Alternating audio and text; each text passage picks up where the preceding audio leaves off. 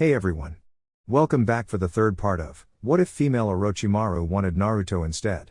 As always, huge thanks to all of my Patreons. Making these videos would be impossible without you guys' support, especially with all the restrictions YouTube places on my type of content. As always, the full story is already out over there for you guys along with about 30 other different stories you can enjoy. Also, feel free to send me any messages over there if you have any questions or even if you just want to chat. Link to all of that will be in the description. Anyways, everyone, enjoy the video. Chapter 12, You're Nobody, Till Somebody Kills You. Baki and the Sand siblings made their way toward the Hokage Tower. While the three younger ninja were not accustomed to war preparation, they all found it odd how relaxed the Konoha ninja seemed, as if they hadn't a care in the world. Once they arrived in the tower, the squad was granted immediate access to the Hokage. The man's visage was vastly different from that of his ninja. He seemed deeply concerned about something. They all gave a respectful bow to the Hokage and he nodded in return. I thank you for being here. I have much to discuss and not all of it will be easy. Hiruzen started. 3 days ago the leader of the Akatsuki attacked two of my shinobi, Orochimaru of the Sannin and Uzumaki Naruto. I was warned beforehand of the attack by the leader's second in command. She planned to betray the leader for her own reasons and wished to form a non-aggression treaty with Konoha. The double-crossed work. For all intents and purposes the Akatsuki is no more and our invasion is no longer necessary. The new leader of Ame informed me that the former head, one called Pain, sent two of the remaining Akatsuki members on a mission and did not give her any details. Just yesterday I received information on what that secret mission was. There is no correct way to say this, but those two Akatsuki, Hidan and Kakuzu, were sent to Suna and killed the Tsuchikage. I am sorry for your loss.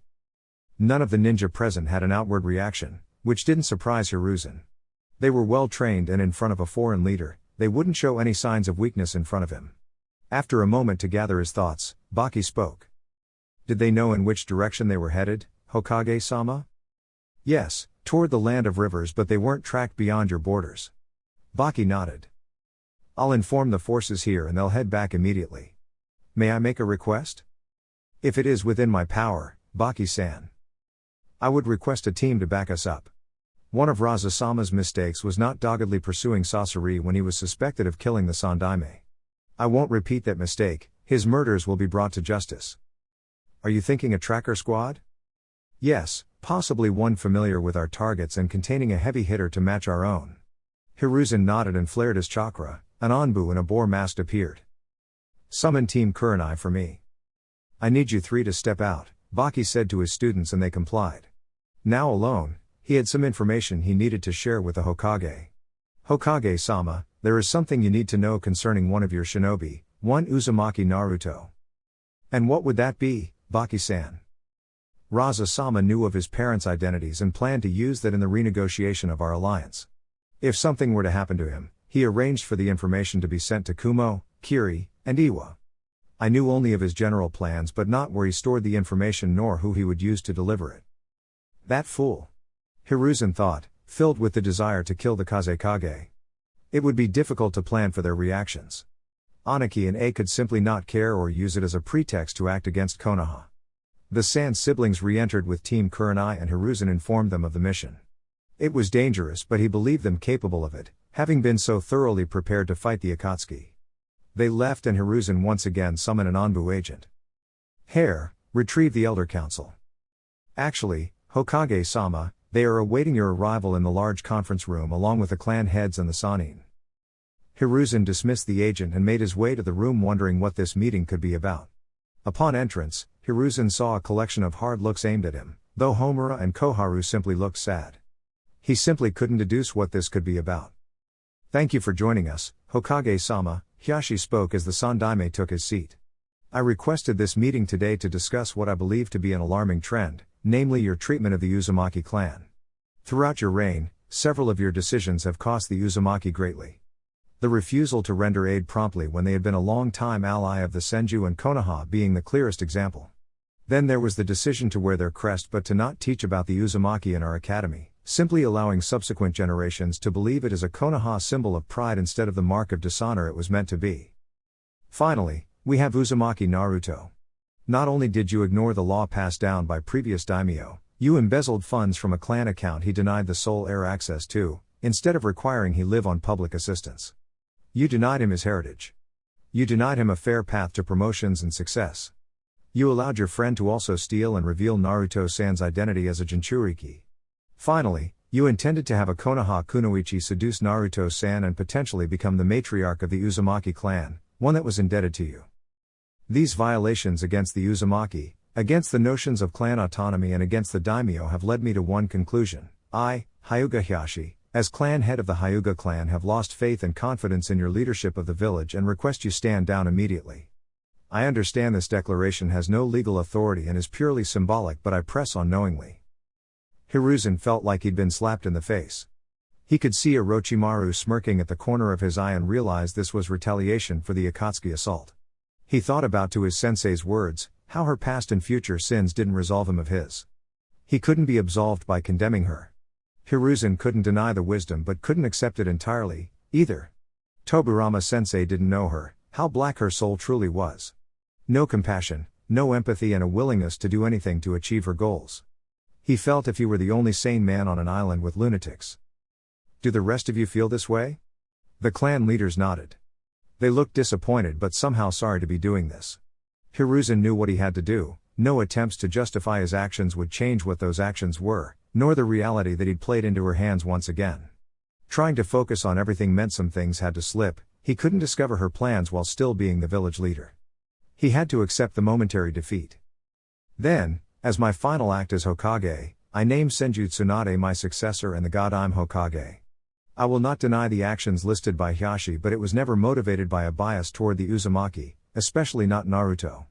However, intention doesn't always matter and I have wronged that young man time and time again. It has been my sincerest honor to serve as your Hokage. I tender my resignation, effective immediately. Hiruzen vacated the room, 2 of his students and the elder council following close behind. The clan leaders also departed, leaving only Hiashi and Orochimaru left. This makes us even, Hiashi stated, disgusted with having drugged the Sandaime through the mud. Kukaku, fix your face, Hiashi-kun. Nothing you claimed was a lie. So, you added an alternative interpretation. Isn't that a small price to pay for your nephew's career? Hiashi didn't respond, choosing to walk away. There was no pride in what he'd done, but it was the least painful way to get out of debt with the snake Sanin. It was safer for his clan to be free of her. It offered him little comfort, no matter how many times he repeated the justification. In the Hokage's office, Hiruzen sat at his desk for the last time. He didn't have time to muse on the bittersweet experience or get lost in a fog of memories. Tsunade needed to know exactly what she was inheriting so she could be prepared and lead her people. Tsunade, there has been a development, one I had planned on telling you before that farce took place. The Tsuchikage had information ready to send to Kiri, Kumo, and Iwa should he die unexpectedly. It contains Naruto's heritage and who knows what else. His former second, Baki, informed me before he left with Team Kurenai. As 3 of those in attendance were focused on Hiruzen, and Hiruzen on Tsunade, none saw Jiraiya tense for the briefest of moments. He had not known the Tsuchikage was dead, his sensei leaving him out of that little reveal. Who killed Raza, sensei? Jiraiya asked. Kakuzu and Hidan. It was Nagato's final act. We need to start preparing, Homura cautioned. Preparing how and for what? We can't possibly believe Iwa will mobilize because Minato has a living son. Koharu observed. We have to assume both, if for nothing else than a pretense, especially Kumo. They were the most reluctant to demobilize and in all likelihood they haven't, Hiruzen said. Then why haven't they attacked? Tsunade questioned. After the Kyuubi attack, it would have been ideal. I may be old but I still have enough kick to put A in his place should the need arise, Hiruzen answered.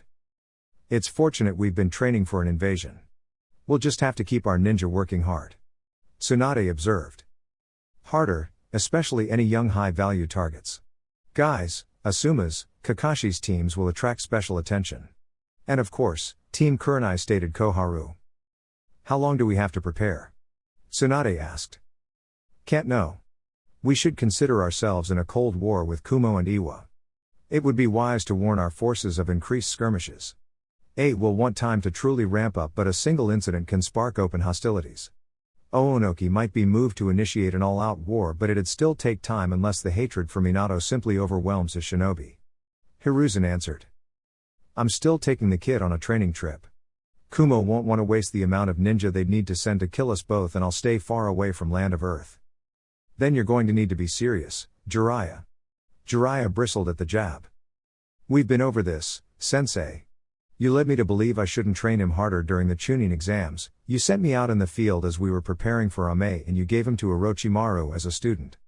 I'll make sure he can face whatever anyone can throw at him, and I would have if I'd been allowed to carry out my responsibilities. This isn't the time. This is the perfect time. Why were Orochimaru and Naruto facing Nagato alone? It doesn't take a genius to figure it out. You were hoping she'd be killed and banking on them needing Naruto alive. But he could have been maimed or injured in some other way that ended his career. Or, Nagato could have killed him. All because of your obsession, and look what it got you. How did Hiashi even know about a mission you never officially assigned? Jiraiya, you aren't wrong, but this isn't the time. We have an advantage. A is predictable and we won't be taken by surprise. Your issues with Hiruzen must wait, stated Koharu. Jiraiya simply huffed in response. Speaking of Orochimaru, we need a Danzo, Tsunade observed. You want to give her leeway to perform off-the-book operations? We already have Otto, sensei. Seems like a good use, and given they hadn't caught your attention until Orochi wanted them to, I think they are up for this. Besides, I wasn't asking permission, and while I agree with Koharu, we'll also be having words about that stunt you pulled. The smoke from the summoning jutsu cleared to show a full-grown panther in its wake. She looked on guard, ready to strike should the situation call for it.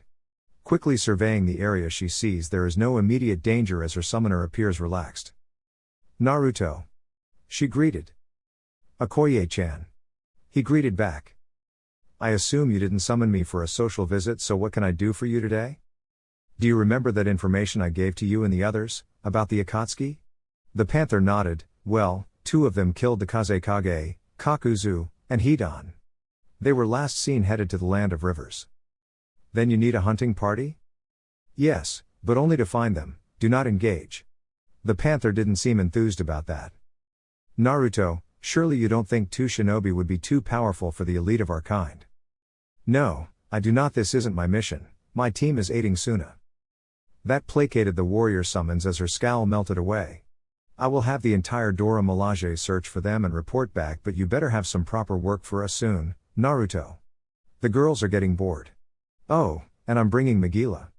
Before Naruto could offer a word of protest, Okoye was gone. I see you run a tight ship with your summons, Tamari said sarcastically. More importantly, at least we have trackers in the field. We should head toward the Land of Rivers anyway, they may still be there, spoke Baki. He'd sent the rest of the Suna shinobi back home, many crestfallen that another of their kage had been killed. Not many liked Raza, but he was their leader. They were confident he'd be avenged, as Gaara was considered the most powerful ninja they had, excluding Raza, and Baki was a very elite shinobi as well. Both teams departed soon after that, only stopping now to exchange information and begin forming a strategy.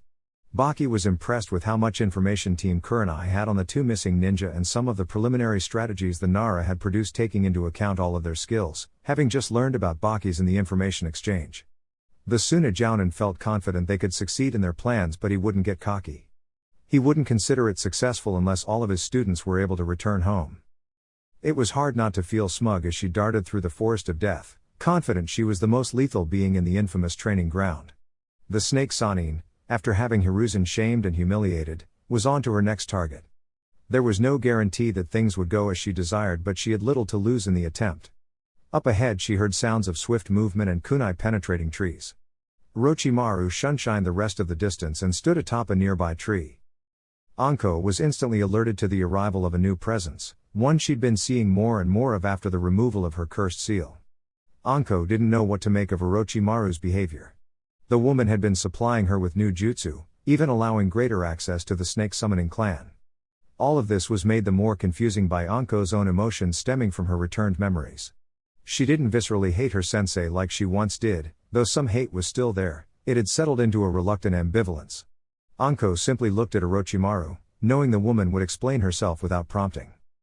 I want you to finish your training under me, Orochimaru stated, flatly.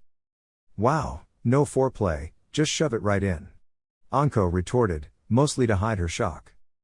And here I was led to believe you like it rough. You might want new sources or assign the ones you have better targets. I can't imagine my sex life holds much interest to you. TSK, TSK, TSK, Anko-chan. You know my curiosity is boundless, very little falls out of its scope. Yay. Sure. What are you playing at? I think you can be better than what you are, and part of the reason you haven't reached your full potential is due to me. I want to rectify that. And what do you believe my upper limits are?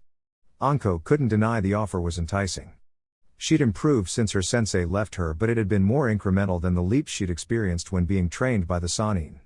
Being able to grow even more wasn't an offer she could simply ignore, not in her line of work. It's hard to project, Anko-chan, but I believe you can become an S-rank ninja by the time we're finished.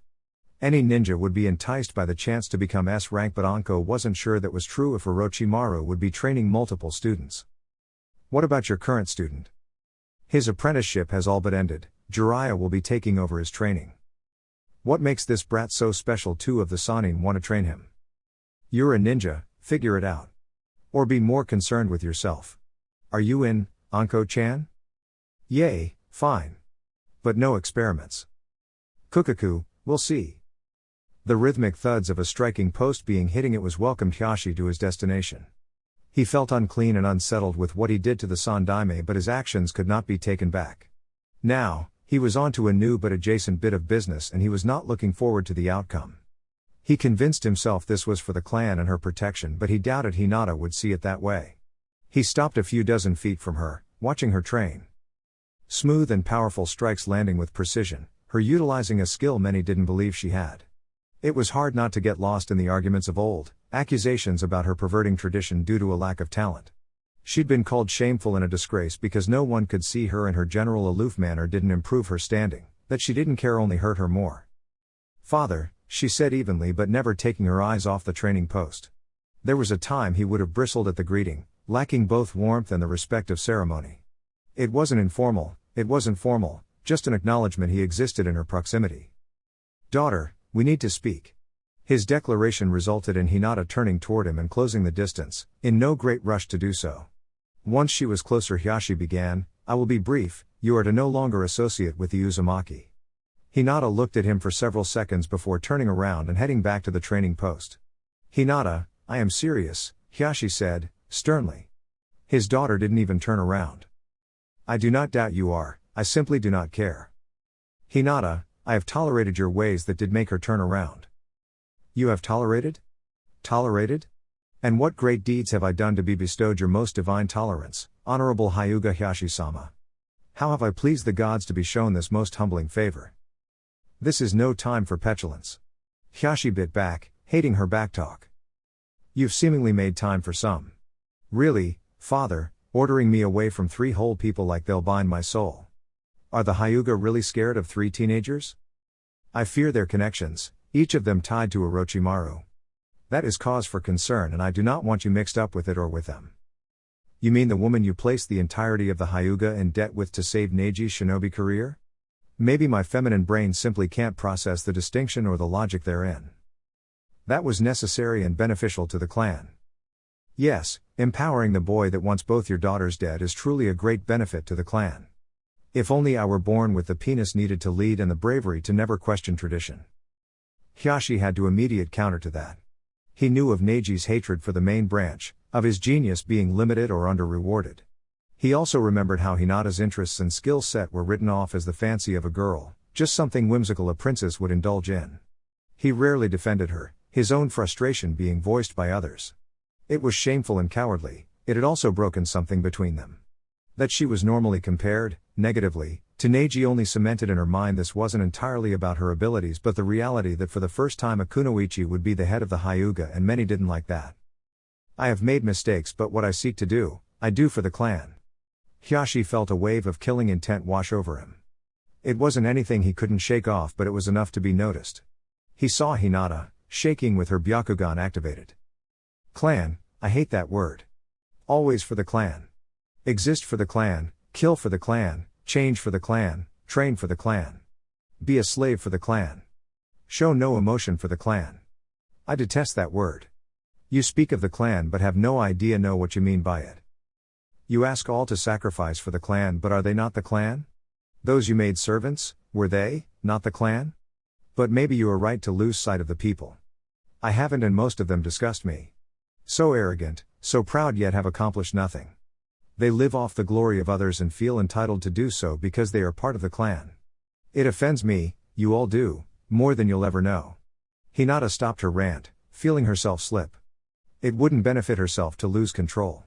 As fast as the mask of indifference slipped, it was back on and her scowl gone. Who I associate with is not your concern, father, was all she said before performing a shunshine. Hinata stopped just shy of her destination and ran the rest of the way. She doubted her goal had much chance to succeed, but she had to try. She knocked on the door, not at all surprised when the snake Sanin answered it herself.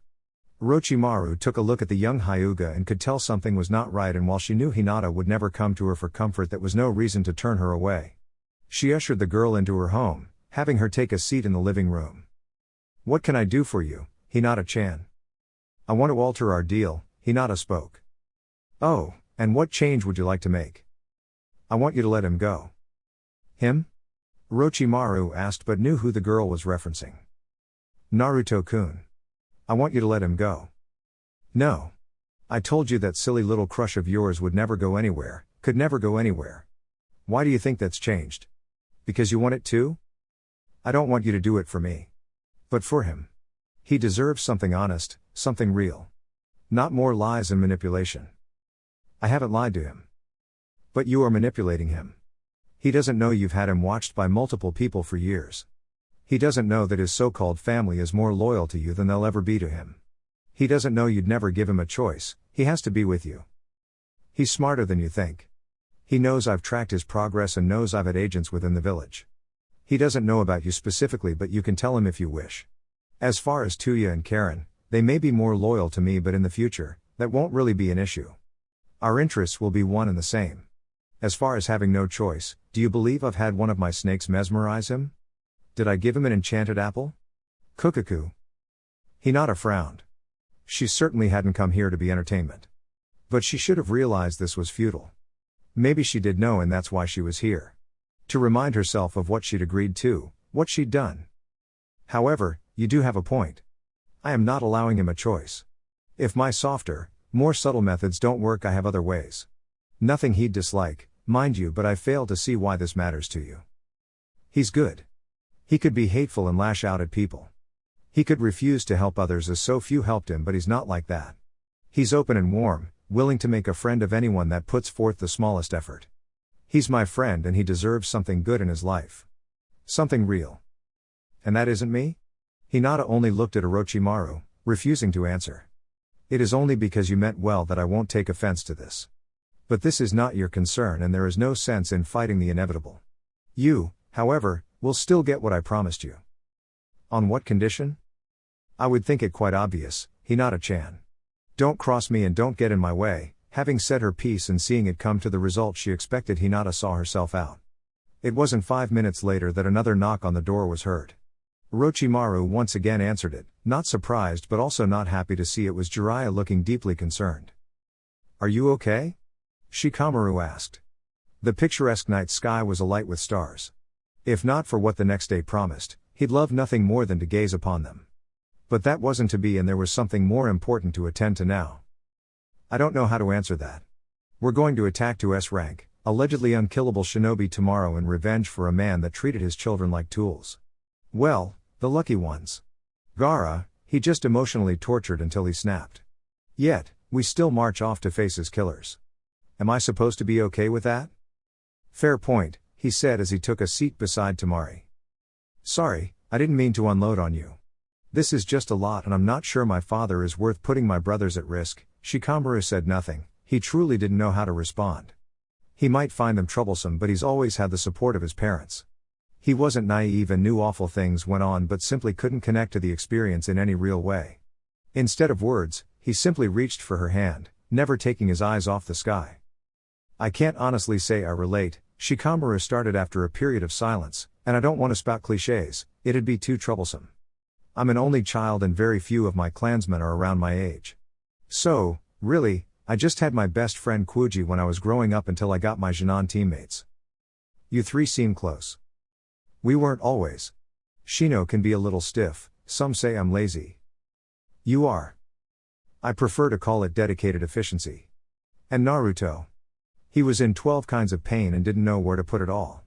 It took us a couple of months to gel, for Shino to believe we wouldn't shun him and for Naruto to get a handle on his survivor's guilt and open up. What about you? I was to engage as well. Once we got on the same wavelength, we were a really good team. I even started to not mind the effort, willingly doing things I used to work very hard to get out of.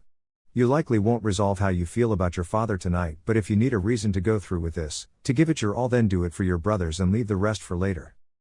And here I thought you were the dumb one, Temari said with a laugh. That'd hurt if you didn't have to live with the knowledge the only time you've beaten me is because I let you win. Her laughter stopped and a scowl found its way to her face. Temari left back to her tent muttering about rematches and revenge against lazy asses. Shikamaru could only think about how troublesome it'd all be and also, paradoxically, how little he'd mind it. The next day the two teams watched their targets as they traversed a wooded area. A clearing approached and Baki gave the signal this would be where they attacked.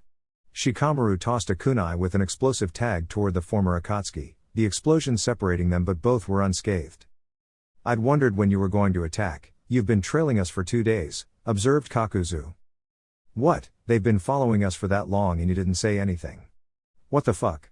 It doesn't matter, I'm going to sacrifice them to Jashin-sama. Hidan, shut up. Besides, 2 of them are Jinchuriki and we can't be killed. Then I get the rest of them. No, the tall Suna ninja has a bounty. Isn't that right, Baki?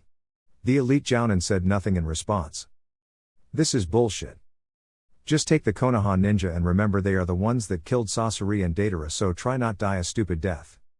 Fuck you, blasphemer, Hidan yelled as he recklessly charged toward the Konoha team, the squad deciding to take off into the trees. It was an obvious tactic to separate the 2 ninja. Hidan simply didn't care when he had a trio of new sacrifices and a Jinchuriki to torture. Kakuzu didn't care he was alone, not fearing the ninja that stood before him. He decided it would be best to neutralize the most dangerous opponent first before picking off the other 3. In a burst of speed, too fast for Temari and Kankuro to track, and apparently too fast for Baki to react to Kakuzu, was in front of Gaara.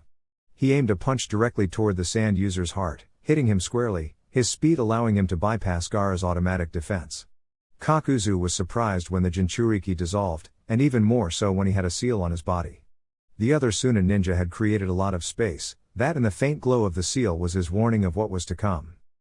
A high-powered explosion went off, creating a dust cloud around the missing ninja. None were content with assuming the blast had been enough. Now dropping the false surrounding jutsu on Gaara and himself, Naruto blurred through hand signs while Temari completely opened her fan, giving it a powerful swing. Wind style, Great Sickle Weasel Jutsu met fire style, Sea of Flames, creating a fantastic firestorm, setting much of the targeted area on fire. Kakuzu appeared atop an undamaged tree. He wouldn't announce it, but that trick took out 2 of his hearts, as they hadn't managed to get out of his body. The combination jutsu hadn't done any damage as he got his earth-style armor up before it hit. He was left with Doten, Katen and Raiten. If need be, he knew he could simply take the hearts of the fools challenging him now. The squad of Suna ninja and Naruto spotted Kakuzu's location and braced themselves. They understood that while the trick may have done some damage, the real fight was about to begin. Without a moment's hesitation, Kakuzu charged and Baki opted to meet the unspoken challenge. Hidan's frustrating level was increasing at an exponential rate. Despite being faster, stronger, better than the non-believing filth he was chasing, he couldn't close the distance and couldn't land a strike. His aim was always just a little off. If not that, he had to get out of a trap or power through an explosion. It was infuriating. He just wanted to kill them a little. Why did they make it so hard? He'd make it extra painful for the aggravation they'd caused him. The Jashinist touched the ground for the briefest of moments and felt unable to move. Then he saw 2 flashes. He screamed bloody murder when he realized his torso had been severed at the waist and his head had been as well. The woman and the red-haired one he wasn't supposed to kill stood over him, ignoring his curses and promises of infinite pain. The red-haired one picked his head up, placed it on a scroll. Hidan's last words were cut off as his head was sealed in a storage scroll. Naruto sealed the rest of the body in different scrolls, planning to keep the head long enough to cash in the bounty and then disposing of it, or giving it to Orochimaru Shisho. Kurenai wiped away a bit of sweat from her forehead. Using such subtle genjutsu on the move was tricky and the concentration required caused some strain. But, it ultimately worked out and now Team Kurenai headed back toward Team Baki, ready to wrap this mission up. Naruto's report that his clone had been dispelled made them move all the faster. Kakuzu's current emotional state mimicked that of his partner's. Things had been going well. He got the better of the mid-air exchange with Baki, even maneuvering the Suna ninja into a piledriver. It should have been lethal, but it only knocked Baki out as the Kyuubi Jinchuriki somehow softened the blow with some bouncy water jutsu, but Kakuzu didn't have much time to contemplate it as he had to dodge the onslaught of sand aimed at him. It wasn't a problem, the attacks were much too slow, but the fan user and the puppeteer were being annoying. He detached 2 of his remaining hearts, allowing them to act independently. The Fire Nature Mask and the Lightning Nature Mask targeted Temari, causing Gaara to erect a defensive barrier. It held, but not without a good deal of effort, as the lightning chakra nearly pierced it. Kakuzu dashed toward Kankuro, bypassing Ant and Crow and pummeling the boy. Kakuzu disengaged to avoid a sword swipe, but the blade was infused with wind nature chakra and still severed a hand. Kakuzu jumped over a wind blade and began to fight once more. Gaara had since managed gone on the attack, but the 2 masked creatures were proving nimble enough to avoid his assaults, even his sand spears. Temari was able to negate the lightning attacks, but it was taking a toll on her chakra reserves. They were losing the battle of attrition, and there was no guarantee when Team Kurenai would return. Arg! Baki cried out as he was pierced in his extremities by Kakuzu's threads. The missing ninja was about to take his heart, but Naruto cut Baki free, moving at his maximum, non-Kyuubi chakra enabled, speed. He then shunshined away. Kakuzu called his masks back, planning to wrap this up. The fire mask was diverted by Naruto's water style. Water lance right into Gaara's sand coffin, finishing it off with a sand funeral. The lightning mask made it back to Kakuzu just as he sent his remaining attached hand underground. It came up behind Temari, grabbing her by the ankle and breaking it, causing her to let out a scream. He thought he'd fended off Naruto's approach, but the Uzumaki's utilization of his supersonic chakra-imbued sword made quick work of it, allowing him to reach and stab Kakuzu in the back. Naruto placed a hand on Kakuzu's back as he attempted to pull the blade out, but the now angered immortal retrieved the Jinchuriki with his threads and stabbed Naruto in a non-vital area, causing him to disperse. This only increased Kakuzu's anger as he'd wasted time holding back against a clone. He was ready to beat the remaining Jinchuriki into submission, but he suddenly felt the weight of the world on his shoulders. The gravity seal the shadow clone placed on Kakuzu had finished calibrating and activated, immobilizing the former Taki ninja. He was nearing collapse due to the great weight, but couldn't pay much attention to that as the layers of sand surrounding him were of greater concern. To make matters worse, every ounce of his chakra was being used to buttress his muscles so he wouldn't be crushed, and he couldn't mold it externally. He couldn't believe his end was going to come at the hands of children. He, a ninja that had dueled Hashirama Senju and survived. He didn't have long to contemplate the injustice of it all as Gaara performed his sand waterfall funeral, crushing the remaining hearts of Kakuzu, ending the life of the longtime ninja. Team Kurenai arrived shortly after and helped patch up Team Baki. None were trained medics but knew enough first aid to hold them over until they got to a friendly medic, though Baki and Temari had to be carried. Fortunately, 2 of Naruto's larger summons were willing to aid in that task, and the teams traveled to an outpost on the Land of Fire border where they could receive real medical attention. The 2 teams stayed there for only a few days, just until Baki was well enough to travel, as Temari's ankle would take a little longer to heal. Each team said their goodbyes, though Shino and Naruto noticed Shikamaru paid a little more attention to Temari. Neither was shy in pointing it out, much to the annoyance of the Nara heir. It took them 2 days to arrive back to Konoha, none knowing the challenges that lie in the near future. Chapter 13, Get Up, Get Out. Daru read through the files Asama handed him, some confirmed details and a lot of conjecture about a specific Chunin, one Uzumaki Naruto. If even half of what the elite Jounin read were true, the boy would be a monster when he fully matured. Daru had no issues admitting as much, even if a mere boy mastering all 5 nature releases seemed highly doubtful without the aid of a Kekkei Genkai. But, once again, if even half of this were true, now the boy was every bit the prodigy his father had been, assuming Minato Namikaze was his father. A potential S-class shinobi or the identity of a Jinchuriki were always things to be on the lookout for. Daru wouldn't deny this was valuable information, if true. However, Asama was going to completely overreact given the information. Where Daru saw a child with a good deal of potential, Asama saw the justification to follow his greatest ambition. An ambition with real costs, and what would be the justification? Konoha prepping a superweapon with a grudge against Kumo? Even if the kid did hate Kumo, not that Daru would blame him, that wasn't Konoha's way. Asama managed to convince much of the forces it was Konoha that attempted a double-cross during the Hyuga incident, but there were enough senior ninja to know that was a lie. Those that did felt a great deal of shame. Yes, a ninja does what they can to better their village and complete their mission, but kidnapping a little girl under the banner of peace went beyond dishonorable. If you have no standards, you're little better than animals, and Daru believed there had to be some lines you wouldn't cross just for power. Say what you want to say, Daru, A demanded, and his number 2 frowned in response. There is still time to call this off, Asama. Why would I want to? A asked but didn't wait for a reply. Before the hidden villages my clan went where they pleased, conquered people and took lands. We were never meant to be holed up on some mountain. Hashirama and Madara changed the game, both too powerful to be opposed. We had to unite with others just to keep up. Tobirama, not as powerful but more intelligent and ruthless. Truly we were never as strong as we were then. How much of the Kinkaku force did we lose to him? And who was his replacement? Sarutobi Hiruzen, the god of shinobi. Only to follow up with Minato. Whom you respected. I did respect him and acknowledged his abilities. Just like my father and the others did for the other Hokage. We've had to stifle ourselves because of it, because of them. But now, there is a short window. They are lulled by peace and won't protect their next generation as they should. We can cripple them and finally be the rolling storm we were always meant to be, A said, reveling in a sense of destiny, his chance to finally surpass his father by making Kumo greater than it ever had been. And lose a lot of good people to the cause. We have more than enough now and are under no threat from anyone, Daru pointed out. It's not good enough. Konoha has gotten to define the modern shinobi age for too long, it's time that stopped. Kumo will be the uncontested best and we will prove it.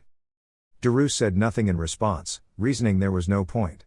The Jounin thought, had a false sense of destiny. He wanted to, again, go to war with Konoha for no reason and very little reward.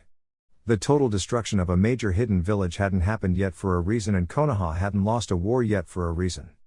Daru would fulfill his duties and tried to guide those under his command to the best of his abilities, but he wished A would reconsider. The Sandaime had mellowed as he aged, seeing the value of a strong and secure Kumo. The man didn't dream of conquest, of triumph, but the periods of peace they enjoyed. A ignored that, focusing on who his father was as a much younger man. It wasn't for Kumo. A was treating Kumo as if it existed for him, not as if he existed for Kumo, but the power of self-delusion had convinced him otherwise. Daru would perform his duties and protect his comrades as Kumo was more than its cage and his childish whims. Anaki read over the file once more. Truly, he didn't care. It was a single boy from the most peaceful major village. He'd be more than happy to ignore his existence, and if his shinobi should find out about the boy he'd order them to do the same. Iwa may hate the yellow flash, but they had no time for a pointless grudge. It was war, the blonde bastard only did what he should have. The problem, Anaki thought, was Kumo. He knew unruly A. The only leader that didn't demilitarize after the last war, one of the reasons Anaki used the Akatsuki. It wasn't easy to ignore the organization was housing a traitor to him and his village, but they were useful for the most difficult jobs his forces weren't prepared for yet. A would likely see this as an opportunity. The man was predictable, and that it hadn't gotten him killed was a testament to his power and Kumo's might. Iwa and Kumo could only ally because Konoha separated them. If not for that, Anaki knows A would see him as a threat and target. The question became, could he use this to benefit Iwa? He didn't need personal glory, he'd earned enough throughout his life, but he couldn't avoid considering beneficial options. It was rarely easy, but war did offer opportunities if you were keen enough to see them. More importantly, the threat of war offered untold opportunities. Maybe it was time to form some new alliances. Anaki couldn't make the first move, of course. Konoha and Suna would have to come to him. His ninja wouldn't like it, their pride still damaged after the last war. Anaki could understand this, but pride was like anything else to a shinobi, to be useful until it wasn't and then ruthlessly discarded. A soft alliance with Suna and Konoha could be profitable. It would stop A in his tracks. It would also give Anaki time to train Kurotsuchi and plan his exit. His old bones had gotten used to peace. But it was a luxury, and if war presented the better option for Iwa, then he would take it. That was his duty, his burden. His most loyal Anbu kneeled beside his desk. He must have been confused, but he hid it excellently. Itachi truly was one of the best shinobi Konoha had ever produced. It was a source of both pride and shame for Hiruzen. Itachi could have been the first Uchiha Hokage if not for so many things, so many decisions. If only he'd been more resolute when dealing with Danzo, if only he hadn't allowed the Uchiha to isolate themselves. If only. Nothing could change what happened. It was as trite an observation as it was true, but since his resignation, Hiruzen had so much more time not think, process. To come to terms with the totality of his second reign as Hokage. Failure would be his assessment. The Uchiha, Hisashi Hyuga, Orochimaru, and Naruto. He'd strained his relationship with Kakashi, another potential Hokage that Hiruzen failed to nurture.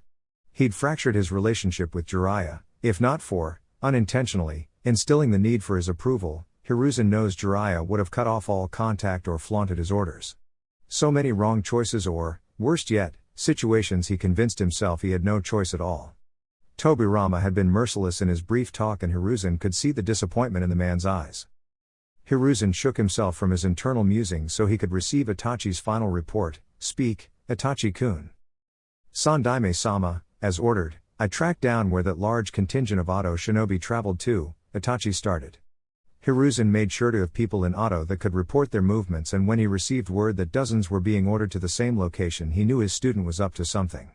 On arrival, I found dozens of Oto ninja dead from various wounds. From the looks of the battle, it appeared they faced only one person. I noticed what appeared to be the remnants of noxious gases being emitted by the corpses. I continued my investigation of the mountain's graveyard and came to several conclusions upon finishing my search. And what are they?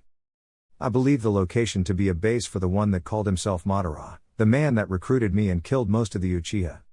I believe Orochimaru somehow discovered his base and ordered an assault. I further believe she knew enough of his abilities to know those ninja were marching toward their deaths, and she had them ingest a toxin of some kind that would be released should they suffer a flesh wound. As the alleged Madara was not there, I do not know if his body was disposed of or if she has it somewhere. So, she may have a fully functional Sharingan? It is possible, yes. This isn't good, Hiruzen whispered. He wasn't one to panic, but this was a worst-case scenario if there ever was one. With due respect, Sandaime-sama, I disagree. Madara was both ruthless and powerful. He never left me with an opportunity to kill him, or I would have. If Orochimaru has managed to subdue or eliminate him, then that is for the better. Maybe so, Itachi-kun, but we do not know her motivation. Her with a Sharingan. I fear what she could do with such an ability. What she will do. If she grew adept enough, she may be able to control Naruto-kun. Implantation of a Sharingan is not without detriments, as Kakashi-senpai has shown. Besides, I believe her motivations are quite obvious. As stated previously, she appears to be grooming Naruto-kun to be her lover.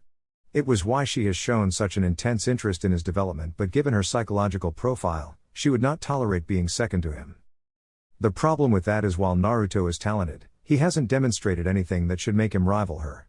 Maybe in several years with just the quantity, but a large number of original ninjutsu wouldn't justify it, as she has a large number of her own, Hiruzen argued back. Itachi debated whether he should violate this law or not. He believed the Sandaime needed a clear picture so he wouldn't continue obsessing when it wasn't warranted. He had a great deal of respect for the man, but could see that his need to see Orochimaru as the ultimate villain was leading him to ruin. Sandaime-sama, do you know that Naruto-kun can use lava release? The question shocked Hiruzen. On top of everything else, Naruto-kun had a Kekkei Genkai? No, I didn't know he had a bloodline. He doesn't, Itachi responded. Neither does he have the Hyoton Kekkei Genkai, but I have seen him perform jutsu of each with no lava streams nor snow around to manipulate. Those breakthroughs I was unwilling to report was that, Sandaime-sama. Naruto-kun has found a way to use sub-elements without having a natural affinity for them.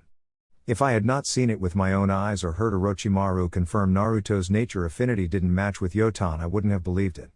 This is why Orochimaru could see him as a rival. He's broken through a barrier we've all taken as law. Everything inside the former Hokage wanted to reject Itachi's words. He'd tried to perform sub-elements himself, having peeked at his combination method.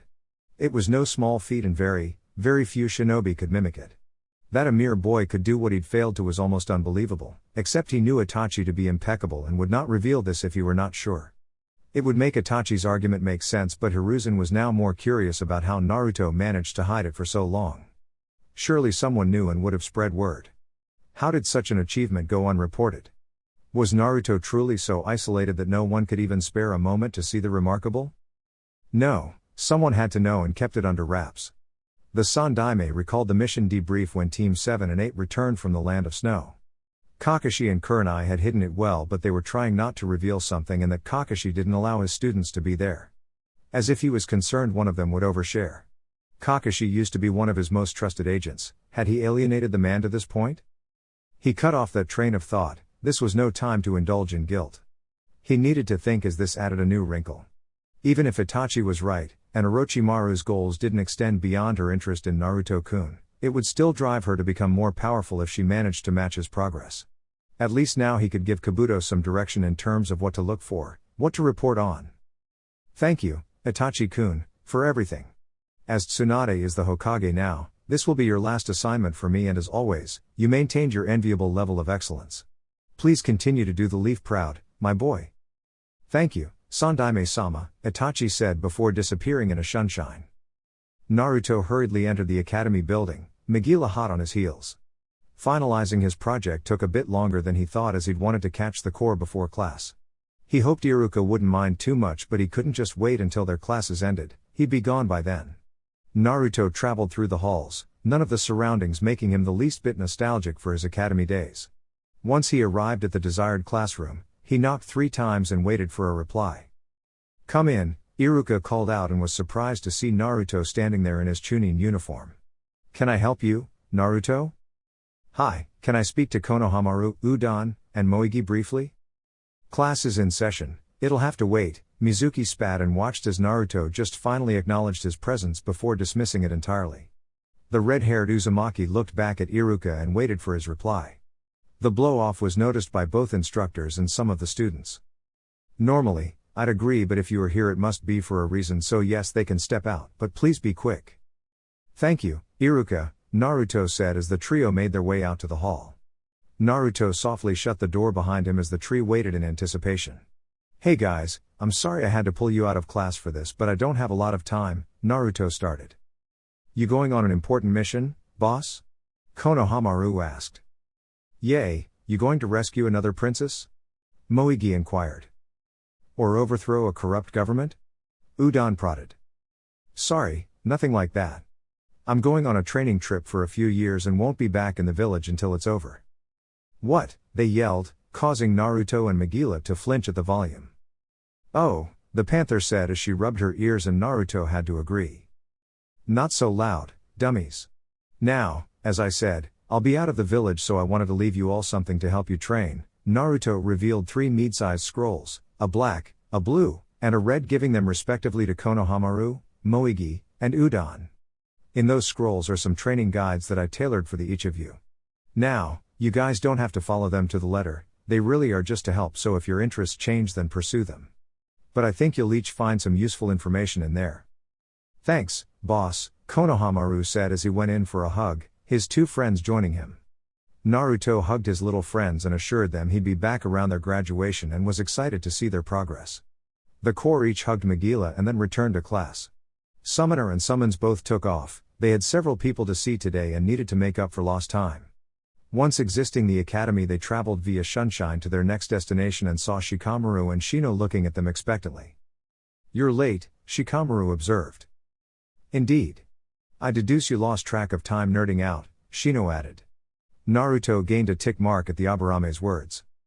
I was not nerding out, and that's hardly a deduction, you just guessed, T-by-O. But I am right, Shino pressed. We don't have time for this, you troublesome pair, Shikamaru interrupted as he walked past his teammates. You know, Shino, sometimes I think Shika doesn't love us. I, too, am met with a decided lack of love. Do you think it's just us? Highly doubtful. So, you could say he's, maybe, lost that loving feeling? Both of you need to shut up. It may be gun, Shino said, ignoring Shikamaru. I am warning the both of you. Now he's starting to criticize the little things we do. It makes me feel like crying. Why? Because, baby, something beautiful is dying. I'll never go to karaoke with you two again.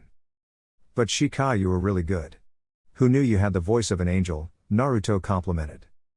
I deduced Tamari, said Shino, causing Shikamaru to now gain a tick mark. It really was just a guess. When are you going to show Tuya your special talents, Shino? If the question wasn't startling enough, that it came from Kurenai made it that much more so as the boys hadn't noticed her arrival. She laughed when she only heard a faint buzzing. Shikamaru soon joined in, savoring the reversal. Naruto was quiet, wondering if and when it would be his turn.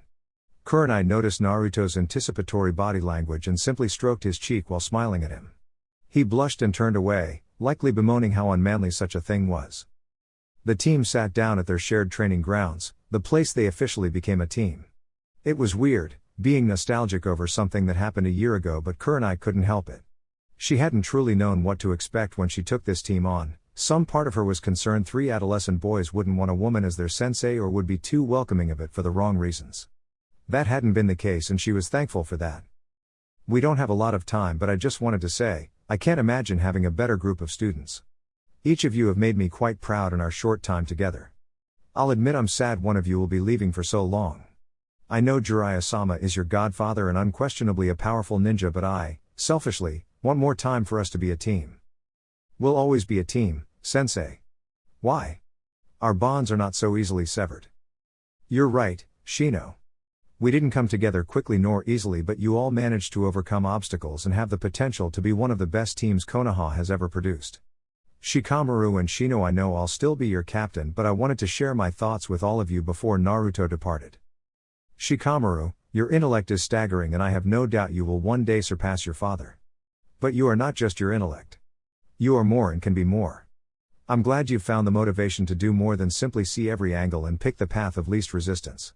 I know much of the world must bore you, but I'm glad you've seen fit to challenge yourself. Shikamaru simply nodded, not having anything to say in response. Shino, your clan is often isolated due to your allies and your logical manner. I'm elated you managed to open up with us and had faith we would not reject you.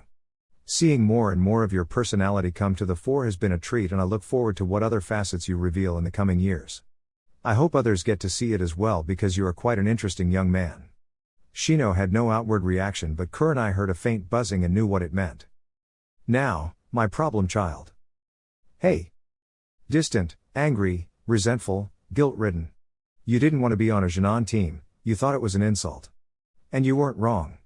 I'm sorry I didn't see through the Sandaime's games, that he used us to further his cover-up. However, I am ultimately happy you were on this team. I fear if you hadn't been assigned to us, you would have grown to believe there was no one in Konoha you could trust. You would have fled and unjustifiably validated much of the bias against you. But you see it now, right? Even if you don't fully trust it yet. You're winning more and more of the village over. They are seeing Naruto Uzumaki for who you are and not what you hold. You fought and fought and fought, and now you're free of the Kyuubi's shadow. I have no doubt you'll grow under Jiraiya-sama's tutelage, just don't have so much fun you refuse to return home, okay? Naruto simply nodded at his sensei's remarks. Thankful Megila broke up the silence with pleads that Kurenai say something about her, as the unofficial 5th member of Team 8. Her pleading was so cute that even Shikamaru laughed, which was even rarer than Shino doing so. Kurenai swooped the cub up and rubbed her head, saying some very heartfelt words about how the team could not function without Megila's contributions. The panther looked absolutely smug as she soaked up the attention. All in all, it was a good final meeting for Team 8. Kiba hit the ground hard, a dull thud echoing throughout the training ground. Akamaru gave a disapproving bark, not liking how his partner was being treated.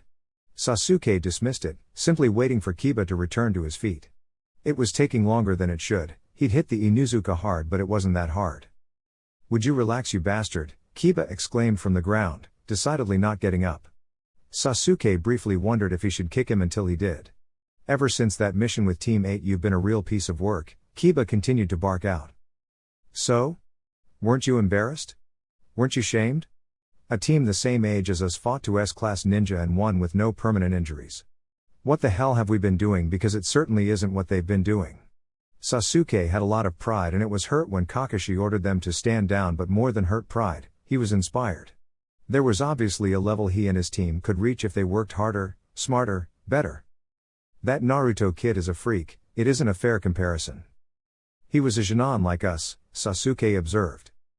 Yay, and my clan thinks it's because the Sandaime had it out for him for some reason.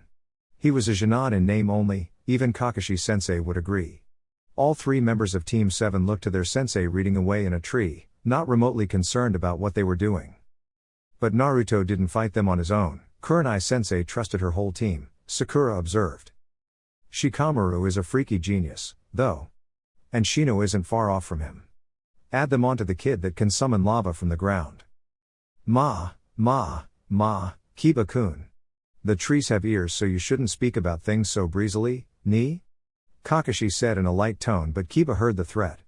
They'd all been ordered not to mention Naruto's lava release to anyone, as a trump card becomes less impactful if everyone knows about it.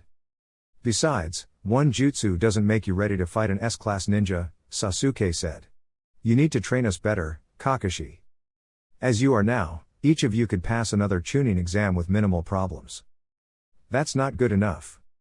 Don't be so quick to put yourself in someone else's shadow, Sasuke-kun. The Uchiha bristled at that. I'm not, I just see what's possible. No, you don't.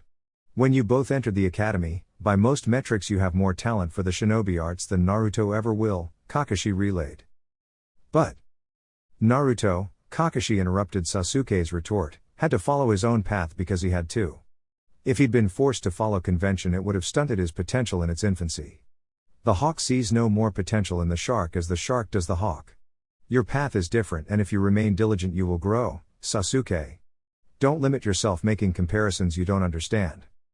Kakashi dismissed his team for the day, letting his problem child think about his words. Sasuke took the scenic route back to his house, attempting to make sense of his exchange. He understood that people had differing talents, but Kakashi's words regarding Naruto simply made no sense. He would have struggled in the academy but was good enough to graduate early? It was a paradox. Your sensei is right, a disembodied voice said amongst the trees. Sasuke tensed as he hadn't noticed someone following him and still couldn't sense a presence around him. Who's there?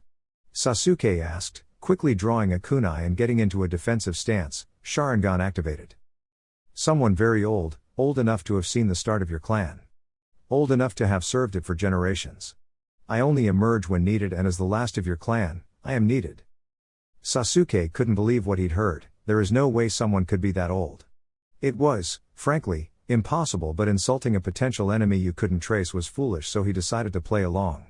If what you say is true, I have been the last of my clan for some time. Wrong. Excluding the traitor Itachi, there was another, but he perished. Who? Madara-sama. He managed to survive his fight against Hashirama but lived in seclusion. He thought day and night about how he would save his clan, his people, but ran out of time as his age finally caught up with him. What do you mean, save us? The Senju found strength in bonds, and they passed that ideology down throughout Konoha. The Uchiha found strength in solitary trials, the individual pushing him or herself to the limit. Madara feared the Senju way was weakening the Uchiha, and Itachi proved him right. You are the most talented of your generation and yet are outclassed by a Hyuga and an Uzumaki, which is essentially a Senju, as they were cousin clans. So, how do I become stronger? How do I reach my potential? Continue to gain all you can from your allies. I will be in contact and eventually all will be revealed. Stay strong, Sasuke-sama. What's your name? You, my lord, may call me Zetsu. He arrived alone to her manor, letting Megila go back to the Uzumaki estate until it was time to leave. He could have simply sent her back to her land, but knew she'd enjoy Karen and Tuya spoiling one last time before the trip. It didn't surprise Naruto that Kabuto opened the door, the boy's false cheeriness on full display. He didn't know why he thought it fake, but he did, and didn't trust Orochimaru's longtime subordinate. He never voiced his reservations as they weren't based on anything, but he always watched himself around the medic and never allowed the bespectacled shinobi to remain behind him. Kabuto wasted no time leading him to his former Shisho and departed swiftly afterward, wishing Naruto safe travels. Naruto didn't believe he meant a word of it, but there was nothing to do for now. Well, what a welcome surprise, she said from behind her desk, working diligently, a smile adorning her face. And what brings my former student here? Naruto just looked at her, wondering what her angle was this time. She enjoyed her games and seemed to really enjoy making him the target of them. Normally, it was mildly embarrassing. Pubescent hormones and all that, but give his reason for being here, it'd only make it worse if he didn't stop her now. I had some things I needed to say before I left, T-Bio. Naruto reached into his holster and pulled out a green-lined scroll. I spent much of my time alone. Training helped me forget that feeling, to run from it. It helped me grow strong and give me something to be proud of. But I couldn't have done it without help. I don't know why you initially sent those scrolls to me, and whatever your motivations were, I don't care. Anyone else that could help me was too afraid of the old man to do so, but you risked exposure to do it. More than just furthering my training, they gave me a sense that someone cared. Someone noticed me and wanted to help, and that often meant more than the actual content of the material. And then you gave me the means to meet my mother, to find out about my past. Because of you, I have an actual family and a clan. You even trained me to survive against the Akatsuki, which I doubt I could have without your help. And again, I don't know why you did it, but I don't care. I'll always be grateful for what you've given me, and I don't know how to repay you fully, but I hope this could be a start. Naruto placed the scroll on her desk. This is the full collection of my thoughts and chakra and its applications, my chakra theory. It isn't much, but I thought you might like to see the culmination of your support. After he finished his spiel, he really just wanted to turn and flee. He felt weird and anxious. It shouldn't have been a big deal, except any serious jutsu creator has their own theories for why things work. The insights built up over the years, it's more than a look into how they view chakra, but often how they view the world, often operating more philosophy than science, so he was sharing a very important part of himself. Even those who take students rarely share the entirety of their collected knowledge, only guiding them. Orochimaru understood the significance of the gesture, maybe even more than Naruto did himself. Her maelstrom never stopped surprising her, and in a rare departure, she wouldn't make a joke of it or somehow dampen the emotion. She swiftly, gracefully stood up and rounded her desk until she was beside Naruto, gently rubbing his whiskered cheek. "Thank you, Naruto," she said softly, and the boy just nodded. She soon pulled her hand away, both briefly missing the contact. "You know, after 3 years I'll expect you to have grown significantly in skill." "I know. And hopefully in stature," she said, and watched the brief flash of annoyance enter his eyes. "Seriously, Naruto, I wish to challenge you upon your return. I promise you I won't have stagnated in your absence." Naruto smiled, looking at his former master with absolute confidence. "That's fine. I'm going to win regardless." "Oh, not just impress me but win outright? Sounds like a statement begging for a wager." "I'm so confident we don't even need to set the terms." "A blind bet? Meaning I can demand you do anything I want if you should lose? Some would call that foolish." "Maybe, but I trust you. Besides, I'm not going to lose, T-by-O." "Kukaku, I look forward to it," Orochimaru said. Soon she heard an alert, someone was at the door. She knew who it was and cursed the lummox's timing. She gestured for Naruto to follow her, and they headed for the door. Upon arrival, they were greeted by Jiraiya, carrying 2 knapsacks. "I figured you were here, Gaki." "Come on, we're burning daylight," Jiraiya said, before nodding at his fellow Sannin. "Yay, yay," Naruto replied before turning to Orochimaru and giving her a quick hug. "I'll see you in 3 years, Shisho, so be ready to make good on our bet. Kukaku, and you make sure to do the same." She watched as godfather and godson departed into the village and then parts unknown. Once cleared, Orochimaru made her way back to her study, heading for the bookcase directly behind her desk. She pulled out a book, The Way of Tea, and activated a seal within it, opening a door to a secret passageway. Orochimaru entered the hall, the door closing behind her and the hall lights activating as she approached. She soon reached a hatch and descended down to a sub-basement known only to her. As she reached the bottom, now standing in her most secret lab, she watched as the once dark room light up. All the standards for a lab were present, but the most important additions were the white zetsu suspended in larger, glass chambers preserved by a liquid concoction. 2 Sharingan eyes were stored for later use. Lastly, on a metal table, his one remaining arm and both legs strapped to it laid Madara, or who, thanks to a blood test run by Karen she knew to be Obito Uchiha, laid helpless. His chakra sealed, as this was not the time for hubris. She climbed on top of the man, sinister smile gracing her face. She could have simply killed him, but there was something about him she found fascinating. He was a causal chain and leading Naruto to her. Under Minato and Kushina's care, he'd have been a different person, a less interesting person most likely. She leant down, her forearms placed on his chest, propping her up and forcing him to carry her weight. He gave a grunt, the only sign he was awake and alert. "I'm curious, Obito-kun," she paused and watched his reaction, and the grimace let her know he wasn't pleased to be called by his name. "Was making a deal with me really so awful? Was giving me what I want so distasteful you couldn't even consider it? I wonder if it is a flaw of your gender. You gain great power and dismiss any woman in your path. Pain did that," and Konan-chan slit his throat. "You did it and are now at my tender mercies. Why? I really want to know." No deal mate would have been respected. If you didn't come for me, that boy would have with your help. Kukaku, fair enough. I was never going to let you extract the QB from Naruto-kun, but your outright refusal hastened your downfall.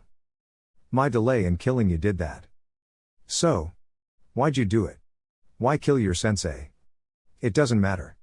Just kill me. Don't be in such a rush, Obito-kun. Your end will come soon enough, but only after my curiosity has been satisfied. Hours pass as day turns to night. In a remote clearing inside the Land of Fire, Naruto and Jiraiya lay around a fire. The Uzumaki was winding down after a long day of goodbyes. Tsunade Obakin, Shizune Nichin, and Hinata were all there to see them off, Hinata even giving him a letter to read sometime in the future. Jiraiya and he hadn't talked much as they traveled, choosing to move speedily for their first day of travel. Jiraiya looked deep in thought, finalizing what he wanted to tell his godson. They had a lot to accomplish during their training trip, not only making Naruto stronger. He wanted to develop a real relationship with Naruto, to be a fraction as close to him as he was to Minato. He wanted to do a lot, to show the young man the world free from violence and betrayal. He couldn't, however, ignore that Naruto was potentially in danger, so he had to start there. Naruto? Yay, pervy sage? First, stop calling me that. At least don't do it around any pretty women. I can agree to that. So, what's up? Well, kid, I've got some bad news. The Tsuchikage planned to use information about you to blackmail Konoha into a better alliance agreement. When he was killed, that information was sent to the other 3 major nations. Nothing is happening now, but we are in a state of Cold War while we see what Kumo and Iwa do. He watched as Naruto slumped. It's always something, isn't it? People hate and fear your dad, he was too good at what he did. There's too much hatred in this world in general. I've long desired to do something about it but have come up short. Maybe you can figure it out if I fail. Sure, not like that's a big ask or anything, Naruto said, rolling his eyes. It is. More than becoming Hokage, this is the most ambitious goal a shinobi could have, but tell me, what else do you have to do? What is that supposed to mean? What are your goals, Naruto? To be the greatest ninjutsu inventor ever and the strongest shinobi in Konoha. Well, you've accomplished the first one, and by the end of this trip, you'll be damn close to the second. Congrats. Is that it? Seems kind of hollow for someone like you. Can't be the leader of a place that hates you. They don't hate you, Naruto, not anymore. They are never going to throw you a parade or collectively apologize. It isn't fair, it isn't right, but that's the truth. Many have changed their minds and they may even realize they were always wrong and feel guilty, but their acknowledgement of that fact won't be explicit. So what? No one glares at me anymore and we call it even. I know it's not perfect. It's a lot more than less than perfect. What if I don't agree? You say they won't acknowledge they're wrong, what if they didn't have a choice? So, you'll terrorize people weaker than you? I thought you were better than that. They sure as shit didn't mind terrorizing me when I was weaker than them. And you don't know a fucking thing about me. You could have, but you let some old man convince you to betray your word and abandon me, so don't act like you have a read on my character. That sounds like revenge, Naruto. No, that's justice. They should be punished for mistreating a child. They should be forced to face what they did and own it, just like I have to own it. I don't get to pretend my childhood wasn't what it was. But you could be better. Yay, the old man used to preach that crap while he was lying to my face every day. Imagine how convincing it is from the man that left me alone. Do you hate me for not being there? Jiraiya asked, really needing to know, and watched Naruto shrug. Just because you cared about my father means you give a shit about me. I'm guessing you didn't think being a godfather would amount to much, so when the worst happened it was just easier to obey the old man. You did your thing, I did mine. I don't hate you because I didn't even know you existed, but I am pissed. Why? Are you going to tell me I shouldn't be? No. This is good, we need to clear the air. You're right, I wasn't there and I didn't think being a godfather would require much. Listening to Sensei, contrary to your belief, wasn't easy in the slightest. I was the failure of my team, Naruto. I was a screw-up, try hard. A late bloomer surrounded by geniuses, and because my talents emerged late our roles were set by the time I started matching Orochi and Tsunade. I was desperate for Sensei's approval, and even at this stage of my life, I still reflexively seek it. It's shameful I allowed that to override what I promised Minato and owed you, but never think it was easy or I simply didn't care. As for the villagers, I know it may feel unsatisfying to simply forgive them. Like they simply get away with it, but they weren't completely at fault. Wait, Jiraiya said, seeing Naruto was about to interject. They are ultimately responsible for their behavior. From my understanding, the Kyuubi attack was terrible beyond imagination, a widespread trauma with no outlet until your status was revealed. I place the blame for that on Sensei. He should have been a more forceful leader, he should have been the beacon of hope to see them through. Instead, he played the kind grandfather when he was capable of more. They suffered from a lack of leadership, from trauma, and ignorance, and a lack of character. They couldn't endure and had no one to truly show them the way. That's what a Hokage is, a symbol of the village's best self. An example of what they could be. One reason Orochi couldn't be Hokage, regardless of her history with Sensei, is that she didn't inspire people. You can. You can show them grace, Naruto. You can show them what it is to endure and come out better, stronger, smarter for it. I'm only asking you to show the villagers the same Naruto that the people of Ishval, Wave, and Snow got to meet. That Naruto is something special. What if I can't? Part of the reason for our training trip is to give you time away to come to terms with everything, to find peace within yourself. You still see them as an extension of Sensei. How could you know that? I've spoken to Kurenai and Orochimaru. I've kept track of your career, Naruto. I can't make any promises. Besides, why is it so important I forgive them anyway? Because Naruto, I believe the only people that can truly change this cycle of hatred are those strong enough to stand against the logic of this world. Someone like you. Chapter 14, Guess Who's Back? So, you excited to be back? Jiraiya asked as he and his travel companion walked at a sedate pace. He received no verbal answer, just a raised eyebrow. You still mad I borrowed? Pilfered, absconded with or burgled? Borrowed some money? Come on, kid, it was our last gasps of freedom before we returned and I needed to get my head right. Besides, you can't deny we've had a lot of fun these past 3 years. And Naruto wouldn't deny it. There were rough patches, one in particular neither would ever forget, but Jiraiya had shown Naruto much of the continent and been a really good sensei to boot. In truth, Naruto wasn't mad, but whereas Jiraiya had his fun last night, Naruto wanted one last prank before he returned. You're right on both accounts. So, 30%. Excuse me? Jiraiya asked in disbelief. That's the interest on your loan, 30% and interest compounds daily, Godfather. You're a shark, you know that. Ungrateful brat, Jiraiya shouted and pointed in mock outrage.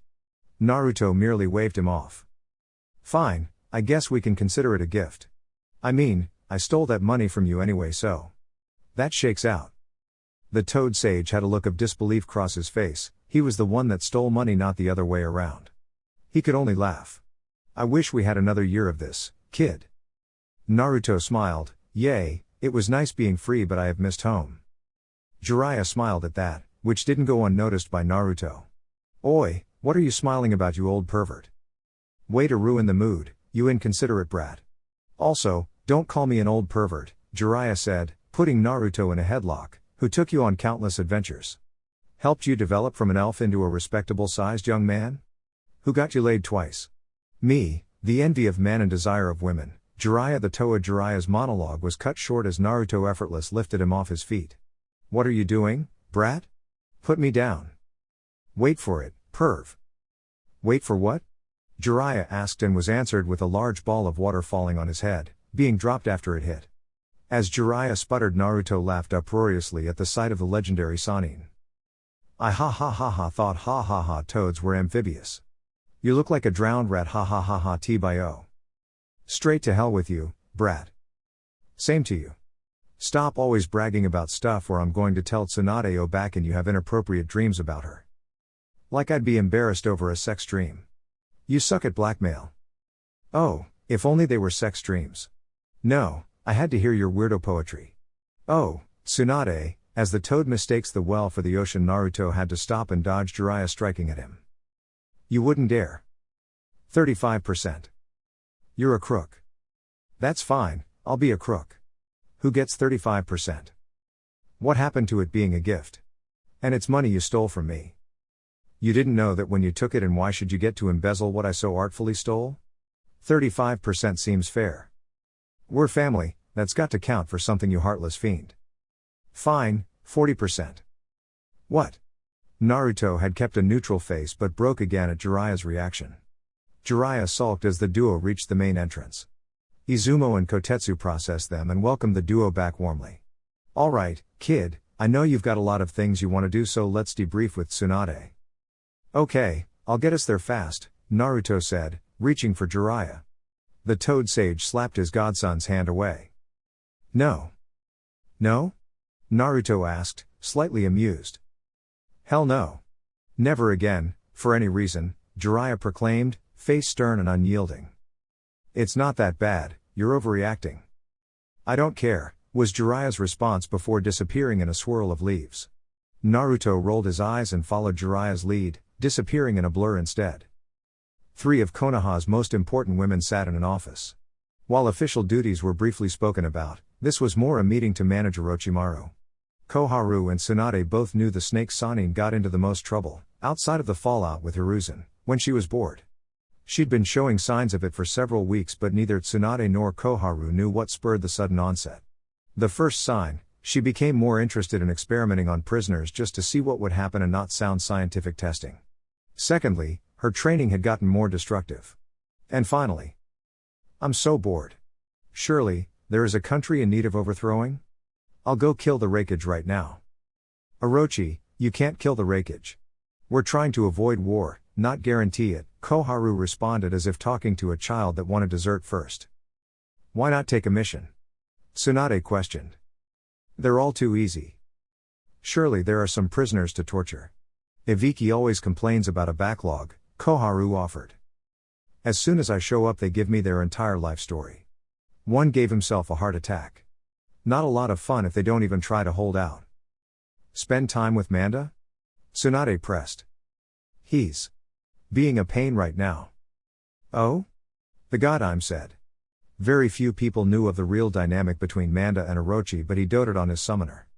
It took Katsuyu hours to talk the giant snake down from attempting to murder Hiruzen. Seeing Orochi wasn't going to divulge more, she dropped the matter. As Tsunade tries to come up with another example, her concentration was broken by 3 things. First, hearing Shizune squeal from outside her office. Secondly, a sudden wind passing through the office. And third, a deep, masculine voice. Seems the kid beat me here. Each of the women looked at the final Sannin as he sat inside the window. Koharu and Tsunade both greeted Jiraiya. Orochimaru simply stared at the door. What, Orochi-chan, no acknowledgement of my return. You still look like a fool. There, you have been acknowledged. So mean. At least you're happy to have me back, right Haim? Tsunade simply gave him the so-so gesture, making the Toad Sage deflate comically. Jiraiya didn't get a chance to go into his full routine as Naruto walked in. Tsunade looked over her surrogate nephew in surprise. She expected him to change, seeing it was an altogether different matter. He'd lost the baby fat from his cheeks but kept his otherwise soft features. His hair had gotten significantly longer, looking more a spiky crimson lion's mane that reached his shoulders. Most significantly was his height, as he was clearly taller than everyone in the office save Jiraiya. Greeting everyone with a smile, Naruto gives Tsunade a mocking bow, Uzumaki Naruto, requesting a return to active service, Hokage-sama. Welcome back, Naruto-kun. How was your training trip? Fruitful, for the most part. Jiraiya knows a little something about training a ninja. Jiraiya puffed his chest out, for a seedy-ass pervert. You're an ass, Jiraiya retorted after deflating due to his godson's words. Okay, that's enough you two, Tsunade interjected, but there was no real heat behind her words. While I am glad to have you back, we need to schedule an assessment for your skill level so I know you haven't wasted 3 years on a walkabout. Oh, that's already taken care of. Unless she's changed her mind, T-by-O, Naruto said, smiling the entire time. Kukaku, I wouldn't dream of it, Naruto-kun. We just need to select a time and a place, Orochimaru said while in movement, ending right in front of Naruto, staring intently into the Uzumaki's eyes. Full moon tonight, seems as fitting a setting as any. Oh, a late-night rendezvous on your first day back, how bold, Orochimaru purred and was surprised when Naruto didn't break eye contact or blush. However, she never got to hear his retort as a cough interrupted them. Sorry, are we bothering you too? Tsunade asked, looking incredibly smug. Yes, Orochimaru said with zero shame. Too damn bad.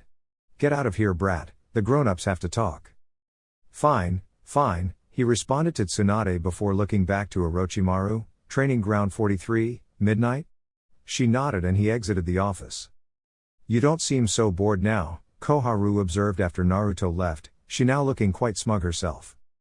I thought we had matters to discuss, Orochimaru replied, not bothering to address Koharu's observation. The informal vibe was now broken and Jiraiya entered the office fully as they were to dive into series matters. So, how are things? Jiraiya asked. Tense. There have been some skirmishes between Kumos and our Anbu but nothing that has bled over into our standard forces. Anaki is still waiting and seeing, Tsunade was explaining before being cut off. Expect to hear something from him soon, Jiraiya said. Naruto and I met both Han and Roshi on our travels and I don't think it was an accident. I'd say, Anaki wanted a quick threat assessment. And? I'm assuming you didn't fight either of them, so what? Nothing really to report. Kid got along with both of them well enough, more Roshi than Han, but there were no hostilities. Some shared stories over being a container, but that was all I observed. Okay, not a lot to go on, but it'll have to do. Kiri is keeping to their isolationism for now, but that could change with the upcoming Chunin exams, the Godime said. I have kept my auto nins on high alert. It's possible A may attempt a proxy war first, in hopes of pulling Konoha in, stated Orochimaru. Good. There isn't a lot more for us to do but stay sharp and not be baited into any stupid mistakes. Easier said than done, Haim. He's gotten more troublesome, what a drag, Shikamaru bemoaned to his companion, eliciting a snicker. The two ninja walking casually down the village streets. How could you possibly know that you haven't even seen him yet? Tamari inquired. I just know, I always just know, the Nara grumbled. Yes, he was happy his friend was back and even eager to catch up, but Shikamaru was as practical as he was brilliant. Naruto plus 3 years of dedicated training, puberty equals troublesome squared. There was simply no way around it. I suppose. It'll probably be good, you've been getting a little lazy lately, Tamari said with a smirk. Helping with the Chunin exams is incredibly boring, I am not meant to be an administrator. Then why do it? Shikamaru shot Tamari a look, not enjoying her knowing smile. She just couldn't leave the unsaid, could she? Troublesome woman. Best way to spend time with you, which you know, Shikamaru forced out, his body slumping as he did. Aw, Shika is so cute when he admits he likes Tamari-chan. Kami, kill me now, he grumbled, causing Tamari to laugh. The sound was so melodious that Shikamaru couldn't fight off the smile forming on his lips. So, what's the plan now that he's back? I doubt I'll be moved from Ino and Choji just yet. It was not ideal, the circumstances that led to the formation of the next Ino Shikacho, but it was necessary.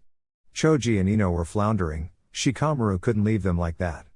Every clan heir was going to need to be at their best if war broke out. Without the ability to rely on Kurenai-sensei's deviousness, Shino's ruthless efficiency or Naruto's power, Shikamaru grew. His planning became faster, more involved and paradoxically more flexible. He no longer warmed up in combat, always ready to unleash himself. He just wished. Hey, no sulking, Tamari said, interrupting his thoughts. Sorry. Anyway, I don't know what Shino will do. I guess it'll all be sorted when we meet at Kurenai-sensei's house. When do you need to arrive? Tamari questioned. In a bit, but I've still got a little time. Good, because you're treating me to lunch, Shadow Boy, Tamari exclaimed while grabbing Shikamaru by the wrist and dragging him along. True. Finish that and no special Tamari time for a month, Tamari threatened. Shikamaru, wisely, shut up. Because he was both practical and brilliant. Shino, come back to bed, the pink-haired Uzumaki commanded, wrapped in her dark blue bed sheet. A small smile graced the Aburame heir's lips. Some may think Tuya and he were a mismatched pair, but that was superficial. While she was passionate and he reserved, she was not irrational nor illogical. Her hard life had made her cutting, but Shino appreciated that bluntness, that honesty. It was refreshing, that she was more animated than any other girl he knew simply added to the attraction. Shino broke from his reverie, knowing she was expecting a response.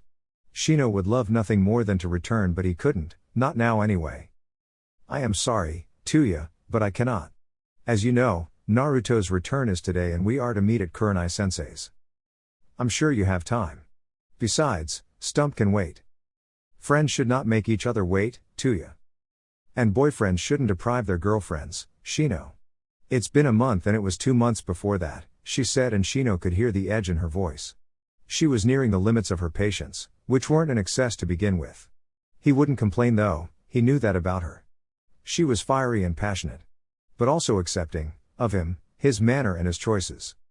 Shortly, after the formation of the new Ino Shikacho, Shino joined the Hunter Ninja Corps. The training was grueling, the assignments even more so. He'd improved immensely because of it, becoming a better tracker, fighter, and assassin. Like Shikamaru, Shino knew he'd grown reliant on his teammates and sensei. They were a well-balanced team, as well-balanced as any Genin team with Naruto would be, but that very balance posed its own limitations. His current position corrected that, Hunter Ninja often working alone unless the threat is too great. Shino didn't mind the solitude or the harsh routine, but he did miss his team and Tuya. She was right, he could be gone for a day or several months and rarely knew which it would be. He looked at the clock on the chest of drawers. He had more time, and if he were a little late he knew his team would forgive him. Friends forgive each other. Shino slipped back into bed, being greeted with a kiss. It was confirmation he'd made the right choice. Next time, just get back in the fucking bed, asshole, Tuya said, though there was no real anger behind her words. Hi, Shino agreed, smiling internally all the while. Boss! The young Sarutobi exclaimed, making a mad dash toward the target of those words. The sea of people parted, allowing Konohamaru, Moegi, and Udon to move quickly to their older brother figure. Naruto turned when he heard the shout, smiling at the upcoming trio, each proudly displaying their headbands. Naruto didn't pay attention to it, but several onlookers had fond smiles themselves watching the honorable grandson make his way to the once pariah. Boss, you're back, Konohamaru said, excitement not having diminished in the least. Hey, you guys have gotten big, Naruto said good-naturedly. Us? Boss, you're so tall now, Udon remarked as the other two Genin nodded in agreement. Yay, finally hit a growth spurt or two. How's ninja life treating you? You should have warned us about D ranks, boss, Konohamaru pouted. But where's the fun in that? Besides, if you do them well you don't have to do them long. Besides, I'm sure Ebisu-san is training you well, right? Hi, Moegi responded, thanks to you we don't have to do a lot of the basics like other teams. Yep, and now that you're back we can get some kick-ass ninjutsu. Konohamaru added, pumping his fist in the air. Naruto laughed. We'll see, I'll have to talk to Ebisu-san to make sure I'm not throwing off his training plan.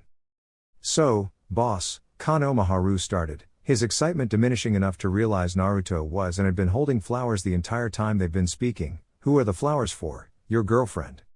All three Genin were dismayed when they saw the sad smile form on Naruto's face. No, Konohamaru, this is for an old friend I haven't seen in a while.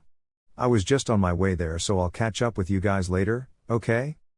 Alright, boss, Udon agreed and watched as Naruto disappeared in a swirl of leaves.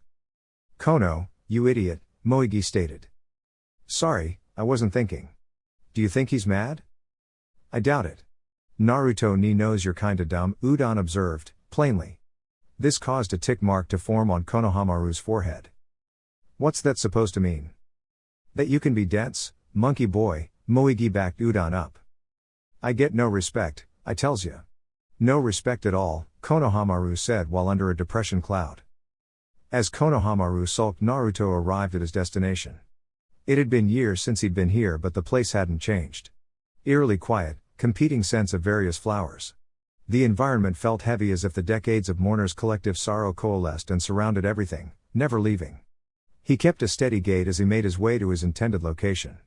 It hadn't taken long. While not ornate, the gravestone was adorned with various flowers and trinkets. Naruto added his own, an arrangement of white lilies, pink carnations, and blue hydrangea. Hinata Hyuga, sister, daughter, ninja, Naruto read the gravestone aloud. We hadn't known each other long. I regret that because even if it were short I considered you a true friend. I wish I could have told you that it didn't matter, I didn't hold your observing me against you. You hadn't hurt anyone and maybe those days you silently supported me gave me the strength to continue when I wanted to give up and give in. There are so many things I want to tell you but it seems hollow now. I hope you're experiencing the freedom you desired and are at peace. I don't know what I can do but I'll try to look out for Hanabi, however with you as a role model I doubt she'll need it. Shikamaru is taking care of your team but I'll make sure he doesn't get lazy, the bastard. And I won't even punch your dad out, which I had been planning on doing for an unrelated matter.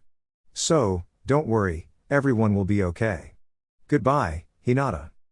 He bowed before the man, his primary tormentor, someone he'd been quickly coming to despise as much as he had Danzo and Sasori. Kabuto wondered if one of the reasons the Sandaime allowed Danzo so much freedom was that the two were more alike than they wanted to admit, Danzo acting as the Sandaime's id, indulging in the darkness the fire shadow could not be linked to but was no less capable of being immersed if not for his position. Kabuto hated this study, the furniture, bookshelves, and moldings all made from the trees grown by Hashirama-sama. The room smelled of pipe smoke, parchment, and ink. Even removed from power, the man sat behind his desk as if he were above all, still the god of shinobi. It burned Kabuto, the insulting nature of his situation. That he was forced to betray his mistress when he only wanted to protect her from the Uzumaki's influence, to get back to their work. Instead, he had to kneel before this fossil, inhale his second-hand smoke and obey his orders. It has been 3 years, Kabuto. 3 years and you've given me nothing actionable, nothing of value on Orochimaru's plans. Do you think my patience infinite, Kabuto-kun? No, Sandaime-sama. I have tried but Orochimaru-sama is distrusting by her very nature. If I pushed too far she would get suspicious and I would be of no use to you. Of what use are you to me now? I told you of her secret room.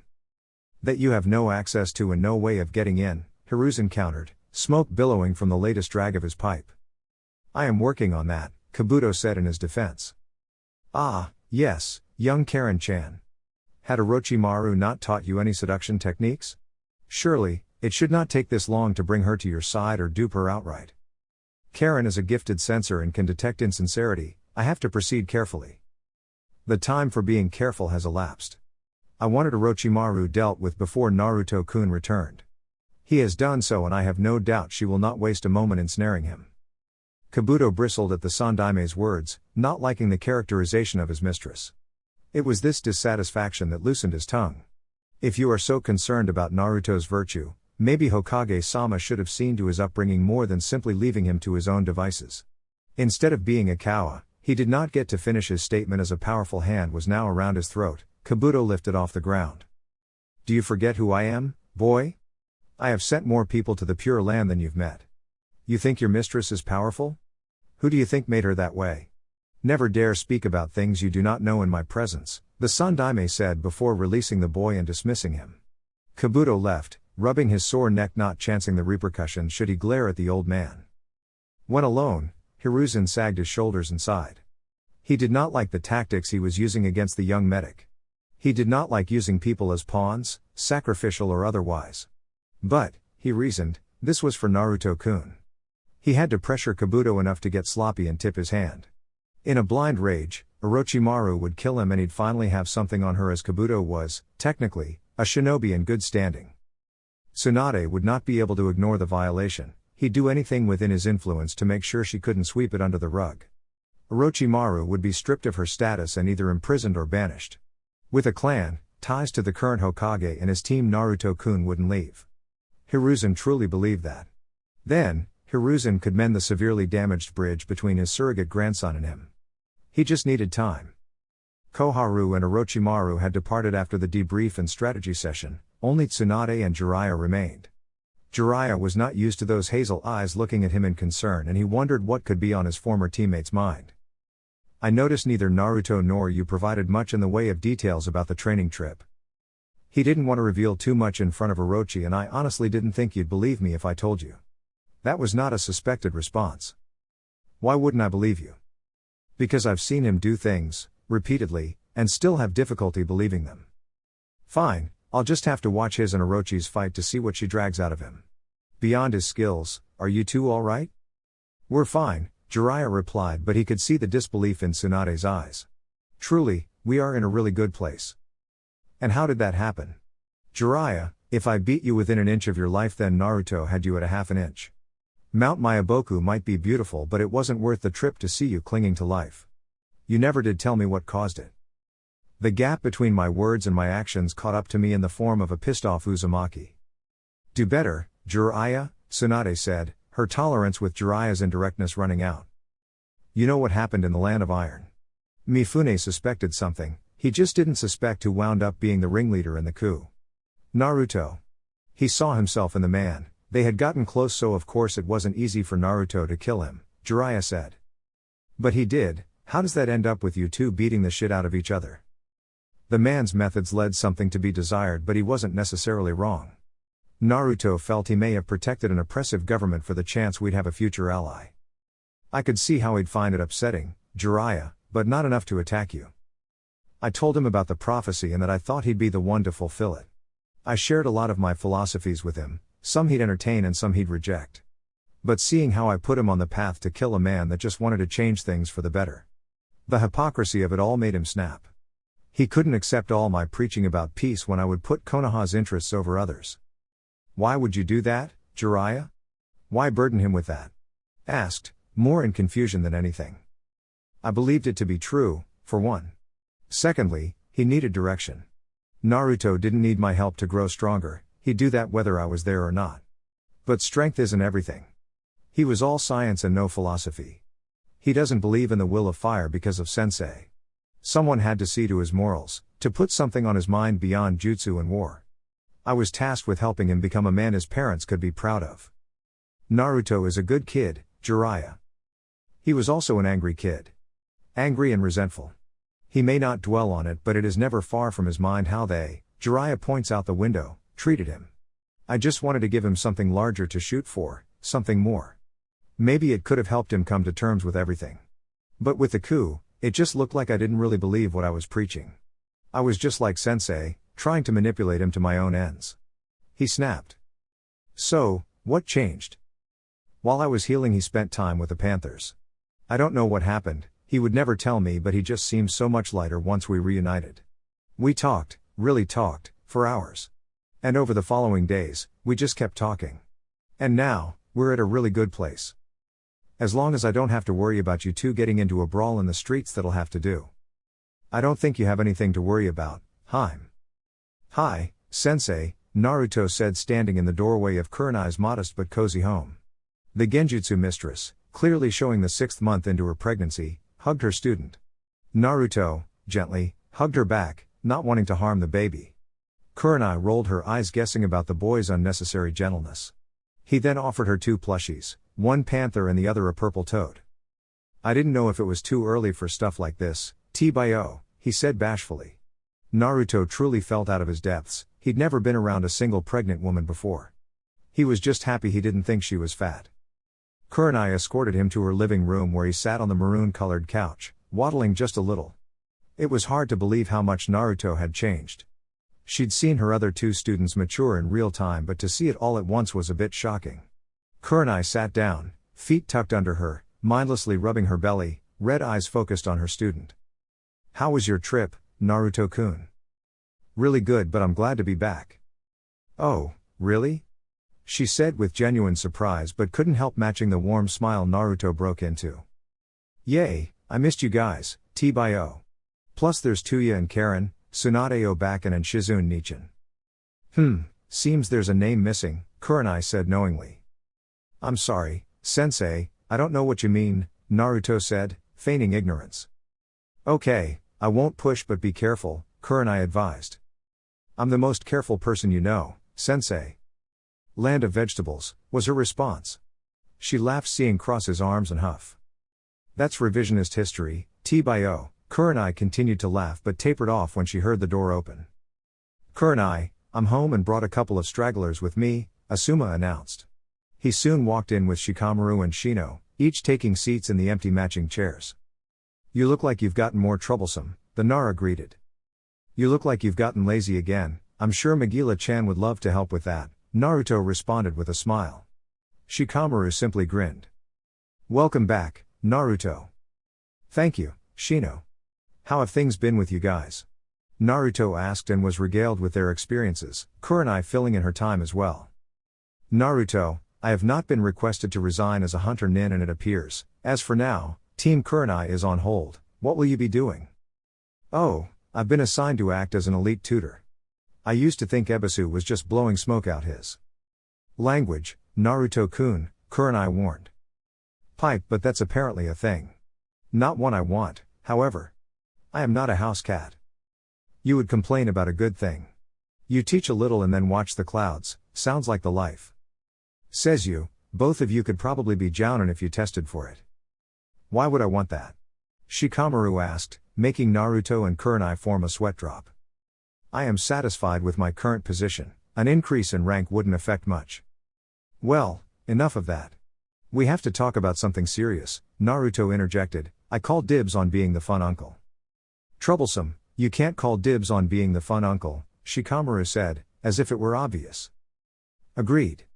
Your being the fun one is as much contingent on Kurenai-sensei's progeny as it is on your individual qualities. Besides, as I will obviously be the favorite, I will be the de facto fun uncle. Hogwash. I'm done losing to you, Aburame. Why are you both acting like this is a two-man race? I'm just as likely to be the fun uncle as either of you, Shikamaru said, and then grew annoyed with the disbelieving stares he was receiving. I'm fun. You'd be the life of the party at a retirement community, why? You are a curmudgeon. He's right, Shika. You got that old man energy that doesn't play with kids. I, however, am a walking library of cool ninjutsu. Every kid loves ninjutsu. You will not teach my daughter ninjutsu prematurely just to be her favorite, Naruto, Kurenai ordered, finally chiming in. I've got low-level stuff, sensei. Yes, I've seen the low-level stuff you left Konohamaru and his friends. A 20-foot spiked wall is not D-ranked ninjutsu, Naruto.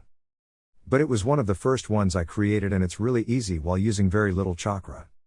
See, this is why I will win, Shino observed, smugly. Oh, I have an ace up my sleeve, just you wait, Naruto said in all confidence. Kurenai smiled as the boys continued to bicker, her team and family back together again. Neither combatant could know how closely their actions mirrored each other. 1. The infamous Snake Sanin, taking the utmost care while getting ready. A black and red battle kimono, stopping at above her knees covering her mesh armor, fitted snugly at her breasts. A purple obi tied around her waist, matching her finger and toenail polish.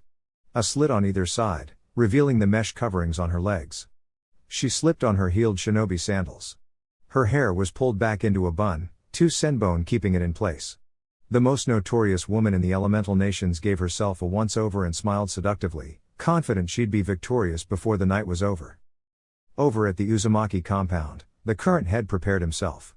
A matching set of midnight blue pants and shirt, both with mesh lining, embraced his frame. The shirt sleeve stopped just below the elbow, leaving his 2 summoning tattoos visible.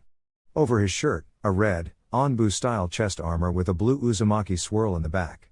A red and black holster was strapped to his right leg, a large pouch on his back, just below his armor. His katana also strapped to his back. He smiled as he exited his room, knowing he'd be sure to impress his former teacher. Both timed their arrivals perfectly so they'd show up at midnight exactly. The training ground was bathed in moonlight, the wooded areas surrounded it offering a perfect contrast of darkness to light. No words were spoken as each eyed the other intently, closing the distance. Orochimaru took the initiative, striking with a straight right when Naruto was in range. The Uzumaki sidestepped the blow and caught it with his outside hand, unleashing a back fist in retaliation. There was a brief pause as blue met yellow. And then duo exploded into action. Orochimaru broke Naruto's hold on her arm while twisting Naruto's into an arm lock. The Uzumaki recognized this and dropped lower, flipping Orochimaru over his shoulders. Naruto gave himself some distance and got into his stance. When Orochimaru approached again, he performed a double roundhouse, both kicks blocked, but he expected it. The 2 kicks were feints for a transition into a standing sidekick, which hit true at Orochimaru's stomach. Naruto bounced on his heels and then settled into his stance. Orochimaru dusted off her kimono and did the same. After a brief lull, the 2 blurred toward each other again. What followed is an intense exchange of fist and feet. Naruto style, utilizing multi-level kicks, feints and powerful punches going against Orochimaru's inhuman flexibility and surreal reaction time. Naruto had the distinct impressive his moves were being read almost perfectly, he simply wasn't being punished for it because he had a speed advantage, but landing a clean blow was proving incredibly difficult. Orochimaru was finding the taijutsu exchange difficult herself. While Naruto didn't use Jiraiya's style, it was clear her former teammate taught Naruto how to outmuscle and impose himself on physically weaker opponents. It gave her a slight thrill to know Naruto-kun was physically stronger than her and made her want to beat him down all the more. Narrowly avoiding to short uppercuts, Orochimaru counters with a 2-punch combination that lands cleanly to Naruto's stomach. She delights in his grunt of pain. Her follow-up middle kick is absorbed by Naruto's forearms, the Uzumaki using the force to transition into a sway. Orochimaru predicts what's coming and does a swift replacement. The counter left Naruto unleashed shatters the log, replacing Orochimaru. Kokaku, if I didn't know any better I'd think you were trying to hurt me, Naruto-kun, a disembodied voice says, sounding as if it is coming from all around. Here I thought you were the strongest of the Sannin. I can go half speed if you want, Shisho, Naruto mocked before tilting his head to the side, just avoiding the extended blade of the Kusanagi. Naruto spins, simultaneously drawing his sword and performing a downward slash, clanging against the legendary sword, Orochimaru supporting it with two hands, one on the handle the other at the tip of the blade. I am the strongest Sannin, but I am not your Shisho anymore, the snake summoner said before tilting her blade down, unbalancing Naruto. Smoothly transition into a reverse grip, Orochimaru attempts to cut her former student while he is out of position, but he meets her attempt with an upward slash, intercepting the blade and then retreating back. Instantly, Orochimaru's arm feels wrong. She looks at it and sees it is encased in ice. Flaring her chakra shatters the ice. You can flash freeze the air around me just by channeling Hyoton chakra into your sword? No, I chose to only flash freeze the air around you because I didn't want you to lose an arm. Impressed? He asks, cheekily. Mildly, she responds and then goes on the offensive once more. Like with their taijutsu exchanges, neither manages to get the better of the other, the clashes looking more akin to a dance than a fight. Naruto couldn't make sense of it. He'd been utilizing a subtle genjutsu during the exchanges to make Orochimaru miscalculate distance, but she seemed to tear through it with no effort. She was masterful with her sword, only one other person comparable to her skill, but he wasn't being overwhelmed, not in the slightest. He knew he could simply utilize his swift release to increase his advantage, but this way was more fun. He swung his sword, causing a pressure wave to release from the ground. Taking advantage of the distance, he performed his version of Asuma's hien, what he called his songbird blades. Making several swings of his sword, he heard the faint ringing as the supersonic blades tore through the air. And he watched as Orochimaru danced around his attacks as if he'd announced where they'd be exactly, the blades making short work of the trees behind her. He knew something wasn't right. This fight felt like one he'd had previously, but not with Orochimaru.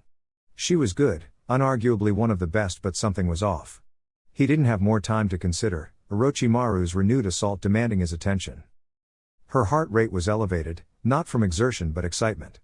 She could barely contain her glee.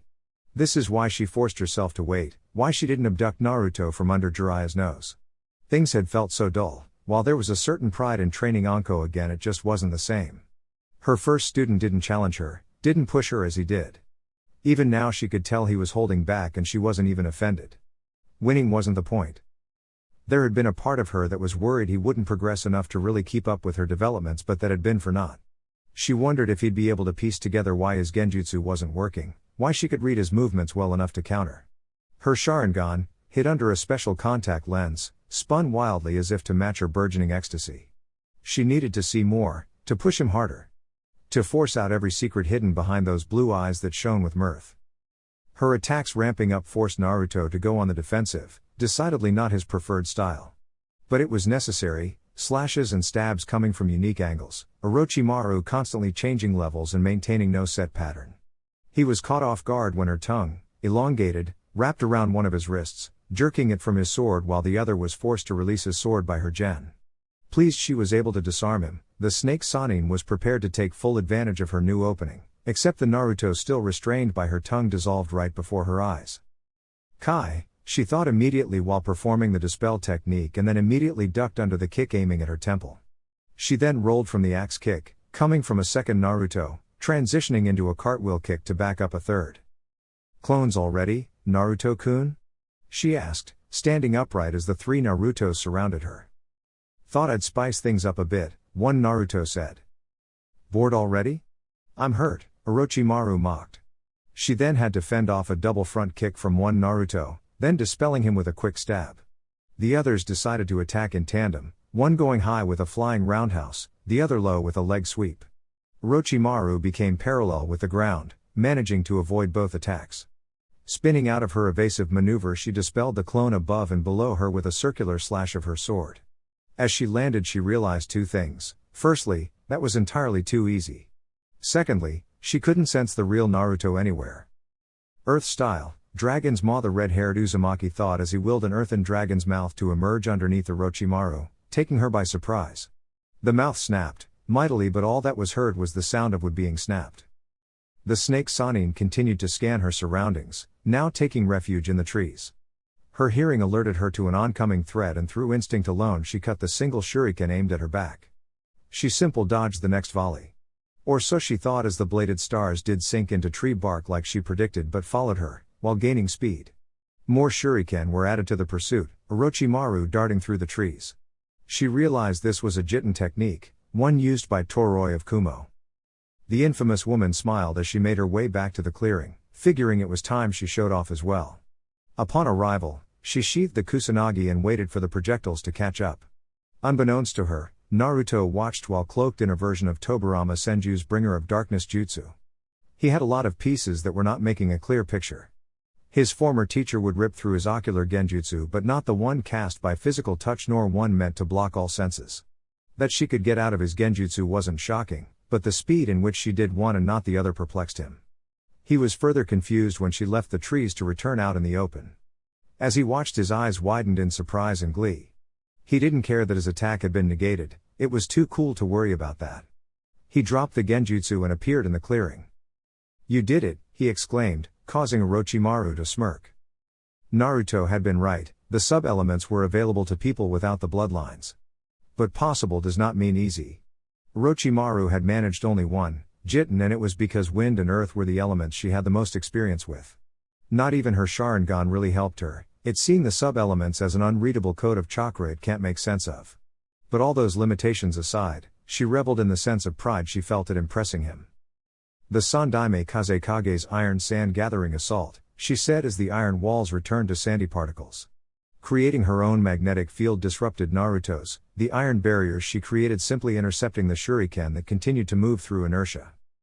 "That's awesome, but you're surrounded by metal," Naruto said as speedily performed a series of hand signs, lightning style, chained lightning jutsu, Naruto thought as the red lightning surged to every piece of metal in its path. Finely honed senses caused him to sway back before he was fully cognizant, dodging the uppercut from a previously subterranean Orochimaru. Undaunted, she continues with a high kick that Naruto blocks with his arm. The all-too-confident smile suggested he'd missed something. The chakra flare and sound of upcoming blitz led him to conclude this was a clone of some kind. Orochimaru's iron sand drizzle tore towards Naruto, and the snake Sannin assumed he wouldn't have enough time to dodge the attack. When the jutsu made it to Naruto's location, she saw her mud clone dissolve, but watched as her iron sand pellets would ping and then fall down. She discontinued the jutsu after the initial wave to see Naruto now covered a blackish metallic coat that was receding from his limbs to his core. "Steel release, impervious armor," Naruto said before going through another series of hand signs, pausing for a split second before going through a series of more. Orochimaru was caught flat-footed, having never heard of steel release before, and her lapse cost her. Steel chains emerged from the ground, binding her feet together and her hands above her head. She was prepared to simply break the constructs until she felt much of her energy leave her. She looked up to see seals migrating from the chain to her. "Chakra suppression seals?" she asked. And Naruto nodded, wiping the sweat from his brow. "I can't form chains like my mom, so this was the next best option," he said. "Then you can use Sensei's combination technique?" "I've been able to do that since I was 11, Naruto said nonchalantly. "You've never displayed such an ability before," Orochimaru pointed out and watched as the Uzumaki shrugged. "I didn't want the old man to think I was trying to be him. Besides, I already had a sub-element I was training. I didn't need his stopgap technique." Naruto breathed in deeply before continuing. "Though using it on an element I haven't mastered does make things more difficult," Naruto said as he took a moment to really look at the result of his jutsu. He never really considered himself kinky, but seeing Orochimaru tied up and at his mercy was incredibly alluring to the young man. As if reading his mind, Orochimaru asked, "See something you like?" While smiling, Naruto reflexively rubbed the back of his head, trying not to blush at being caught perving. "You know, I'll release you if you concede," Naruto observed, trying to cover. "Oh please, Naruto-sama, free Orochi-chan. I'd be ever so grateful," the Sannin said in a sultry voice, struggling against the chains just enough to give certain body parts a subtle jiggle. "A cold show is in my immediate future," Naruto lamented while trying to avoid doing anything lame. When Orochimaru said Naruto wasn't going to visibly react, she decided to stop the act but smiled nonetheless.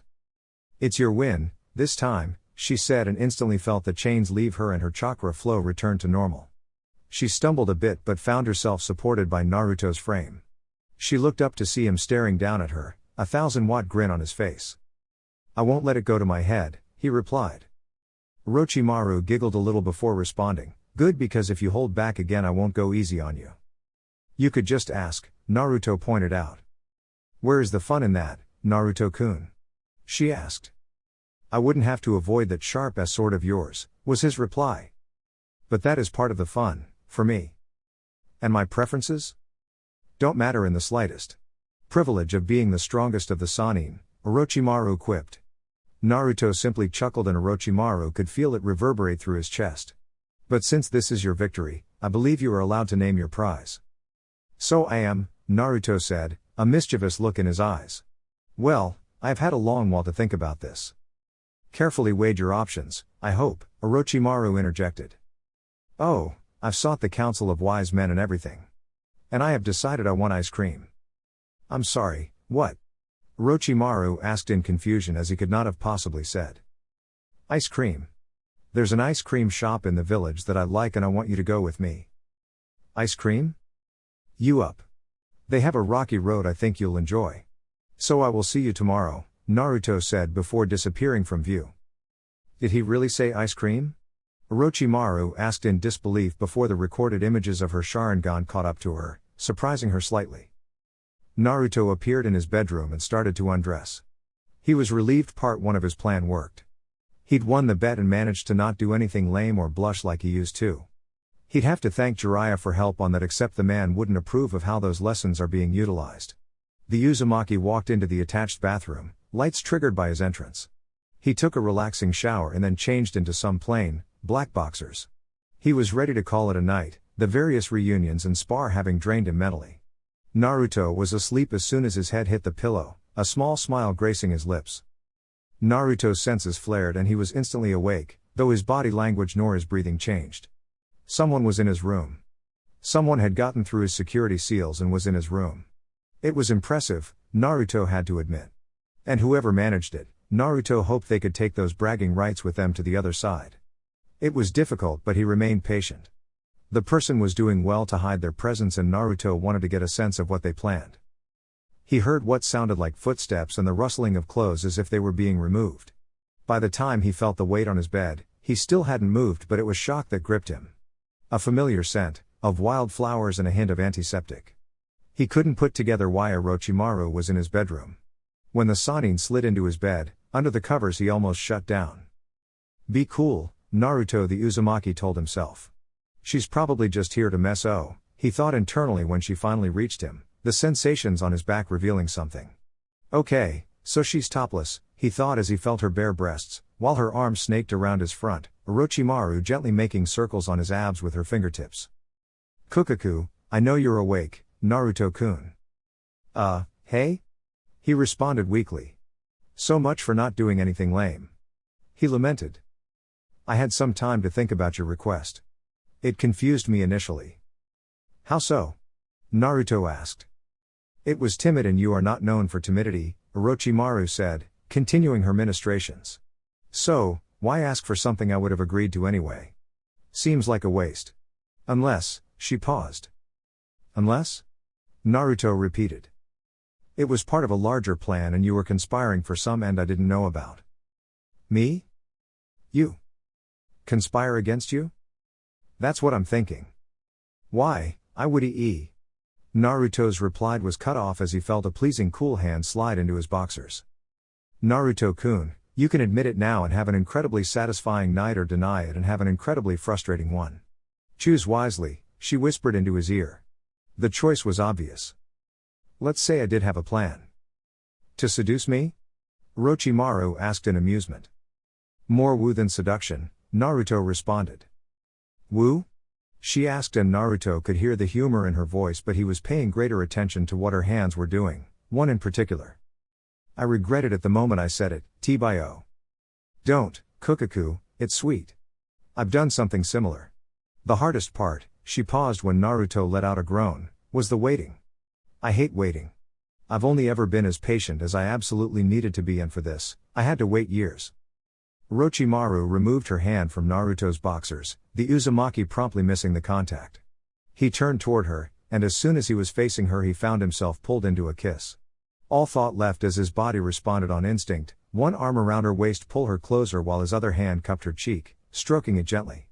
In his haze, he didn't remember when it happened, but soon their tongues were meeting, gentle flicks giving way to something deeper. Naruto felt her hands running through his hair, adding to the series of pleasing sensations he was already experiencing. At some point they broke the kiss, panting slightly, her warm breath tickling his ear. He'd returned to his senses long enough to hear her declaration, whispered but containing more steel than any shouted words ever have. "I'm done waiting," was all she said before she claimed his lips again. But as the lovers explored each other's bodies, the mutual pleasuring containing a multitude of unspoken promises, the world continued to spin. Enemies from within and without planned and plotted for their mutual and individual downfalls. Storm clouds gathered, portending of an easterly wind, embers still sparked in the shadows, and a divine will continued to exert its influence. But for all those that scheme against them, are any prepared for the consequence of trying to separate a snake from her obsession? Chapter 15, What you see is what you get. "Ah," Naruto exclaimed, climaxing again. What number it was he couldn't say as he'd lost count. Naruto kissed his lover deeply as he slowly withdrew from her. It took a great deal of effort to roll off her. Both bodies were covered in a light sheen. He was tired. More tired than he'd possibly ever been. Or if not more, at least different. He felt drained, depleted but wholly satisfied. He knew he was grinning like an idiot. If he could have stopped he would have. "Kukaku," he heard as he felt Orochi pull closer to him, wrapping her arms around him, and he returned the gesture. He fought to open his eyes. At the moment he'd have sworn he'd uprooted trees with greater ease, but he did manage it, partially. The half-lidded gaze of the Uzumaki met the Sanin's. He stole a glance at the alarm clock over her shoulder. It proudly displayed the time of 5:15. He really needed to get a few hours before he reported in for the day. "Naruto-kun?"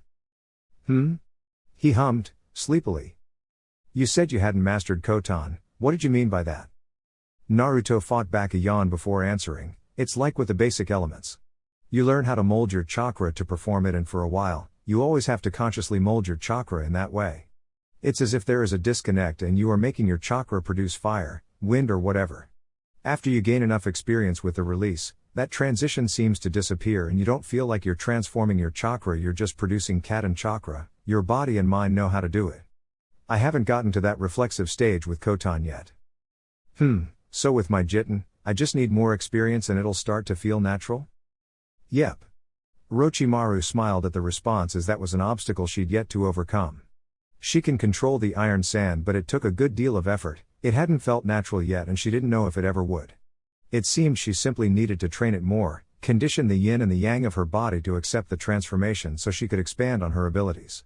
It makes sense why he only had one lava and ice jutsu when she trained him. Creating more jutsu before he'd mastered the release was accepting a shoddy foundation. "And how many sub-elements have you mastered to your standards?" "Depends on who's asking, my rival or my girlfriend?" "Girlfriend?" she asked teasingly. "I'm too sleepy to be embarrassed," Naruto observed, causing the Sannin to giggle. "How am I to know when I am one, the other or both?" she asked, pulling even closer into their embrace. When we're naked let's not be rivals," Naruto offered. Orochimaru laughed into his chest. "I'll consider it. Now, if you could answer my original question." Naruto leaned down and whispered in her ear, a look of surprise giving way to a sultry smirk. Swiftly, Naruto found himself on his back. "Kukaku, it appears you won't be getting any sleep just yet, Naruto-kun," she said as Naruto felt her slide down his body. He really hoped she wasn't suggesting another spar, because there was no way that was going to be possible. Naruto's worries were nullified when he felt an intense and welcome sensation. He, shakily, sucked in a breath air while clutching his crimson sheets. He peeked toward the end of the bed and the bobbing of his girlfriend's head was confirmation. Sleep would not be coming soon, he thought, but he wouldn't complain. Naruto took another look down. No complaints at all. Shino considered himself unflappable. It was as much his personality as it was discipline, but he could remain calm through almost anything. However, one could forgive him for having difficulty with the weirdness that was his morning breakfast. In the Uzumaki manor, there were two primary places to eat. The first was a large, ornate dining hall. A large room with a 15-person table, crystal chandelier and walls decorated with red Uzumaki spirals. None of the three current Uzumaki were much for formality, so the room was rarely used. Naruto explained it as more of a promise to the future. One day, maybe a generation or two from now, that table would be full. The second place was the kitchen, a generously sized room itself. Dual wall-mounted ovens, side-by-side refrigerator covered with blackboard paint, induction range. In the center laid an island with even more kitchen gadgets, including a grill. Atop of it was an industrial hood. Also, seals. So many seals. It was absurd. Within the kitchen resided two places to sit while eating, either at the end of the island where one would sit atop bar stools or the six-person, circular dining table with wood bay windows. Seals on the windows made them tint should the sun get too bright. Shino was sitting at the island, eating oatmeal with blueberries, along with Tuya who was eating the same. Karen was enjoying some steamed cod with rice and miso soup. That was fairly normal as the trio had shared breakfast countless times before, Karen never making a deal out of Shino being there while also managing to be welcoming. No, the weirdness was contained at the table as sitting across from each other were two of the three Sannin. Orochimaru, looking freshly showered, hair pulled up, and wearing a pale purple kimono was absent-mindedly dining on an arugula, walnut and pear salad humming a tune. Jiraiya, enjoying a steak with some rice and miso soup was scowling at the woman as he cut through his steak. It was clear to Shino that Orochimaru had spent the night here, and mated with his teammate. That fact must have been clear to Jiraiya as well. It displeased him greatly. Really now, Jiraiya, what have I done to deserve such a hard look? You couldn't even wait a day? What difference would it have made? Orochimaru asked before breaking out into a face-splitting grin. Besides, he didn't protest. Which reminds me, Karen-chan. Yes, Orochimaru-sama? Naruto-kun might need a bit of chemical pick-me-up. Okay, I'll whip something right up, Karen said, going to the cabinet to get a mortar and pestle. She grabbed several ingredients but Shino's attention was pulled back toward the Sannin. Would you have stopped if he had? Jiraiya questioned and Orochimaru shrugged. Irrelevant. We both got what we wanted, so I wouldn't entertain any ideas of changing that if I were you. If I stay out of this it certainly wouldn't be because I fear you. And stop telling people you're the strongest of the Sannin. I'm a damn sage, I'm stronger than you and Tsunade both. And before you get quippy, I fought the kid full on, and if your little show last night was anywhere near your best, you're a distant number two. No need to speculate, Jiraiya. We can test your hypothesis whenever you want, Orochimaru offered. I think Obakan would throw a temper tantrum for the ages if you two wrecked her training grounds, T-Bio, said Naruto, lazily but with an underlining of humor. He had a soft smile and closed eyes as he shuffled into the kitchen, black t-shirt clinging to his hastily dried body. Naruto, Karen greeted. They'd missed each other yesterday, but the medic was happy to see her cousin again. Here, take these with water, and a little food. Karen handed the pills she'd just finished making, placing them in his palm. He gave her a one-arm hug while thanking her. He continued on, retrieving a glass and filling it with water. Yuya-chan, you are certainly looking luminescent this morning. I hope you're taking good care of Shino. Fuck you, Stump, Tuya fired back, getting a laugh in response. Morning, Shino. Same to you, Naruto, the Aburame heir replied. Naruto finally made it to the table, sitting by Orochimaru. Good morning, Orochi-chan. Good morning, yourself. I figured you'd still be asleep. I wish. I have to report to Tsunade Obakan in an hour to officially start as an elite tutor, Naruto said with zero enthusiasm. Not that teaching was a waste of his talents, it just simply held no interest to teach people who probably didn't like him. Poor thing, Orochimaru in mock sympathy. Yes, I'm a pitiable figure if there ever was one. Cursed by the very gods themselves, Naruto replied with great effort. He ingested the pills and drank the water. Well, maybe the day won't be all bad. It can't be, I have a hot date tonight, Naruto declared. Oh, really? Should I be jealous? I wouldn't blame you if you were, she's pretty amazing. Please, get a room, Jiraiya cut in. He knew he had to accept this abomination of a relationship, but he felt no need to actually watch it. His godson rolled his eyes, likely recalling all the times Jiraiya got sloppy with some woman while Naruto had to go busy himself. Said godson then placed his right hand on the table and channeled some chakra. Most of the onlookers gaped when they watched a small tree sprout from the table, maturing until it bore fruit. Naruto picked the gala apple off a miniature limb, winking at Orochimaru as he bit into it. What the actual fuck was that? Tuya asked/shouted, managing to summarize what most of the others present. I was told to eat, I wanted an apple so I got an apple, Naruto said, completely ignoring the justified shock of those around him. In truth, he knew he was showing off, but if simply telling Orochimaru what he could do resulted in that, he was curious what a casual demonstration of power and prowess might net. Looking into her eyes, he concluded it'd be mind-bendingly awesome. A gentle hand on his whiskered cheek and Orochimaru leaning forward was all the warning he got before being pulled into a kiss. A simple lip lock escalating into more, to Jiraiya's dismay. I should leave, Orochimaru whispered and got up from the table. Karen-chan, Tuya-chan, let's see what kind of trouble we can get into today. The two female Uzumaki nodded and followed their mistress out of the kitchen. Naruto turned back around to see Jiraiya frowning at him. What now? How long have you been able to do the apple tree trick? Long enough, why? Naruto asked in genuine confusion. Because all those days I was hungover and you made me go get some food. You could have just given me a damn apple, you brat, Jiraiya exclaimed before laughing. You seem pretty accepting of this, Naruto pointed out. You're going to do what you want to do. Do I have my concerns? Yes, I won't lie to you about that, but I'm going to trust you and hope for the best. But no, if this is some scheme and you get hurt, I'll kill her. Even if I have to die to do it. Naruto nodded. Jiraiya didn't often make threats, but he carried them out when he did. Naruto had seen it personally. Now, on to more important things. How was it? Jiraiya smoothly dodged the red spike of death that shot toward him, Naruto's hair returning to normal in an instant. Even Shino facepalmed at that. Jiraiya laughed at the boy's response. All 5 of the great hidden villages will have teams in attendance, Hokage-sama, Shikamaru stated. Tamari and he were in the final stages of planning for the Chunin exams, which was vetting all the participants and their sensei. It was a tedious but necessary process, made even more so because of the weight of these exams.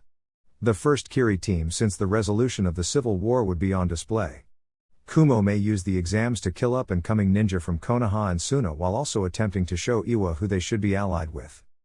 After the Team Kurenai reunion, Shikamaru stayed up all night to finish the planning. The exams started in a month, which meant the Cage would be traveling to Suna in 2. He just wanted to be done with the whole damn thing and go back to cloud watching and shogi playing. The only other bit of information we need is to know your guardian detail for the finals. Orochi and Kakashi, the god I'm answered, and Shikamaru nodded. Is there anything else? No, Hokage-sama, the lazy Nara answered. Good, for the time you will be returning to Team Asuma and your regular Chunin duties. Thank you for your service, Shikamaru. You are dismissed, Tsunade said. Shikamaru bowed and exited the office. As Shikamaru walked down the hallway, passing the various ninja waiting to meet with the god I'm, he sees his 2 teammates chatting away. What are you 2 doing here? I'm here to meet Tsunade Obaken, Naruto answered, still dragging as the pills Karen gave him hadn't kicked in yet. He briefly remembered never asking her what was in them and resolved to not swallow pills given to him without asking a few questions. I'm here for moral support, Shino said. Shikamaru bit out a laugh. Oh, that starts today? I'm guessing you don't know who you'll be babysitting. Not at all. Man, I'm supposed to be out there, kicking ass and saving princesses. It's a statistical anomaly that we have saved as many as we have, Shino observed. It's also troublesome. Stop looking a gift horse in the mouth. Shika, you need a greater sense of adventure, Naruto teased but grew confused when Shikamaru took him by the shoulders and looked him square in the eyes. Naruto, boring is good. Boring means stable, peaceful. Embrace the boring. Adventure is for storybooks. I think he'll be too busy embracing something else, Shino stated. Naruto was called into the Hokage's office before he could respond. So? Embracing something else? Shikamaru asked. Yes, Shino answered. He works fast, the Nara observed. Or she does, the Aburame countered. Good point. Should we be concerned? Maybe about his exhaustion levels. As for everything else, I suggest we wait and see. I'll try to think up some contingencies, but... I understand. The 2 nodded at each other and then broke out into matching grins. So, she exhausted him? Outside of hours of fighting, I didn't think it possible. There were other developments best not spoken about here. Team training tomorrow morning. The slight inflection told Shikamaru this was serious. He affirmed he understood, then departed the Hokage tower, Shino leaving to attend to his own matters. As Naruto reached for the door to the Hokage's office, he felt a wave of energy rush through his body, which was followed by a very brief but very painful headache. It left as fast as it came and the Uzumaki no longer felt drained. He resolved to thank Karen later.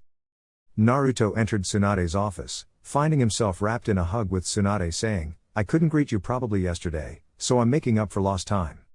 She released him soon after and returned to her seat. "Now, down to business. I know you aren't thrilled about your assignment, but you can best serve the village by sharing your knowledge. Most days you'll have one charge." Tsunade paused to toss him a scroll, "as she requested you personally. It's a fraught situation, so handle it with a measure of diplomacy. There will also be times I'll have you help our forces with some training seminars." Naruto nodded. He knew nothing he could say would change it, so he'd just have to accept it. "Now, there is one more thing. Team Kurenai is put on hold as all three of you are simply better served elsewhere, but there was also a problem that none of you have any medical training. You will be sending a clone to the hospital to get some basic training." "Why me?" Naruto asked. He didn't mind an Iryo ninjutsu was a blank spot in his knowledge, but this just seemed odd. Both Shino and Shika have the chakra control and intelligence for it. Shika isn't a frontline fighter and Shino has extensive knowledge of anatomy due to his hunter ninja training. They've also been here and could have easily been certified, so why me? Tsunade bit her lip and looked away. "It was simply decided you'd be the best fit for the training." Naruto looked at Tsunade in puzzlement. She was clearly lying and wasn't even trying hard to hide the fact. It didn't make sense. He had to follow her orders regardless, and he'd do it anyway since she was family. And she might even show him something if he learned enough. That's when a light bulb turned on. "You aren't jealous that I've learned things from each of the Sannin but you, are you?" Naruto asked, smiling. Tsunade donned an embarrassed blush at being caught. "Medical ninjutsu is just as cool as other ninjutsu and you can do a lot with it." "I don't deny that, Oba-chan. But there is another reason. I saw you spar with Orochi. I know you've gotten really good over the last 3 years, but if war breaks out you're going to be a primary target. When A learns you aren't so easy to kill, he'll target those you care about. Add that to your tendency of throwing yourself in front of threats and you can see my concern. My grandfather was excellent at self-healing. I could never manage to replicate it, but with the advanced healing offered by the Kyuubi I was hoping you could." Naruto didn't know what to say. He could tell her worry ran deeper than just his welfare, but how it would only compound the grief she felt of previous losses. He didn't like seeing her like that, it felt wrong. Naruto smiled largely and brightly. "Don't worry, Oba-chan. I'll go through the training and whatever you want to show me. I can't die until I take that seat, T-by-o." Tsunade smiled in return, perked up by his declaration of taking her position. "I can't wait, Naruto, but don't be in too big a rush. Enjoy your youth while you can and then come rescue me from this chair and the paperwork. Deal?" "Deal." "Good, now go meet your new student and try not to cause an incident." "Diplomacy and discretion are my middle name," Naruto said, attempting to pacify the god, but her rolling her eyes let him know he'd failed. "Just do your best, now scram." "I am not a house cat, T-by-o," Naruto said, departing through the window just to annoy his surrogate aunt. The Uzumaki clan head landed on the ground and then blurred to his destination, arriving near instantly to the Hyuga clan compound. Naruto presented his mission scroll to the exterior guards and was promptly escorted in. As they walked, Naruto could feel more and more people watching him. The Uzumaki wanted to roll his eyes. "Yes, that kid is here. Hide your wives, hide your children," he thought, dismissively. Naruto was led down a few more corridors before finally reaching his destination. The Hyuga slid back a door and ushered Naruto into an outdoor training ground, with 2 people in attendance. The older Hyuga, obviously Hiashi, seemed tired and worn. The younger Hyuga, Hanabi, looked resolute. When Hiashi realized who was there he simply left, sparing no words for Naruto, but the Uzumaki didn't mind. He sized up his new student. The girl had certainly grown from the tiny thing she was. She'd cut her hair at some point, it styled in a bob, and with her charcoal-colored gi, she was clearly ready to train. "Hello, Hanabi," Naruto said. "Hello, Naruto-san," the now heiress replied back, but Naruto waved the honorific off. "I have to admit, I was a little surprised to learn you'd be my primary student. Not that I mind, of course, But I am curious as to why the Hyuga heiress would want outside training. Hanabi had suspected he'd ask that and was prepared with an answer. My Ne-chan told me the one thing she wanted from me more than anything else was to be the kind of Hyuga I wanted to be. My clan is not just prideful in their traditions and legacy but arrogant. It's made us stagnate. Even the removal of the seal hasn't fixed it, as now the former branch members are just free to flaunt their clan membership to the rest of the village. While they revel in their pride, they do not see the concrete ceiling they've erected above their heads. No S-rank ninja to our name, no Hyuga ever considered a candidate for Hokage, and few if any innovations to our primary fighting style. We're capable of more but too many are blind to it, chained to the habits of the past. Hanabi had to pause to breathe in and out, the frustration with her clan, with how they treated her sister. It felt so heavy, the inescapable weight of it all. Hinata nay, she wasn't naturally good at gentle fist but worked around it. She developed herself and found alternative uses for her bloodline.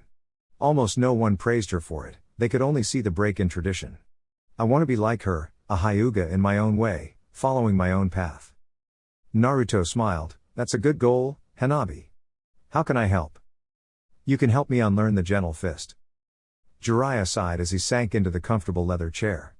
He made a mental note to talk to Naruto about getting a few for the manor. He looked around the room, Hiruzen's study. It felt odd being here. He'd rarely spoken to his sensei outside the Hokage's office, so this felt unfamiliar. Adding to the dissonance was that his sensei wasn't the Hokage anymore, a scenario neither man had much time adjusting to the first time it happened, and 3 years away hadn't allowed the reality to sink in. A cough brought his attention back to Hiruzen and his reason for being here. I want you to call it off, sensei, Jiraiya said. His tone was resigned. He hadn't come here to fling accusations or relive the past or anything like that. He just needed the elder Sarutobi to stop. Call what off, Jiraiya? Whatever plan you have, whatever new stage in this sick little game you're playing with her needs to end. If she goes off the deep end, if she crosses the line, and I will stop her. Your involvement isn't necessary, Jiraiya argued. Hiruzen's glare could have melted glaciers. My involvement is the sole reason we know what she did last time. I have not planned anything, but I will not be treated like some doddering old man, especially not by one of my students, Hiruzen exclaimed in offense. Jiraiya simply scoffed. And yet you didn't manage to stop Danzo, so clearly your vision isn't all-seeing, Jiraiya retorted. Hiruzen didn't react visibly, but internally he winced. His permissiveness with Danzo was one of his great shames and, apparently, made him look like a hypocrite with how diligent he was to uproot Orochimaru. You have to know she cannot be trusted, Hiruzen said in a much more subdued tone. You're probably right, sensei. Hell, more than probably, but you've yet to discover anything, not that you've been looking, Jiraiya finished sarcastically. If it were just a matter between you two I wouldn't care. You both enjoy your little games, that's fine. It isn't just between you two, and I won't let Naruto get dragged down because you're fixated on her. I am doing this for him, Hiruzen protested, clearly offended. Well, judging by what I witnessed this morning, you're too late, Jiraiya shared, mortifying Hiruzen. No, it can't be, Hiruzen denied. How, Jiraiya, how could you let this happen? What was I supposed to do, sensei, camp outside his door? Follow him around for the rest of my days? Jiraiya said with a laugh. Just for once listen to me, let this go. Has everyone forgotten what she's done? Those cruel, sadistic experiments? Her complete betrayal? I have not, but here's the problem, she did those in full view of Danzo. That's the kick in the nuts, sensei. It's not that no one cares or that we aren't mortified. It's that you want to condemn her when you permitted your former rival to do as he pleased. Even after he ordered the genocide of a founding clan. Makes you look like a hypocrite. That's before you add in the whole banging her and coerced abortion aspects. I'm going to save you a few trips to Inoiki, sensei. What she did. And you know what? I'm guessing part of the motivation was she knew you'd eventually find out and carry the guilt and the pain of her fall. You resent her for doing it, you hate her for doing it to get back at you, and you despise her for rejecting that which you find most sacred, the will of fire. She desecrated it. But the thing that eats at you, the thoughts that keep you up at night, all center around one idea. One scenario you wish to deem impossible. What if she changes? What if she changes for and because of Naruto? What if they are actually happy together? Then your role in why she broke bad is undeniable, and you can't cast her as the one true villain. Get over yourself. If she does something, we'll catch her. If not, my godson is happy and I won't have that threatened. It's not in your control and it's not your job.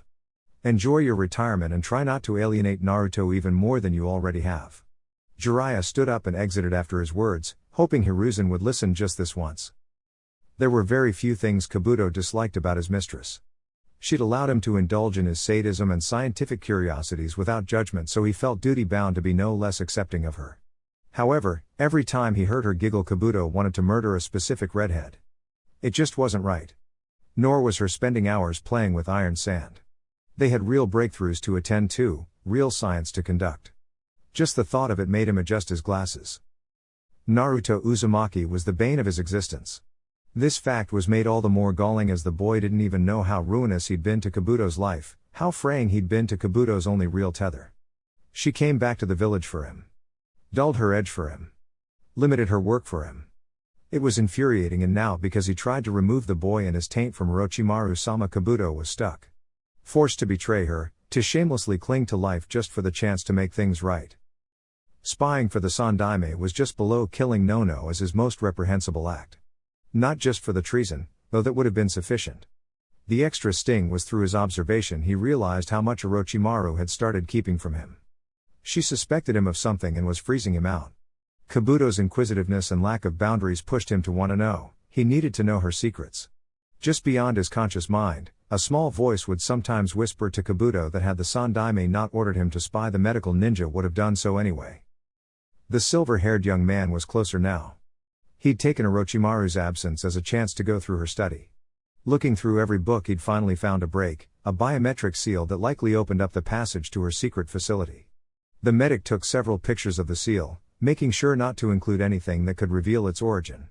He needed help. Kabuto only understood the most basic of Fuinjutsu, but he was lucky he had a willing pawn. A silly, little girl that led with her emotions. Kabuto would never allow himself to think his well-hidden disdain for Karen might parallel some even deeper buried sentiments for Orochimaru-sama.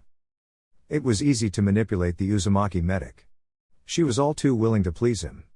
He showed just a little interest and she clung to him like driftwood in the middle of the ocean. She was pathetic but useful. It took no effort to trick her into deciphering the seals. However long it took for her, Kabuto would wait. And once he gained entrance, once he knew all there was to know, he'd make things right. Somehow, some way. Okay, that's enough, Naruto spoke and chuckled when he saw the relief in Hanabi's eyes. Before he could train his student, he needed to know her limits, so their training session was meant to do just that. It was only thanks to his experience with Konohamaru, Moegi and Udon he even had an inkling as what his expectations should be. Hanabi was about where they all were at her age. He could certainly work with that. Tomorrow we'll start on your new taijutsu and maybe get you a weapon, so be thinking about that. Why a weapon, Naruto-sensei? Because you're short and weak, Naruto said without missing a beat, causing Hanabi to faceplant. When she returned to her feet, he saw her look of indignation but cut her off before she could speak. I was short and weak once, as well. Unfortunately, not everyone you'll ever fight will share your measurements and skill level.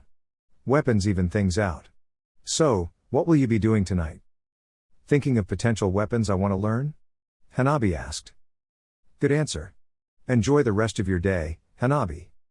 Same to you, sensei, the Hyuga said back, politely. Naruto exited the training grounds and saw a Hyuga waiting in the corridor. Hiashi-sama would like to speak to you, the Hyuga said, and Naruto nodded and followed the man. As he was led through a parade of similar-looking corridors, Naruto emptied his mind. He didn't want to go into this exchange with any expectations or assumptions. Tsunade requested he not create a political incident, and he'd do his level best not to. Finally, Naruto was ushered into a courtyard, where Hiashi was sitting.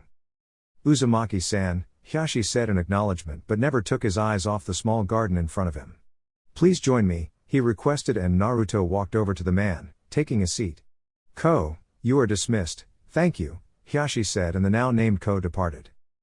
Hyuga-san, Naruto said in return. The pair sat in silence for several moments until Hiashi chose to speak once more. What is it to be free, Naruto? I don't think I'm the right person to ask that question to, Naruto answered and meant it.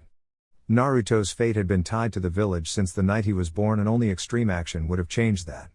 In all likelihood, for Naruto to be free of the village, he'd have become something tyrannical in exchange.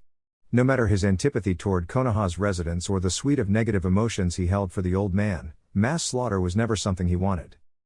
It is because of your unique position I think you are the very best person to ask this question to. My brother and my firstborn only found freedom in death, that's how constricting and limiting they found being a Hyuga. It is only in retrospect that I saw my role in their suffering. Maybe that sounds familiar. Naruto nodded at that last statement as it did sound a lot like the old man, casting himself as powerless when he was anything but. I was raised to value the Hyuga way. I believed, and believe, it kept me strong. During the war, shouldering the burdens of being a clan head, losing my wife. I leaned on those traditions to prop me up when I felt nothing else could. They were my pillars of support. Somewhere at some point, I came to believe the Hyuga way was the only path, that it could only be failed but never fail anyone. I alienated my eldest daughter because of it. I didn't encourage her, only pointing out what I deemed her flaws. And when I realized she saw me for who and what I was, I resented her for it. I loved her but I resented her all the same. And then she was taken from me. She died a hero, protecting her team, but I'd much rather have her here. I'm sure that too is something you are familiar with. I asked Tsunade-sama personally to let you be Hanabi's tutor. I may not be able to walk down her chosen path with her, but I'll do whatever I can to make sure she's as prepared as she can be. Whatever she wants to learn, there will be no clan restrictions, so teach at your own discretion, and if you need anything from me or the clan, don't hesitate to ask. Naruto didn't really know what to say to the man that had just bared his soul to him. His pain, his regret were palpable. It reminded Naruto of someone else, a man of tradition and standing that only amended his ways after irreparably failing his daughter too. During my travels, I met another man who faced something similar. He couldn't cast off his traditions for his daughter, and the pain of her loss changed him. For what it's worth, you're handling it better than he did, Naruto shared with the Hyuga leader. What makes you say that? Hiashi asked. Because that man's path led him to the end of my sword, Naruto answered. As for Hanabi, I'll do my best to give her the tools to follow her ambition and prepare her for life as a ninja. It's all I can ask. Thank you, Naruto, Hiashi said. Naruto nodded and then left via Sunshine. Naruto didn't exactly pity the Hyuga leader, but he wasn't devoid of sympathy either. Regret could be a corrective or could be poison. He'd also almost been swallowed whole by it, a wrong call during a mission. He was fortunate he had Bagheera and Megillah to keep his head on straight, and then his team to see him the rest of the way. Sigh, Naruto thought, but it wasn't due to his previous topic of rumination but the kunai that was hurtling toward his head. The Uzumaki caught the multi-use knife by the handle and then shot a bored look to the owner of said projectile. You know, if you'd pulled this 3 years ago you'd have a pissed-off Jinchuriki trying to kill you, Naruto said. Aw, don't be mad. I just wanted to challenge my fellow discipline is all, Anko replied, though a part of her was grateful she didn't have a rampaging Jinchuriki after her head. The snake summoner watched for any signs of hostility, which allowed her to catch the kunai he'd thrown back to her. Oh. Couldn't you have just asked, T-Bio? That's boring. So, what do you say? Want to find out who's the stronger student of the snake Sanin? Anko asked with a playful smirk but frowned when she saw the Uzumaki shake his head. I'd spar with you for fun or whatever, I'm up for making new friends. Fighting to see which of us is stronger, though, is a waste of time. It's me, Naruto said with a shrug. And what makes you so sure of that? Being a container doesn't make you invincible, Anko argued back with a bit of heat. Then she felt off. Her heart raced and her knees shook and she felt like her skin falling from her bones. It went from panic-inducing to visceral agony in seconds. You didn't even know you were under my genjutsu, Anko, so you certainly don't know how long you've been open for my attack. Anko stopped her chakra circulation, seeking to disrupt the flow.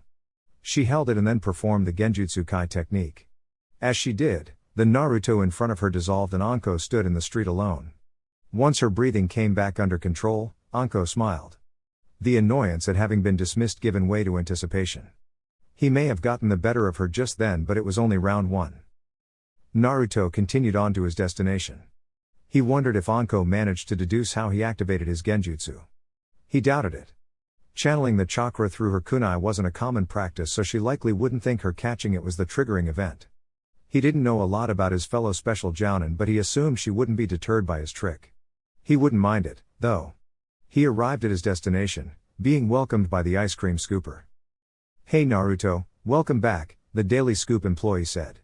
The brunette had known Naruto for years, him coming into the shop as a chubby-cheeked boy just wanting to be treated fairly. Thanks, Yuri-san, Naruto replied. What can I get for you today? I'm going to have the butter pecan, 2 scoops in a waffle cone. I would also like 2 scoops of Rocky Road in a bowl. Oh, do you have someone joining you? Is it that adorable little panther? Megila? No, not today. She's also not so little anymore. Neither are you, time is funny like that, Jiraiya said as she was preparing his order. I suppose, Naruto said. He took his order and grabbed a seat at the marble counter. He didn't have to wait long for his guest to arrive. The atmosphere in the room changed when she entered, though her face showed no sign she noticed or cared. Naruto wondered if she were truly apathetic or feigned it to secretly increase her enjoyment. Naruto-kun, she said while taking a seat beside the Uzumaki. You have really good timing, Naruto said. What can I say, I am a woman of many talents. Humble too, Naruto observed. Humility is for farmers and monks, Naruto-kun. I will never pretend to be less than what I am out of some notion of social desirability, I hope you wouldn't either. False humility isn't my bag, but I was very much in need of humbling at one point. Thankfully, it was Bagheera who set me straight as it possibly saved my life. Now though? Naruto shrugged, I don't have that same need for external validation. I know who I am and what I can do. As long as you don't become meek, the Sannin replied. I don't think I could pull of meek anyway, I'm so obviously impressive. Orochimaru gave him a once-over, yes, quite obvious, she said, and then finally tried the ice cream in front of her. She couldn't help it, her face completely betrayed how good she found the frozen treat. When she looked back to Naruto, she wanted to wipe that smug, knowing grin off his face, even if she did find it cute. Naruto soon returned to his own treat, elated he'd made a good choice. Anko challenged me today. Wanted to see which of your students was the superior ninja, Naruto said. Oh? Yep, threw a kunai at my head and everything, Naruto added. Is she still alive? Orochimaru asked, knowing about his rule against unprovoked attacks from the villagers. Naruto laughed. Of course. I didn't harm a hair on her head, though I'll probably have to fight her so the surprise attacks to ramp up. Kukaku, yes, Anko-chan can be quite tenacious. The two continued to chat, even as they departed the ice cream parlor and headed to her home. So, you wanted to take me there as it was part of your plan? Orochi asked. I wanted to take you there because they treated me like a normal person and I thought you would like it. Your enjoyment made it the first step of my plan. Which is now abandoned, she observed as she headed towards her door, but noticed Naruto had stopped moving behind her. She turned to see a puzzled look on his face. What makes you think it's abandoned? He asked, closing the distance between them. Last night. Was just incentive to be more diligent. Sorry, plan's already in motion and there's no stopping it now, Naruto said lowly, their faces mere inches apart. We shall see. You coming in? It would save me the trouble of breaking in tonight, he answered softly, close enough to feel her smile. Yes, that energy could be put to better use, Orochi said as she opened the door while never turning away from Naruto, swiftly pulling him into a kiss. Naruto returned the gesture, one-upping the infamous Sannin by wrapping his arms around her and lifting her up. Orochimaru wrapped her legs around her fiery-haired lover as Naruto carried her inside, closing the door behind them with his foot. No one would see the two for the rest of the day. Daru sighed in boredom. The trip had been dull. The need to move in absolute secret not only made it a longer trek, but he could go nowhere nor do anything interesting. It was one of the realities of being designated the Raikage's second, his essential man. Daru's movements drew notice, spies of the 4 great hidden villages and even some minor ones would be interested in where he went and why. So, this had to be as clandestine as possible. It didn't help that Daru was doing something he categorically didn't believe in. The person he was meeting was located on the coast, the campfire illuminating the lush forest that stood behind the elder man. He noticed Daru and the Kumo Jounin could feel those yellow eyes analyzing him, taking his measure, but the Storm-style user didn't care to delay this any more than necessary.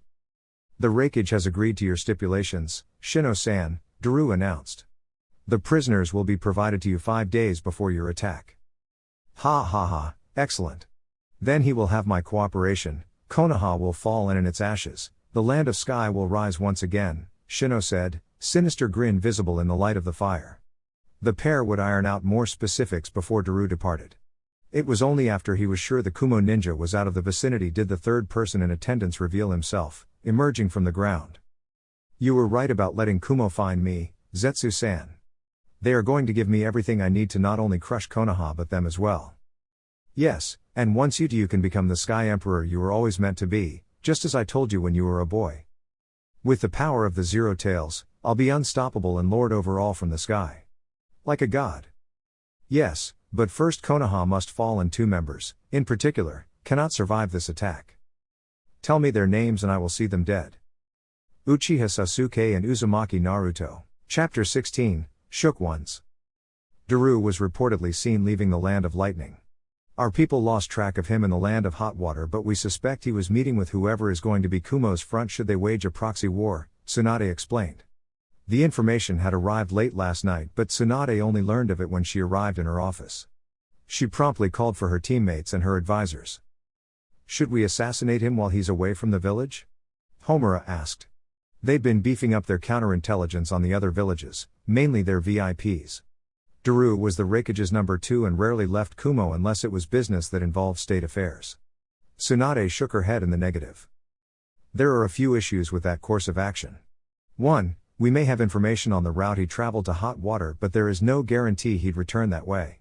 Secondly, my agents informed me he was not alone. Couple that with being one of the most skilled and powerful shinobi in Kumo's ranks, we'd have to be very selective about who we sent after him, Tsunade reasoned. Surely Team Kakashi or Team Guy would suffice, both teams have 2 jounin with the younger ones being prodigies, Homura continued but frowned when he heard Jiraiya scoff. Is there an issue, Jiraiya?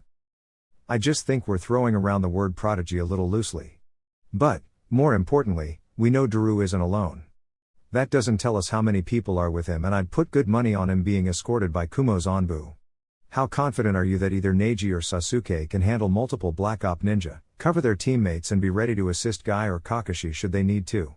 If we send too large a force they'll most assuredly tip them off, assuming we know where he'd be and we'd be unable to cover it up. A would have justification to retaliate and we'd look like the aggressors, Jiraiya argued. It wasn't just their commitment to peace that kept Konoha from visibly initiating inter-village conflict. Much of their branding was being the kinder, gentler ninja. It earned derision from the other villages, but the number of contracts Konoha received yearly supported their method. Those contracts meant their Jinan got less risky and violent missions to start, allowing them to mature and grow instead of the harsher experiences of the other major villages. It is also believed Daru is a moderating voice in their governing structure. If he's gone, we lose someone that may be advocating to avoid this unnecessary conflict, thereby ensuring it will come to pass, Tsunade added. This does seem to support the idea that A is looking for a smaller village to do his dirty work, Koharu interjected. The question is, which one? Claw and Fang can be ruled out as if either diverted attention to Otto the other would attack them, Homura stated.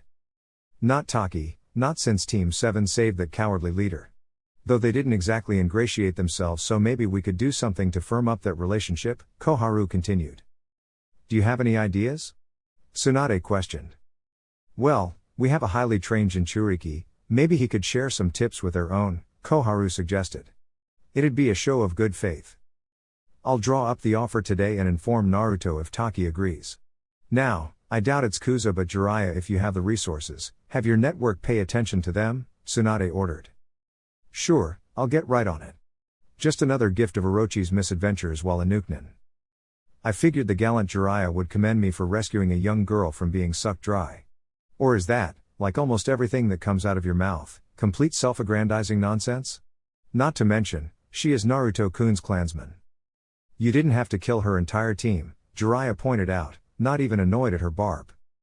I don't have to do a lot of things I do, but it was faster than negotiation and she wanted to leave, so it all worked out. Okay, enough, you two. We can be reasonably sure Ame won't help A.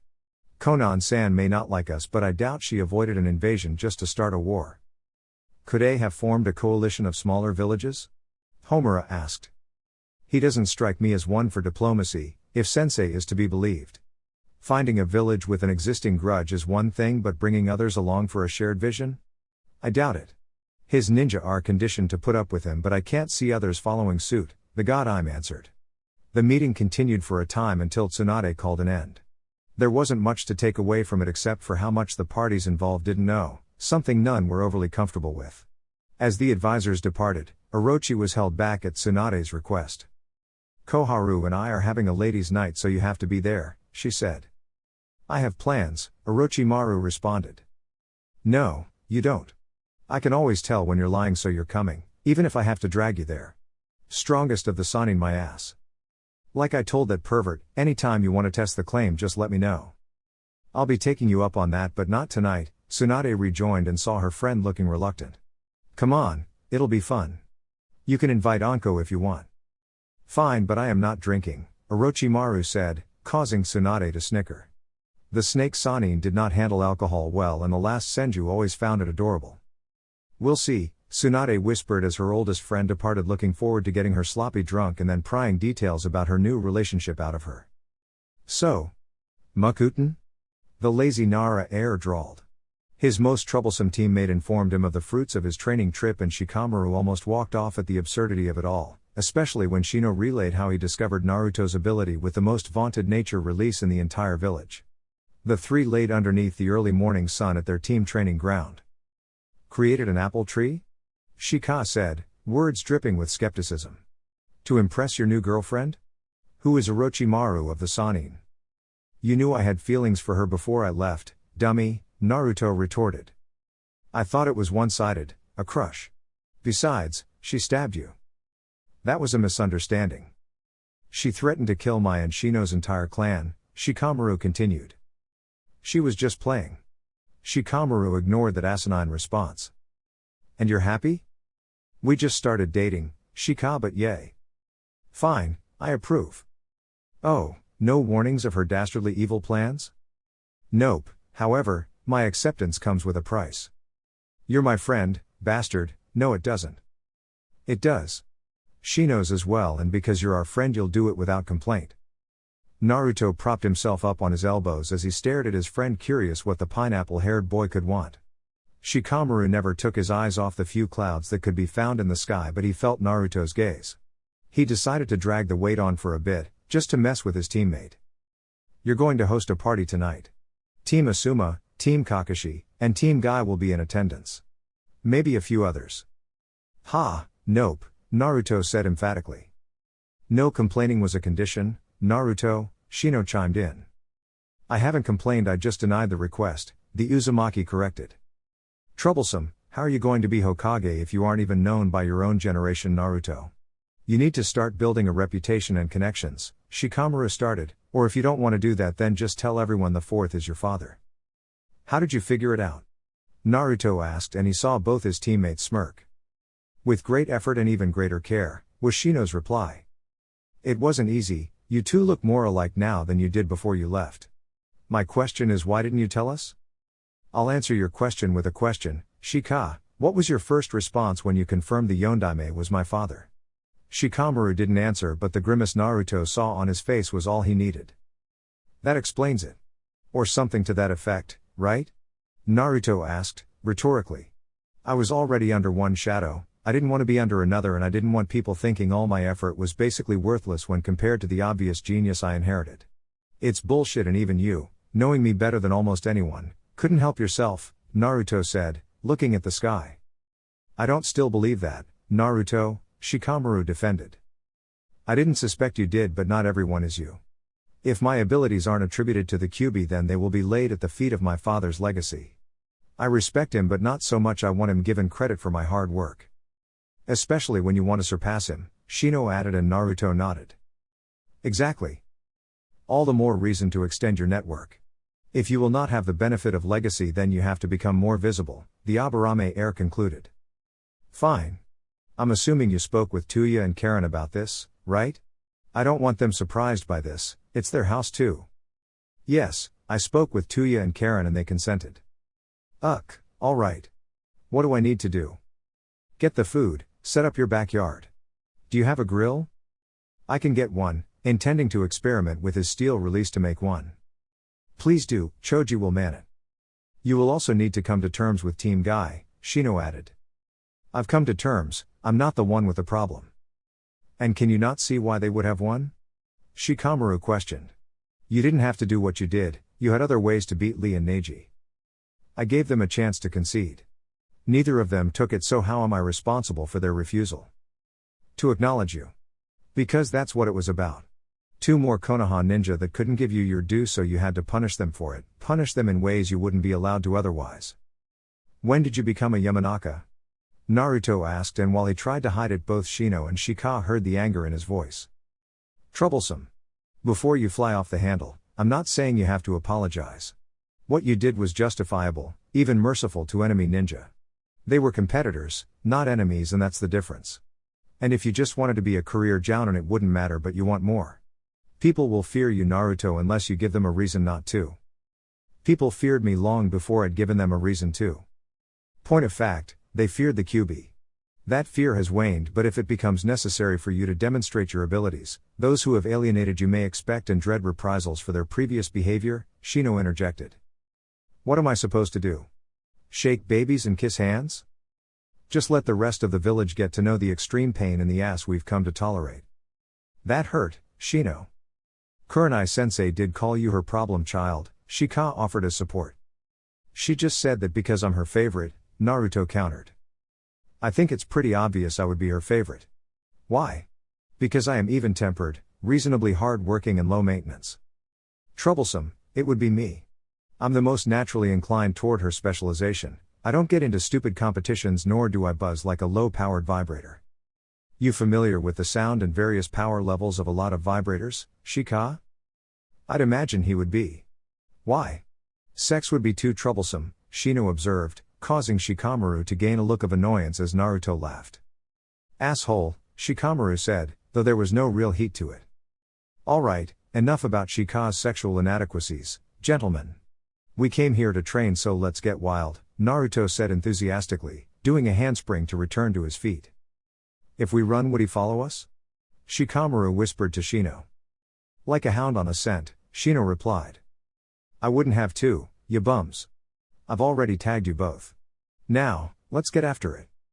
Anaki, the longest-serving Kage in the history of the Hidden Villages, was currently having a staring contest with his granddaughter. She often proclaimed she'd replace him one day, and he didn't doubt her potential as a kunoichi. It was her distaste for other considerations that gave him pause. But if she wanted to lead his village, he'd drag her along kicking and screaming. This was one such attempt, a strategy session. He needed to come to a decision regarding Konoha soon, and felt it was the perfect situation to teach his granddaughter how a Kage must think. Well? The aged Tsuchikage asked. I say we stay out of it, let the tree huggers fend for themselves. And if they should lose? Better yet, if Konoha should fall, what then? Then they are gone and we'd have had no hand in it. And besides Konoha separating us, what would make Kumo and Iwa allies? You think they'd attack us after defeating Konoha? Kurotachi asked. I think if they were to claim that significant of a victory, we'd be foolish not to prepare. That still isn't enough reason to ally with Konoha. It's not like we'd get much out of it, it's just a mutual protection deal. Not even a trade agreement, Kurotachi answered, but scowled when she saw her grandfather shake his head in disappointment. She hated when the old man did that. An agreement of mutual protection is a trade deal. If any citizen from the land of earth or fire were to be attacked while traveling to the other nation, but villages would have the license to act, including merchants.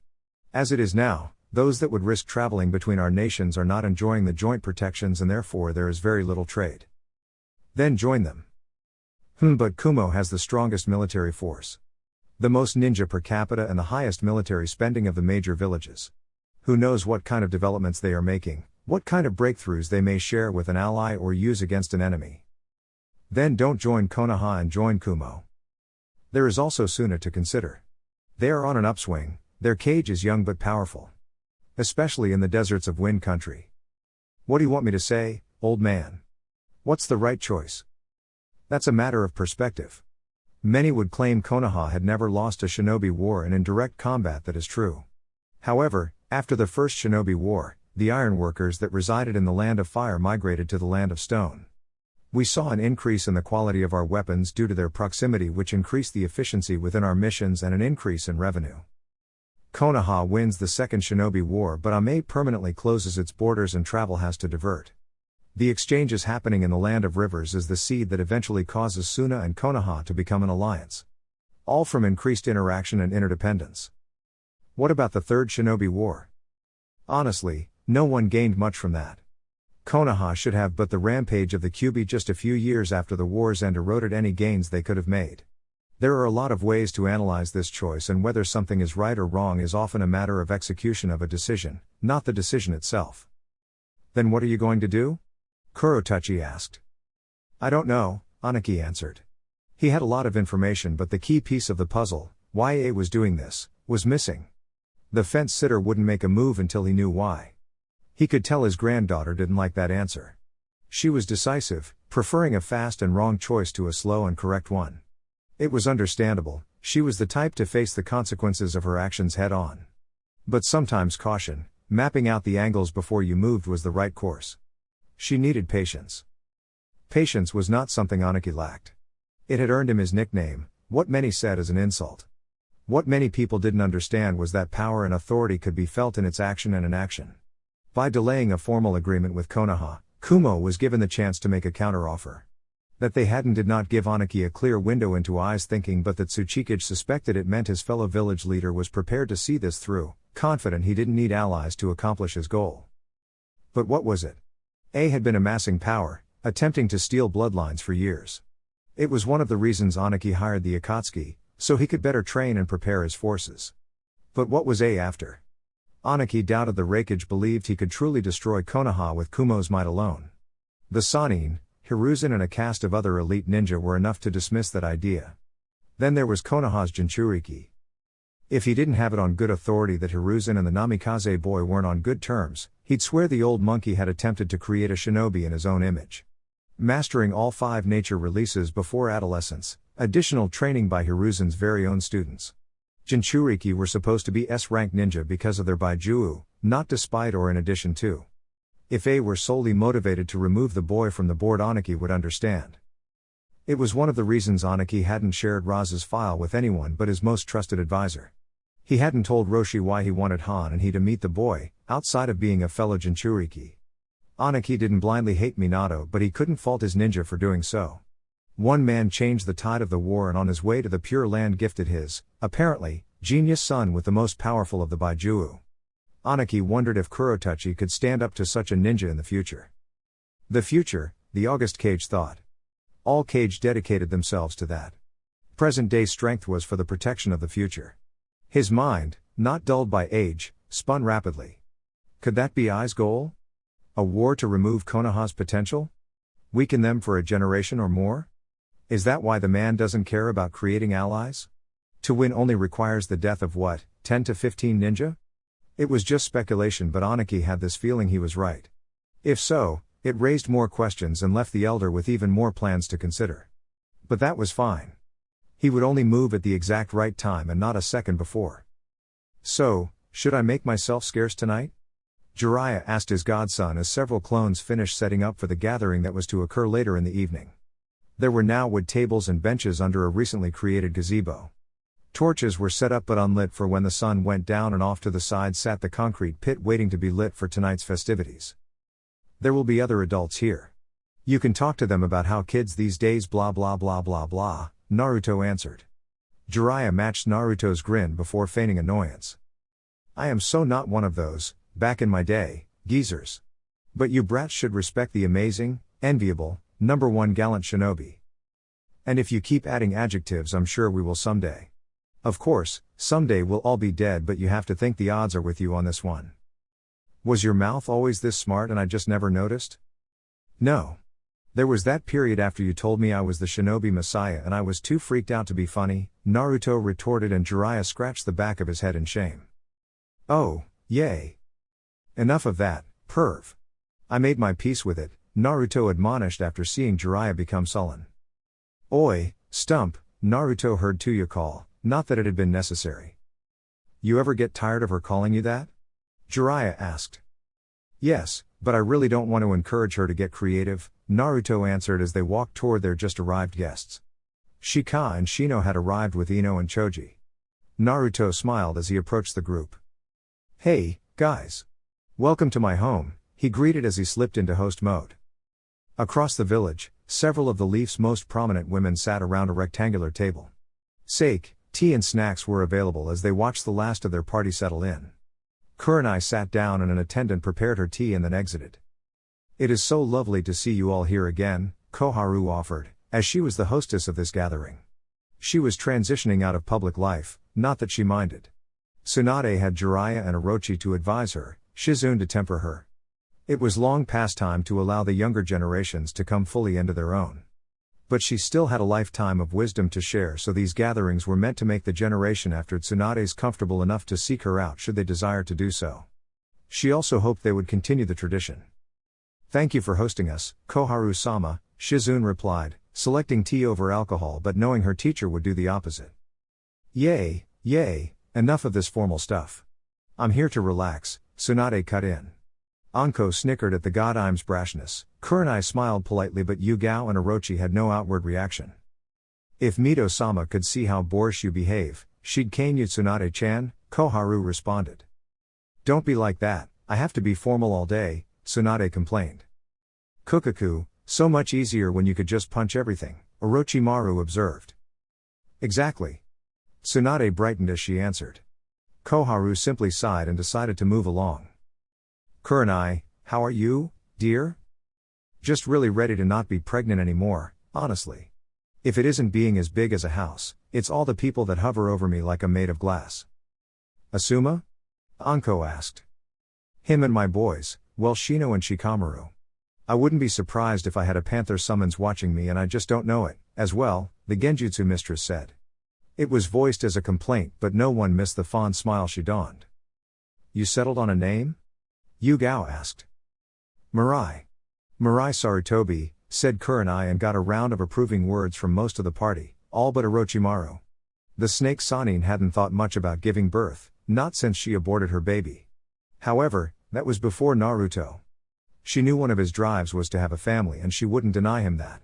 In truth, if the two kept going how they were, she'd be pregnant sooner rather than later.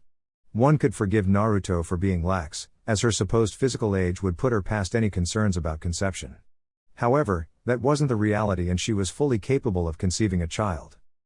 "Sensei?" Anko called out, breaking Orochi from her thoughts. "Where'd you go?" Tsunade asked. The smug look on her face suggested the question was rhetorical. "Wherever it was doesn't matter, you're falling behind, so drink up."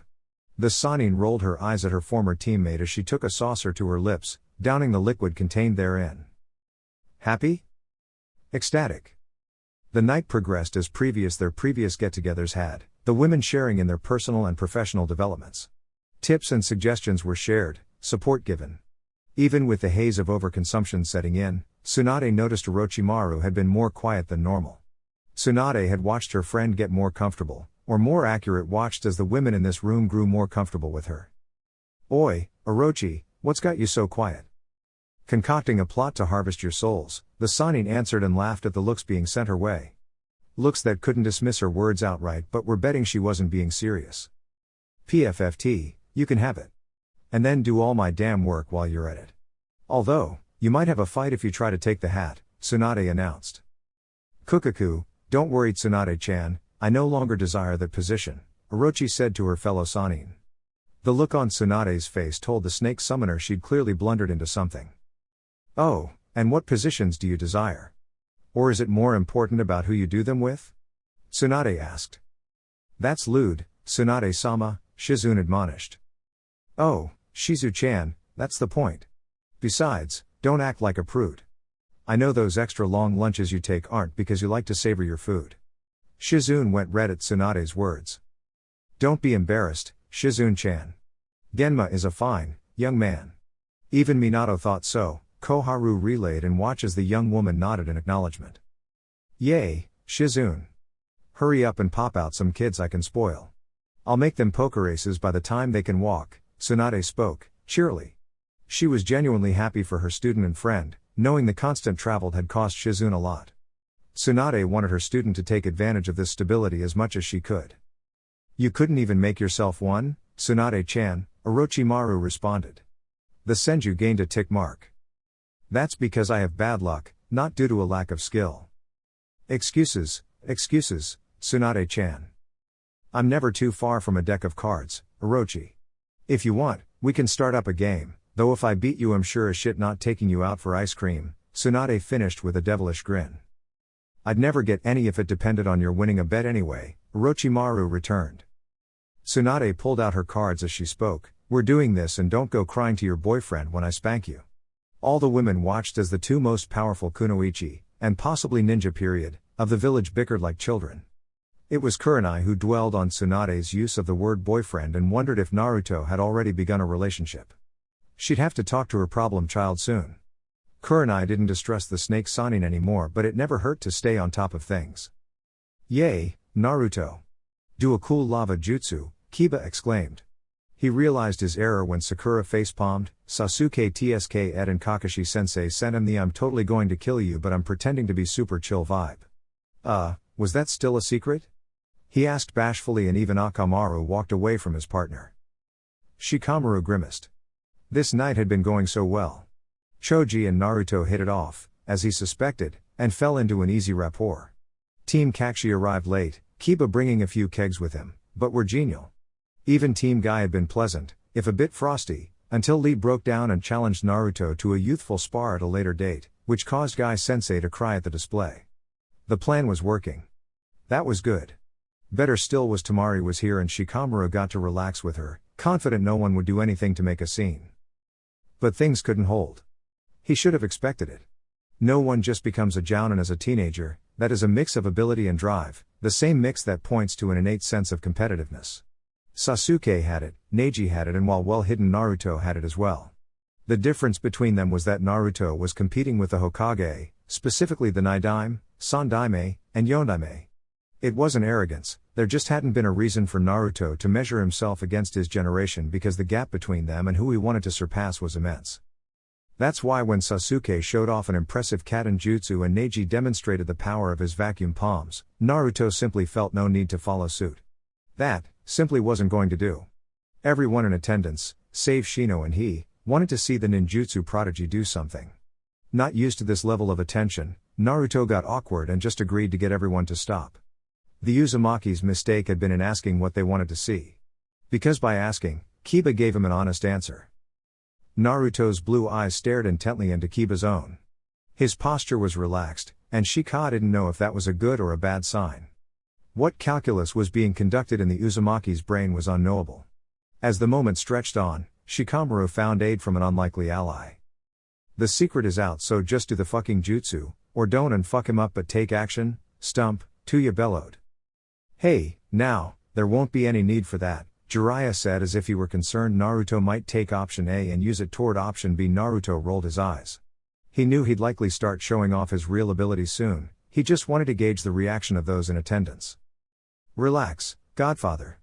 No one is going to attack anyone over a slip of the tongue. We're all comrades here, Naruto said.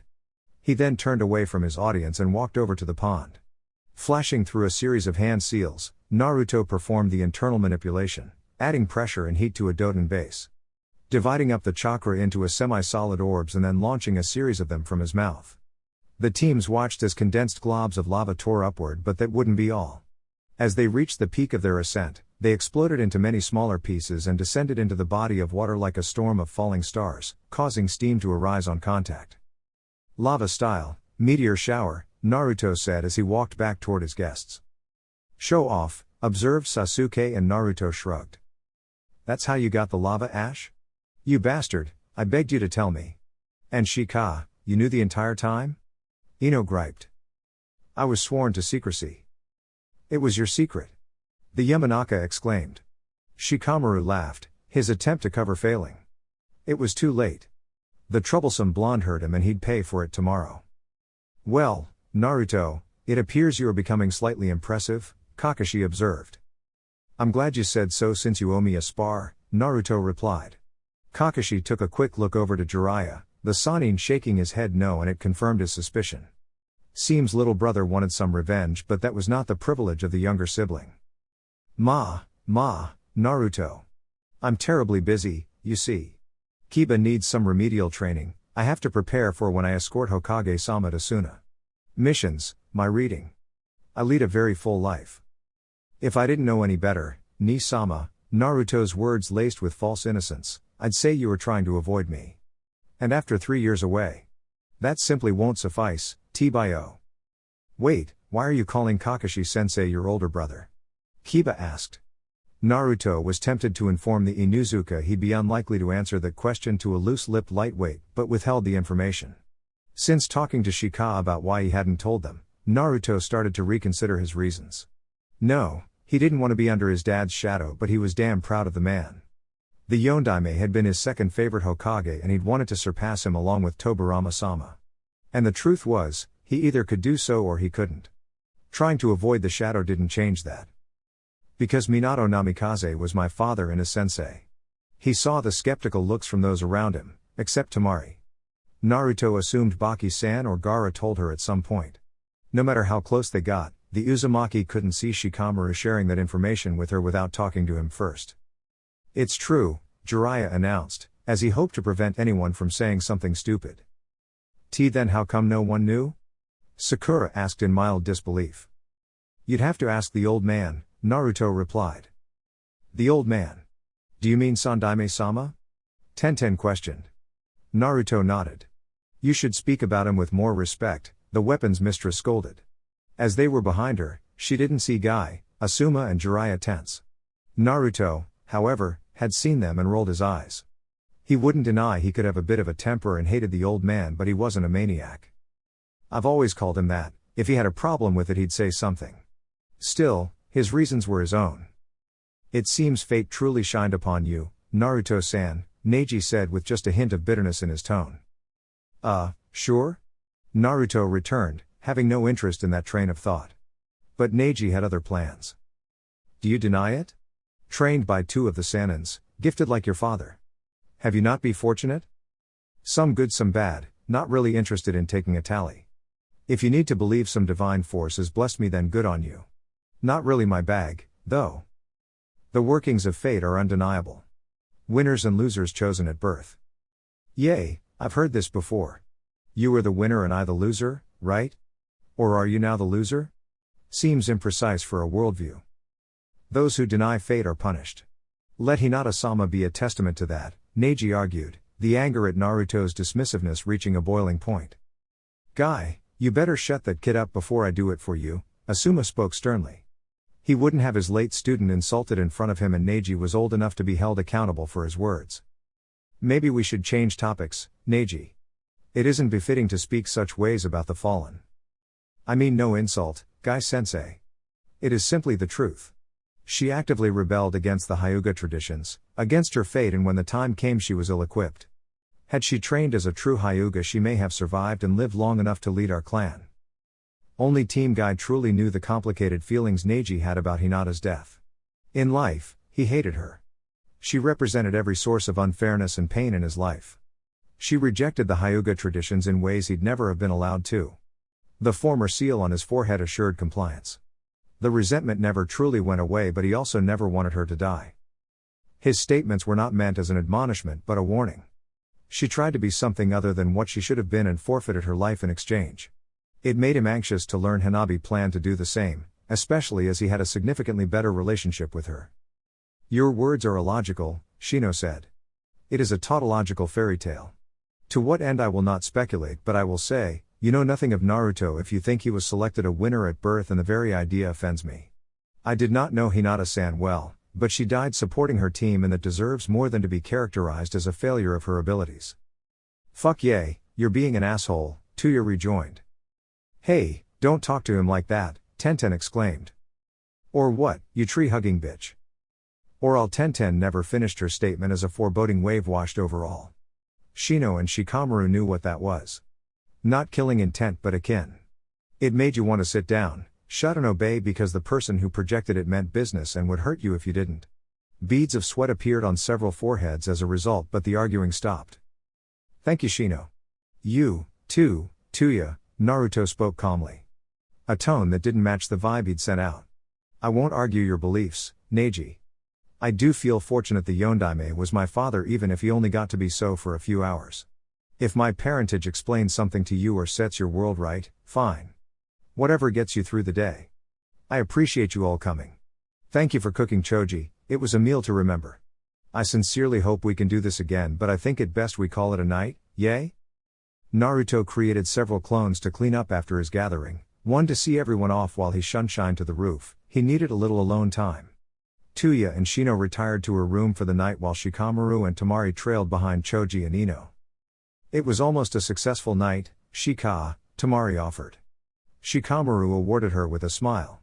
He figured she'd understand what he was doing. She'd likely had to do things to rehabilitate Gaara's image in Suna.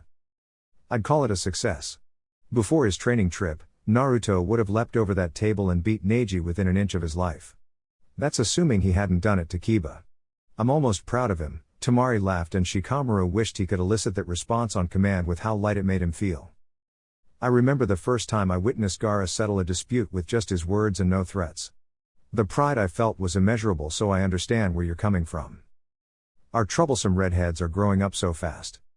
The pair moved about the village, the starlight of the village's outskirts giving way to the street lights of its urban core. Side by side they walked, talking around an issue neither wanted to address. Temari was to leave within a couple of weeks, returning to Suna. Shikamaru wouldn't be traveling with the Hokage's envoy. Kurenai-sensei's due date was just around that time. When she left, it may be quite some time before they saw each other again. And if something happened, if Konoha was pulled into a war with Kumo, it could be longer still, or never again. Shikamaru sometimes wondered if it had been better if he'd waited. The hidden villages were not in a period of stability, the current tensions could not continue without a triggering event occurring. Maybe he should have held off until those events transpired, had faith they'd both live through them. Of course, there was no guarantee she'd still be available or interested if he had. On some level, Shikamaru knew this was all pointless speculation. He wouldn't change things, but he simply couldn't turn his brain off as it churned through the possibilities. He could never know if he'd done the right thing or the smart thing. The Nara's thoughts were broken up when he felt himself being pushed. Years of honed reflexes allowed Shikamaru to right himself without any difficulty. He looked over to his companion in mock annoyance. You aren't going to figure out the world by the time we reach the embassy. Stop thinking so hard. I certainly won't now. What a drag. Shikamaru was rewarded with another bout of Temari's laughter. The next day found Tsunade at her private training grounds. As was her routine, Hiruzen was there as well. As the Sandaime had promised, he continued to train Tsunade even after she was named his replacement. Tsunade kept to the arrangement as she was seeing improvements in her long-neglected ninjutsu, non-medical, repertoire. It also allowed her to keep tabs on her sensei. She knew he likely still had some kind of plan to trap Orochi. Today, however, was different as the teacher and student had two visitors. Her Anbu alerted her that Jiraiya and Naruto were requesting permission to join her for the session. She granted permission and the two appeared before her in an instant. Both Hiruzen and her awaited an explanation, after an exchange of pleasantries, an exchange that was stilted and forced. It dawned on her that this may have been the first time Sensei and Naruto had seen each other since the latter's return. What's going on? She asked, breaking up the bickering duo. She saw Naruto scratch the back of his head, something he did when he was feeling shy or embarrassed. She couldn't for the life of her figure out what would cause that reaction. Then she wondered if maybe it was advice he sought. Maybe advice about a certain snake summoner. Just tell her, kid, Jiraiya said. He could never get used to when his godson got like this. Strongest shinobi of the village but gets bashful over the weirdest things. So, Kakashi let it slip he's going to be one of your guards during the Chunin exams. Jiraiya and I figured neither of us would be your second since we hadn't been informed yet. Yes, that's true, Tsunade confirmed. Well, the rakeage is going to be there, Naruto continued. If anyone else had said that, the implication of the statement would have caused Tsunade to lose her temper and beat them senseless for it. As if she couldn't handle a. Yes, he will. What's going on, Naruto? Well, I know you're super strong and all, but his lightning armor just presents a hard counter to your best abilities. Over my training trip I developed some workarounds to his cloak. Jiraiya knows them, too, but since we won't be there I was wondering if you'd like to learn them as well? Hiruzen had to fight back a pang of regret seeing the interaction between Naruto and Tsunade. He recalled the bright-eyed, little boy he used to regale with stories of the Hokage.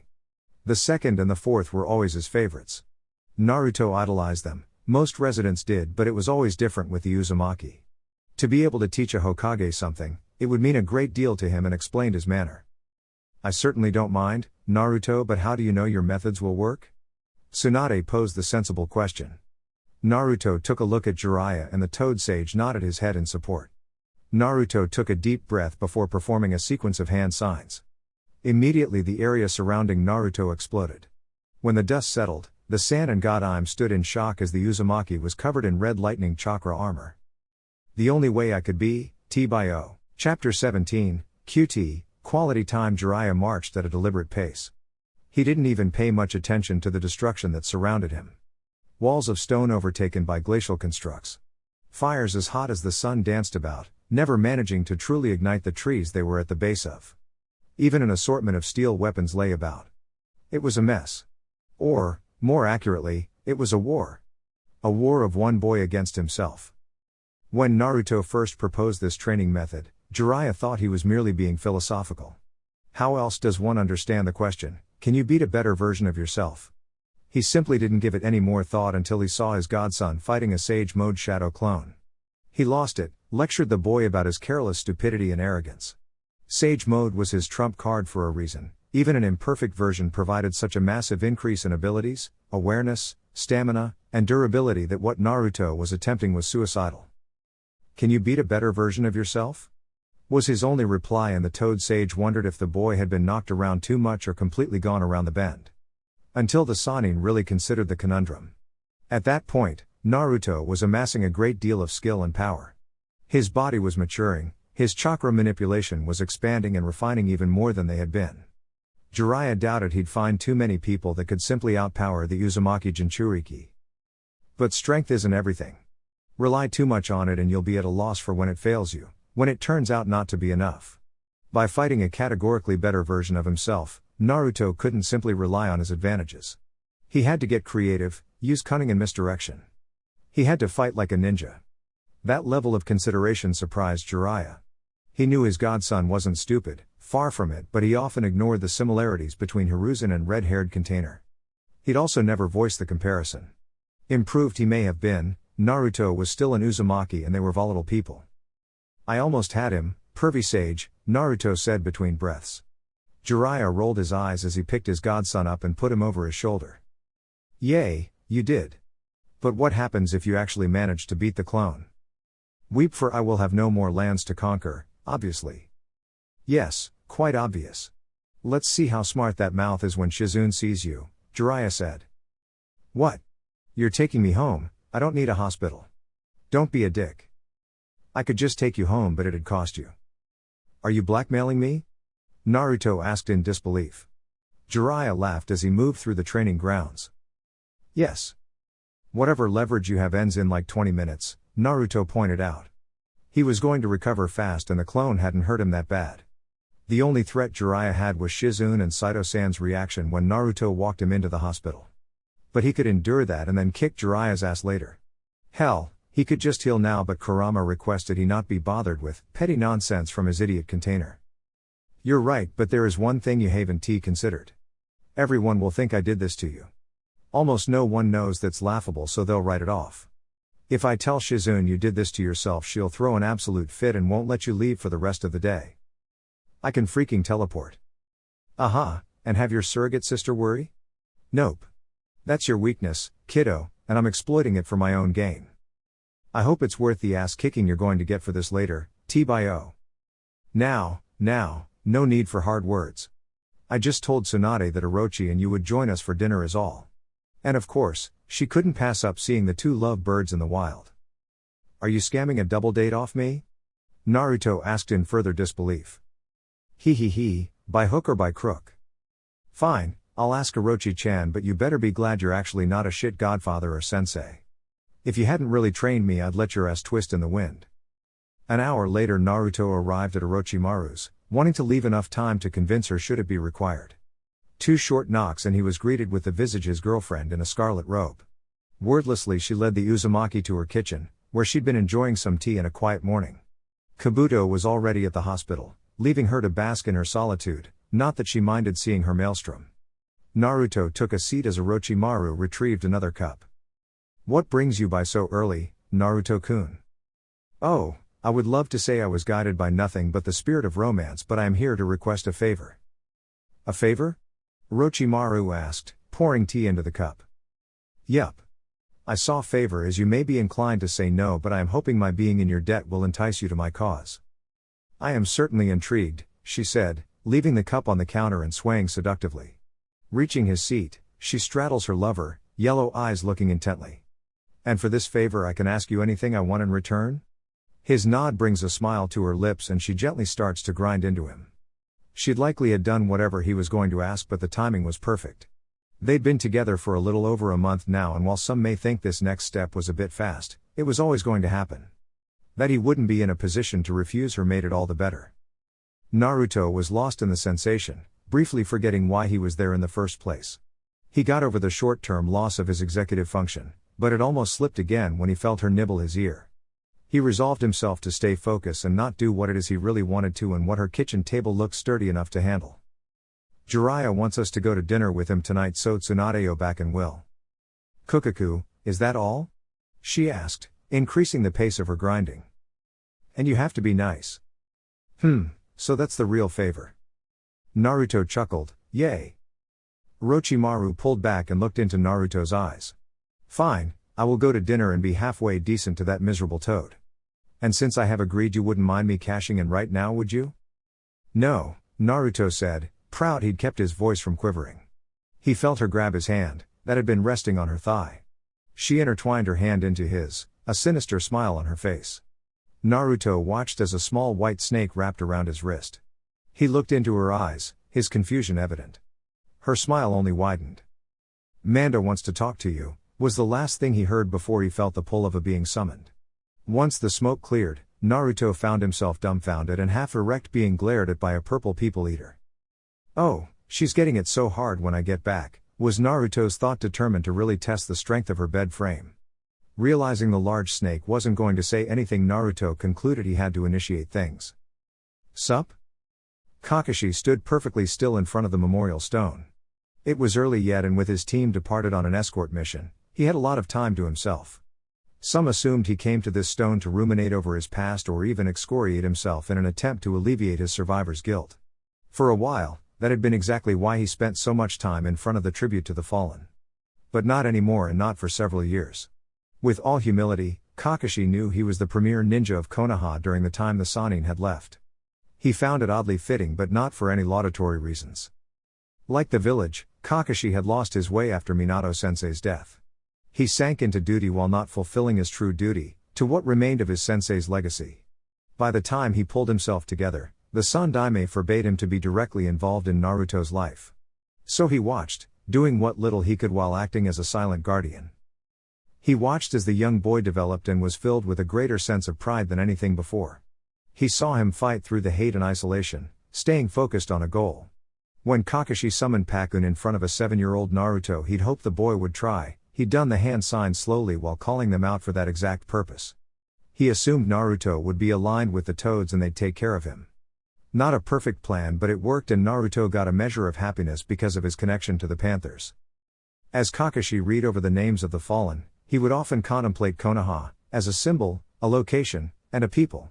Danzo fetishized the location, he cared little for the people and did not believe in the will of fire. The Sandaime fetishized the people, overlooking their faults while basking in their praise. He had no doubts that Minato-sensei sacrificed everything for all three. Kakashi didn't know if he felt the same. He'd seen these people disregard his sensei while having the temerity to praise him. It was galling. Deep in thought, "Kakashi-kun?" asked an aged voice from behind. "No more than usual, Sandaime-sama." "Uncover any great truths?" "I try, but they seem to elude me." "I understand, ma boy. I understand. Change is the only constant, and yet even the nature of change is in flux. Just 3 years ago, if I requested a ninja's audience, I received it without question. Now?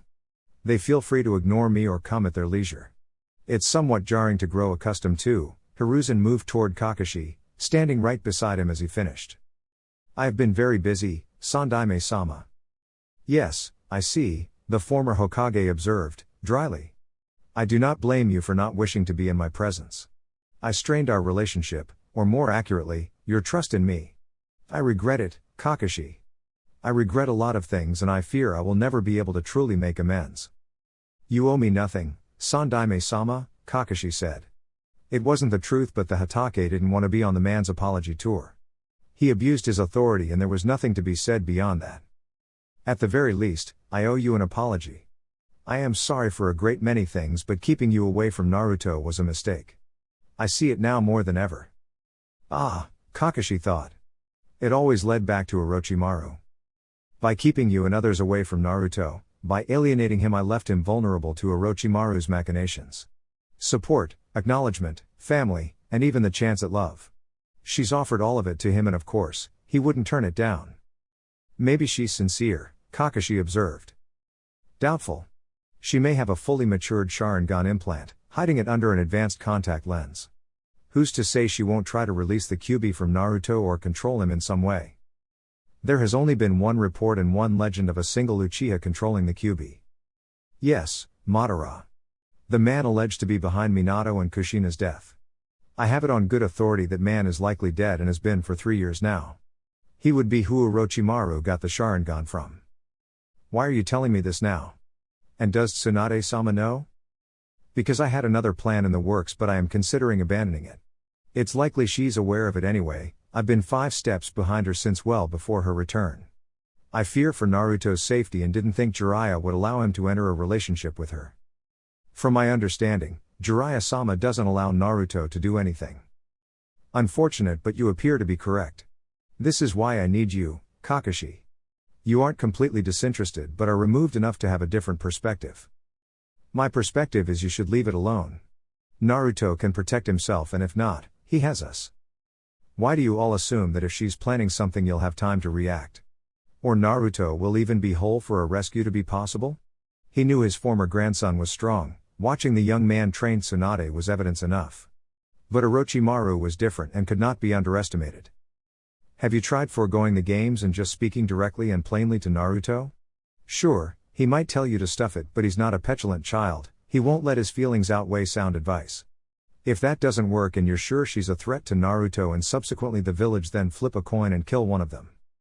That's not funny, Kakashi. I'm not joking. If you truly believe she's a threat, if there is nothing else motivating you, then neutralize the threat. Sometimes the most heroic thing you can do will appear villainous. Remember when you told me that? I do. Because the village came before everything. Not even my loyalty to Minato-sensei was an excuse to jeopardize it, risk conflict with Kumo or Iwa. It was for the village. Just know, wherever you land on that, I'll be on Naruto's side. I've been manipulated by you enough for a lifetime. Ja-ni, Kakashi said before disappearing via a shunshine. So the guy says, lady, that's not a soap dispenser. Naruto finished and watched as Manda laughed. The two had been breaking the ice. Naruto was glad the snake wasn't as nakedly hostile as the stories made it appear. Even if Gamabunta considered him something of a savage, he respected his power. Alright, boy, I'm sure you know why you're here. Seeing if I'm worthy of Orochi-chan? Yes. I won't let what happened with Hiruzen happen again. He threw her away like a used whore just to save face. I need to know your intentions, Naruto.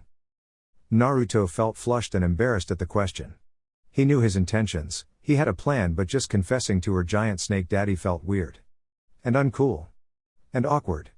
But he couldn't allow his reluctance to be read as dishonesty, so Naruto answered. I care about her, Manda-sama.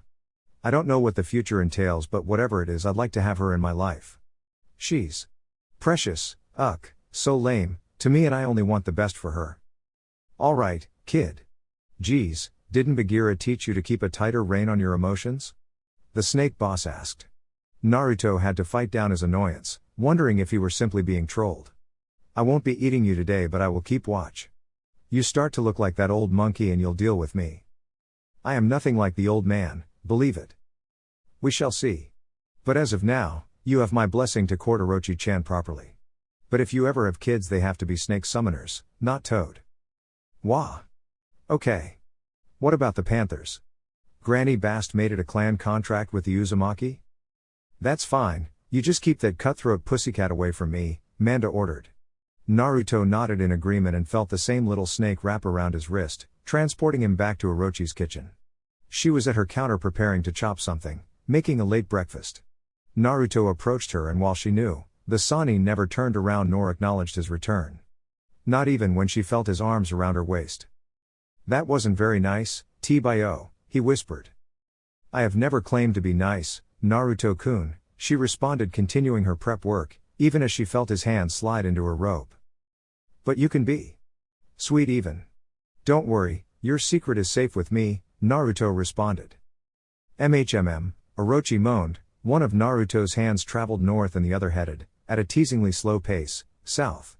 Good. If these people think they don't have to fear me, they may try to hold actual conversations with me, Naruto laughed but said nothing else, bantering being far from his mind. Orochi agreed, having been still turned on from previously. As she felt her former student preparing to take her from behind, Orochimaru was internally pleased. Just a few short weeks ago he would not have done this. He was shy or uncomfortable about sex, more overly respectful. She didn't know why, maybe her history with Hiruzen or Naruto not wanting her to feel used, but she had to rid him of it. One of the things she adored about him was his passion, and she'd accept nothing less in that aspect of their lives. A gentleman in the sheets benefited no one. He learned quickly, to both their benefits. And as a small gasp escaped her lips upon being entered, she was pleased. Clearly, Manda had, to some extent, accepted Naruto, so she wouldn't have to worry about that any longer. Maybe Manda would start behaving normally again. She gripped the counter tightly as Naruto increased his pace, reveling in the sensation and the sounds he was making. He might be aiming for a quickie in the kitchen, but she knew better. They'd be in her bed shortly, hours having gone by in a blink of an eye. Orochi frowned when she felt Naruto pull out. She wasn't given time to voice her displeasure as she felt herself turned around and hoisted into the air. With practiced ease, she adjusted to the position change, kissing her lover deeply as she rolled her hips. Maybe you should create a clone so we can finish this upstairs, she suggested, and Naruto complied. She giggled at the annoyed face the clone made. The silent protest of having to cook while the original was so obvious he may as well have shouted it. Playfully she blew the clone a kiss and winked as she was carried off. She wouldn't know immediately, but it was possible that another step of her plan would be completed today. If not, it wouldn't be due to lack of effort. It was just as she said, hours seemingly passed in a blink of an eye.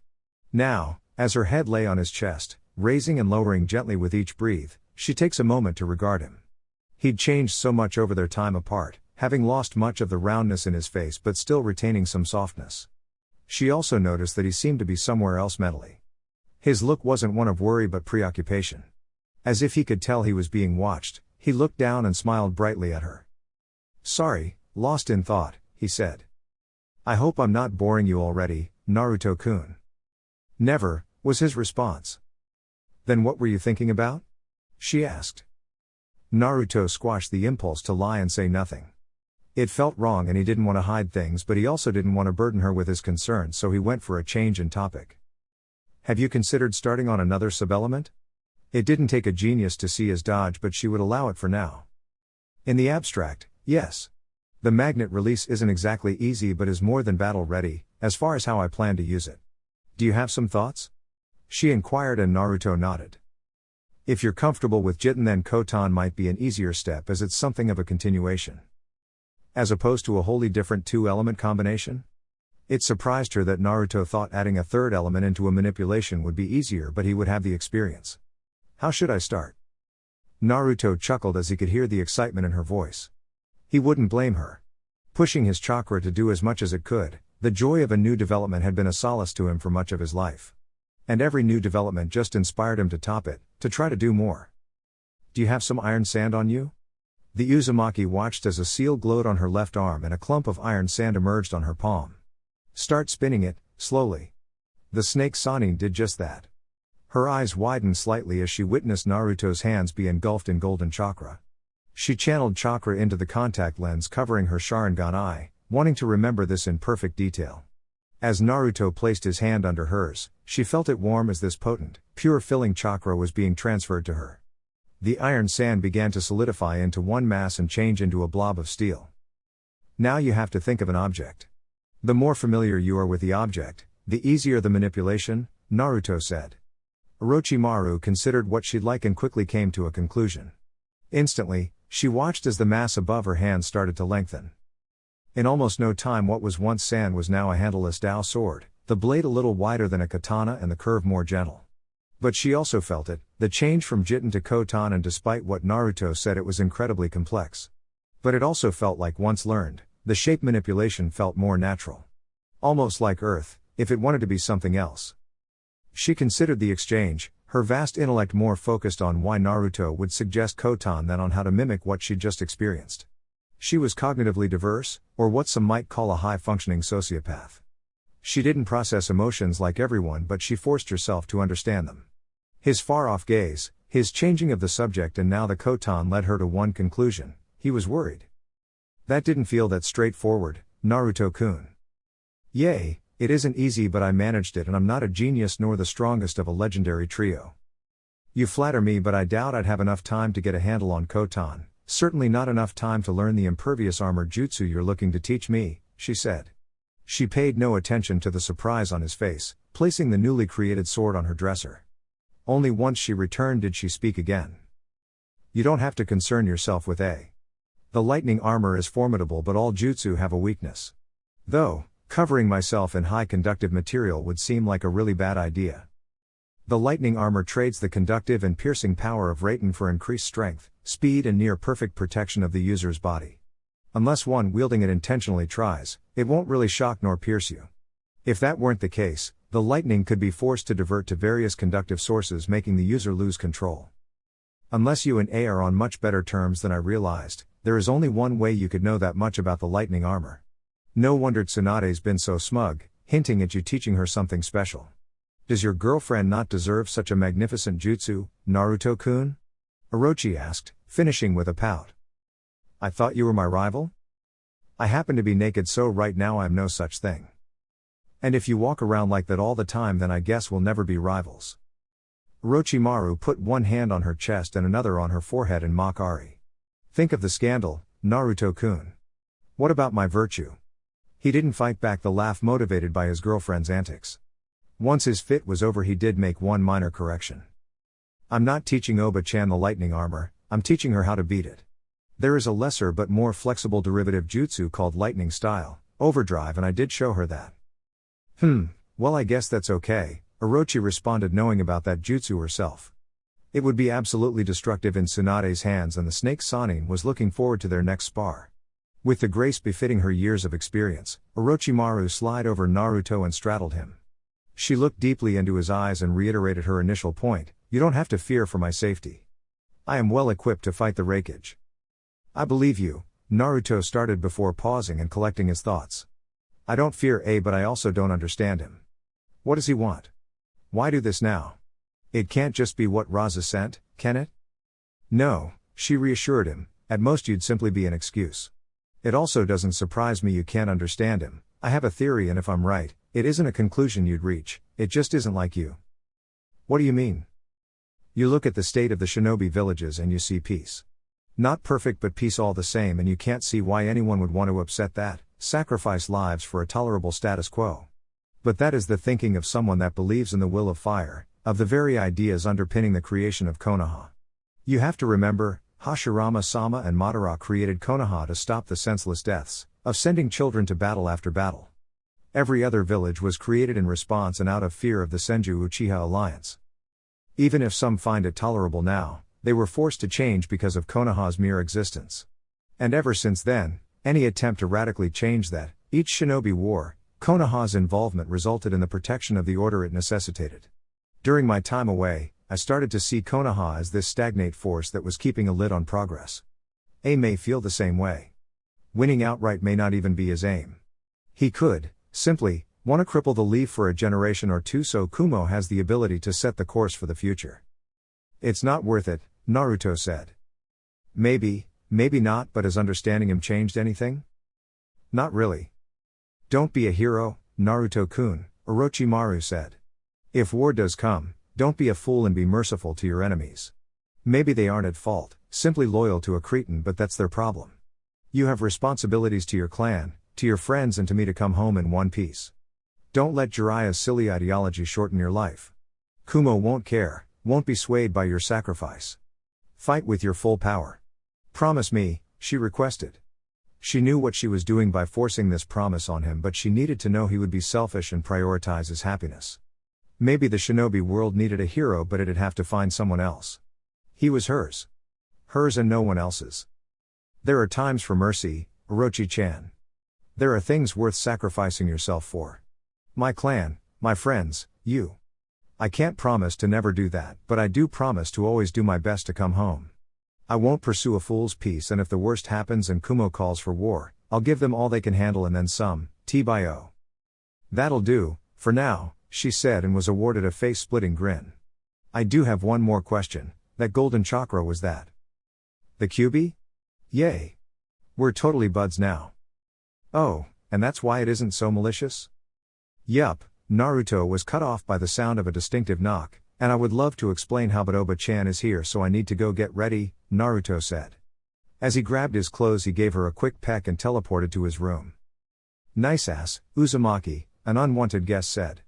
Naruto turned around, hands darting toward his groin. What the hell, Karen-chan? Why are you in my room, T-bio? Some guy dropped off Jiraiya-sama and your suits. I was hanging it up because I'm a wonderful cousin. I wasn't expecting a show. And you're still not getting one. Then you're going to need to lard your hands. Naruto's face started to match his hair. Get out, Dada-bio. Fine, geez. Karen exited and Naruto ran into his private bathroom, bemoaning that his father probably never had to deal with stuff like this. The double date went well. For the most part. Keeping to her word, Orochi was nice to Jiraiya. It was the other patrons not used to seeing the snake Sanin in something as slinky as a black cocktail dress that were causing a problem. Though, when she casually mentioned anyone looking to keep their eyes should keep them off her, that changed. And Jiraiya, meeting her halfway, was respectful as well. He even managed not to complete disassemble when Orochi mentioned Naruto meeting Manda. It was a lovely evening, filled with good company, food and copious amounts of alcohol for Tsunade and Jiraiya. As the foursome vacated the Platinum Lotus, one of the finest restaurants in Konoha, Naruto chose to walk Orochi home and Jiraiya did the same for Tsunade. It had been mostly silent between the two Sanin, their walk illuminated by the starlit sky. It wasn't tense, but it wasn't a companionable silence either. The two had so much unsaid between them, and with more life behind them than in front, they each wondered if that would ever change. Tsunade tugged at Jiraiya's black suit jacket. The garment hanging off her shoulders to combat some of the briskness of the night air. I know you convinced Naruto to come along, so I would agree with this after you asked me. Jiraiya grinned, I had no doubt. Still, I think it was worth it. It was fun. I could certainly use more of that. Heavy as the head, Jiraiya said, not finishing the quote. Tsunade nodded.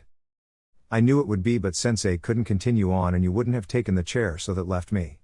A position I never wanted, living someone else's dream. Sometimes that's all we can do for the dead. I wonder what Minato would say.